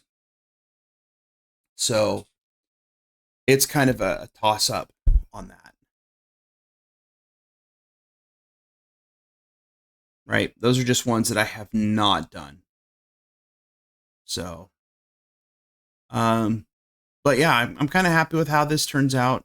I still need to do a lot of lives with these. So, but yeah, overall, yeah, I'm okay. I'm okay with this list, and I know other people are gonna have other thoughts. Yeah. So, actually, let me do this.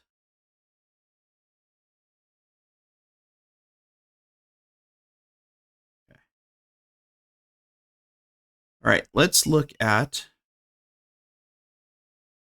see what the community ranking for this DDO class and archetypes. Let's see what the other person had.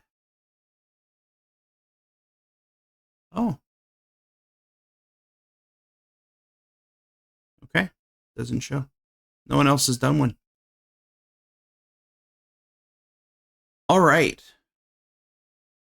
So I guess I could go back and it should still have my list. Yeah, there's the thing is there is so much stuff, and I liked doing this because it gives me some good thoughts on the game and how to evaluate the classes. Because through a lot of our discussion, it was like you can splash a rogue, and it makes a fantastic splash class. Or you can make an assassin, which is, a decent class to play. Or a decent style to play. Or arty. You could play a caster arty, or you could play a ranged arty, or, whatever you want. We talked about ranger and how some Dark Hunter stuff is cool if you want to play Tempest. But if you want to play anything else, you probably want to play regular ranger, So you get all kinds of cool stuff that you could do with this game. That's what I like about DDO and always have, is that there is so much customizability in this game. And, who knows? They might do a buff to Acolyte of the Skin and make it the best thing in the world. Who knows? Right? Or they may end up nerfing sorcerers. Or determining that, we can't have a second hardcore season where everyone's playing a Blightcaster. Right? So, yeah, it all depends on what you want to do. There's another one of these tier makers that's races. That's another one I'll probably do a different night. Could be an interesting discussion about which are the best races in the game. So, anyways, so that is my tier list for the classes. I'm glad someone actually had one of these put together, so I wouldn't have to do it myself. But I am actually going to have to wrap it up, folks. I have a flight to catch. I got to be up at 4 in the morning. It's 10 o'clock now. I got to be up at 4 to head to the airport to catch a flight to Oahu for my soccer stuff. Yeah, Glassy, I got soccer stuff tomorrow. So I don't go to Oahu often, but when I do, it usually it's either for work or for soccer. So for those of you who don't know, I'm in Hawaii, and I do a lot with the soccer referee community here in Hawaii. And so tomorrow I'm actually heading over to do some assessments for referee upgrades, as well as administering a fitness test for referees who want to upgrade as well. So got to get out there early, got to mark off the distances and everything on the track for them to do their fitness test. And then go watch some games. And then hopefully be back home by, sometime around 4 o'clock.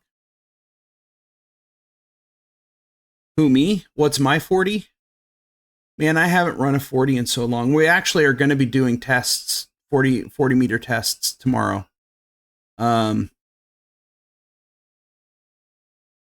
general, I am probably right now, I am so out of shape right now. I'm probably in the 7s. Because we use 40 meters, not 40 yards. Meters are, I think, a little longer. But I probably run like a 7.5. But in order to upgrade as a referee, the requirements are you have to run 6 40-meter sprints. You get a 1 minute rest time between each one. You have to run each of those 40-meter sprints in under 6.4 seconds if you're male. It's 6.6 seconds if you're female. So 6.4 6 times, and then they have to run an interval test after that. And the interval test consists of you have to run for 75 meters, and you have to complete that within 17 seconds if you're male, 17 seconds if you're female for the 75 meters, and then you walk 25 meters. And you have to do that. You get 20 seconds as male, 24 seconds female recovery on that walk. And then you do another 75. So we do it on a track. You have to do that interval, the 75-25, 40 times. So it's 10 laps around the track. And it's run 75, walk 25, run 75, walk 25. And you do that around the track 40 times. That segment, that 100-meter segment, 40 times. So altogether 10 laps they have to do doing that interval. So I can't pass that test. I know I can't. Which is fine because I'm the one who gets to administer it, and I get to tell them whether or not they actually pass. Yeah, so the first time I administered that test, we had 11 people who showed up for the test. We ran the sprints. 9 people finished the sprints. 2 people pulled hamstrings because they didn't warm up before they decided to start running. So we had 9 people finish the sprints. And then of the 9 people who finished the sprints and then moved on to the interval run, we had 2 that actually finished. Because you actually have to be within a certain range within that time frame that you're running each of those intervals. So you have to finish that 75 meters in 17 seconds, and you have to be in the zone to walk the 25 before that 17 seconds is done. If you fall short, you get 1 freebie. You do it a second time, you're kicked out. So when we did the interval run, I had 9 people do it and only 2 people finish. So I had 2 out of 11 people actually pass the fitness test a couple years ago. Last year I had 4 that passed. So it's definitely, you got to be in shape and you got to practice for it. You can't just expect to go out there and run it. Because running interval runs is different than just running. Because interval runs, you run, stop, run, stop, run, stop. Run, walk, run, walk, run, walk. Which actually simulates the soccer game. And kind of the cadence that you have while you're reffing a game. Because you don't run all the time when you're reffing. Sometimes you run, sometimes you walk. Doug, unfortunately, you can't use a motorcycle. Number one, I don't think they'd allow it on the track.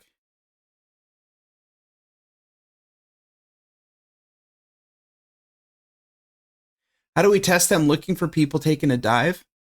Believe it or not, Glass, we actually do a lot of video analysis. So we will do a session where we'll pick a topic. Like, let's say we're looking at fouls, or what you're talking about is, we call it simulation. And so what we'll do is we'll actually show video clips, and then they have to decide, is it a foul, is it not a foul?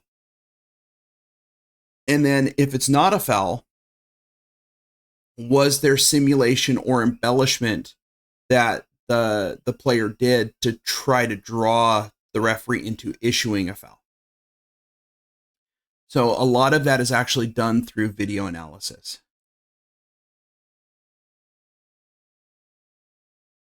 And then it basically comes down to, they have to kind of learn how to apply that to their games.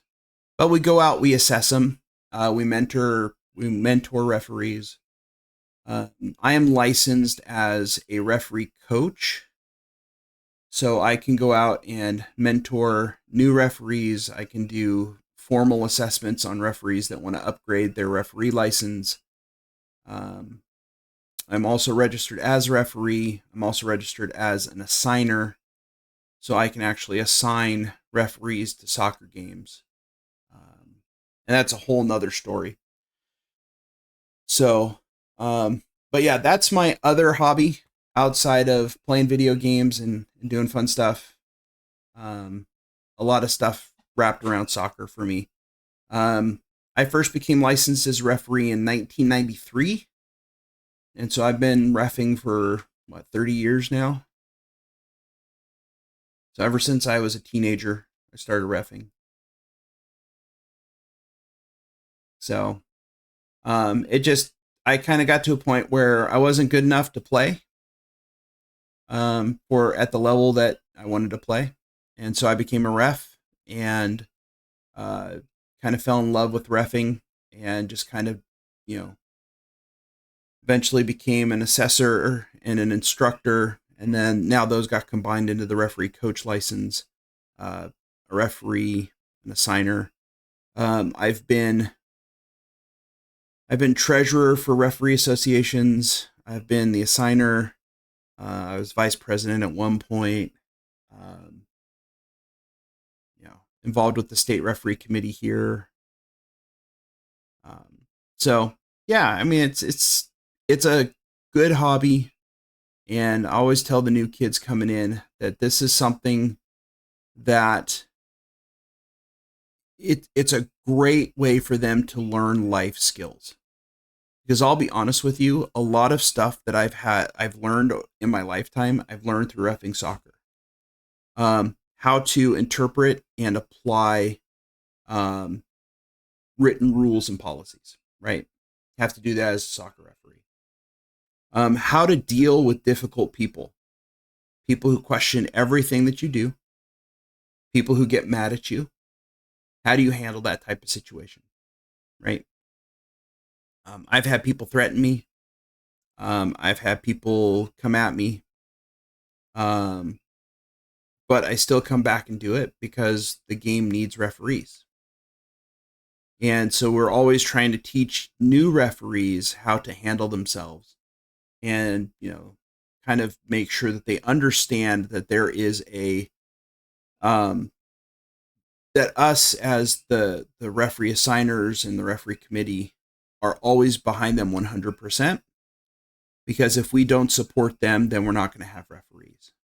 So, one of the hardest thing is recruiting and retaining referees, and we struggle every year to do that. A lot of it is training, making sure they understand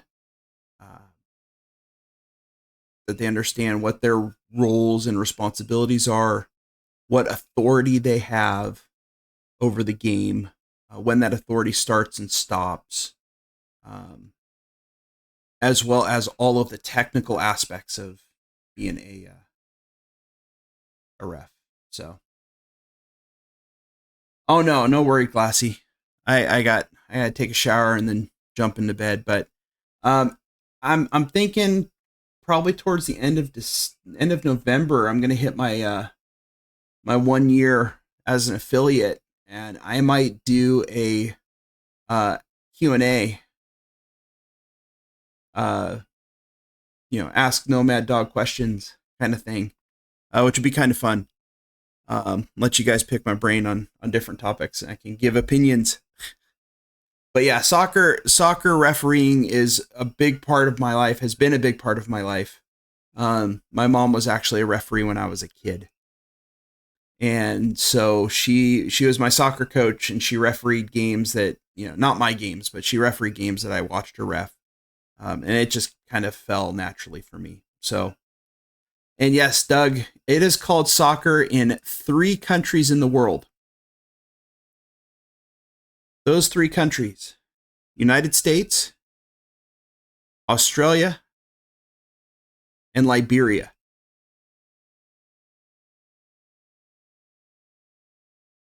Everywhere else calls it football.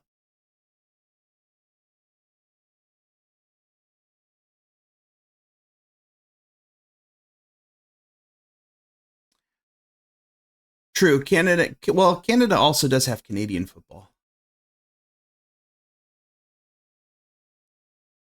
Yeah, so soccer actually is an abbreviation of association football.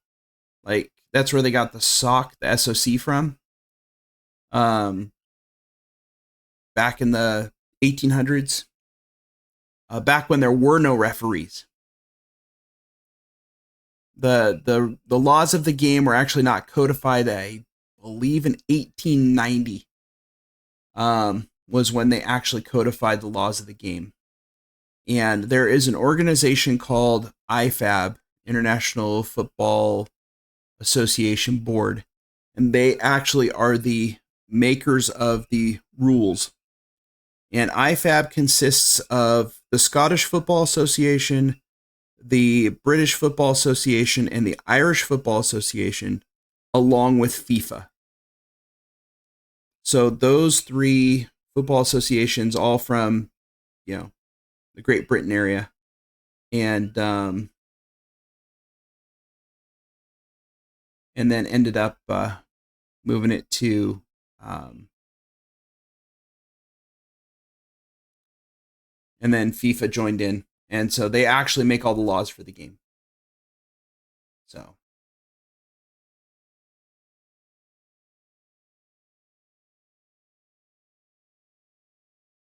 yeah, so it was an abbreviation of association football. Yep, no referees in the beginning. It wasn't until they made the rules later on. But so we'll keep further soccer discussion. We'll schedule that for my Q&A session. I got to check and see exactly when. I think it was like November 22nd, give or take, was when I became affiliate. But all right, folks, I am going to take off for the night. I appreciate every single one of you guys being here tonight. Quick recap. We managed to get Fathom the Depths done, unlocked the second quest for the second Extreme Challenge dungeon. So that was an accomplishment tonight that we did achieve. And so then we just kind of hung out, had some fun, did some tier list stuff. But I'm gonna crash. I gotta get a couple things together before I pass out here tonight. But all right, guys, I will be on DDO stream Sunday, 2 p.m. Eastern. Make it if you can. I'm actually gonna go and try to do those new quests on Sunday on DDO stream. Should be interesting. We'll see how that goes. All right, guys. Aloha. Have a great rest of the night. And I will catch all of you on the next one. DDO stream Sunday, next Wednesday, 6:30-ish p.m. Hawaii time, back on this channel. All right, guys. Aloha. Have a good weekend.